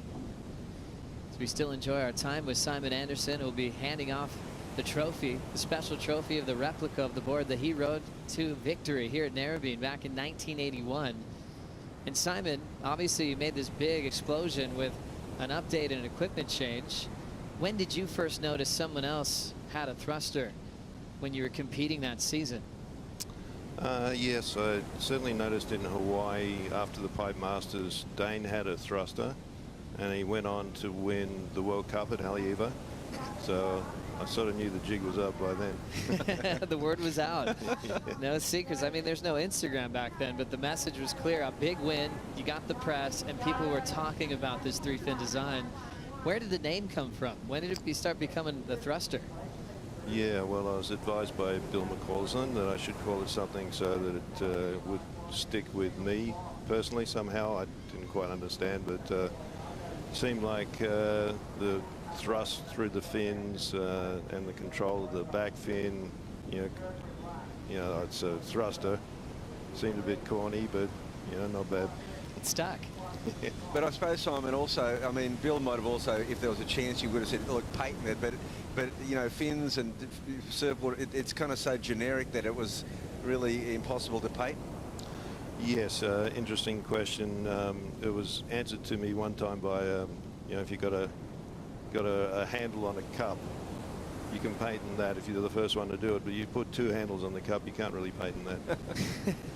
As we have Yago Dora winding up for an air section breeze with the backwash. That was a hard landing and a really tough section to work with. Tati, Carissa, now to prepare for a semifinal.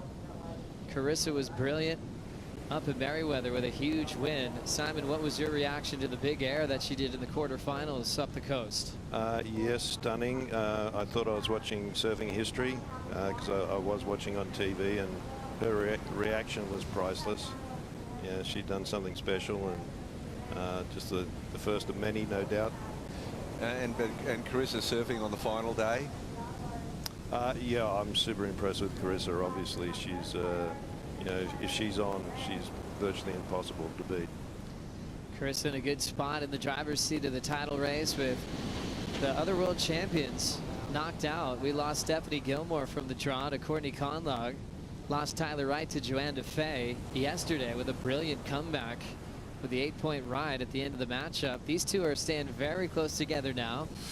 Well, Joe, they've got some unfinished business because it's really been a heat where, you know, only Griffin has made one great rotation. Yago Dora, this is probably one of the first heats I've ever seen him, and he has not pulled one off yet.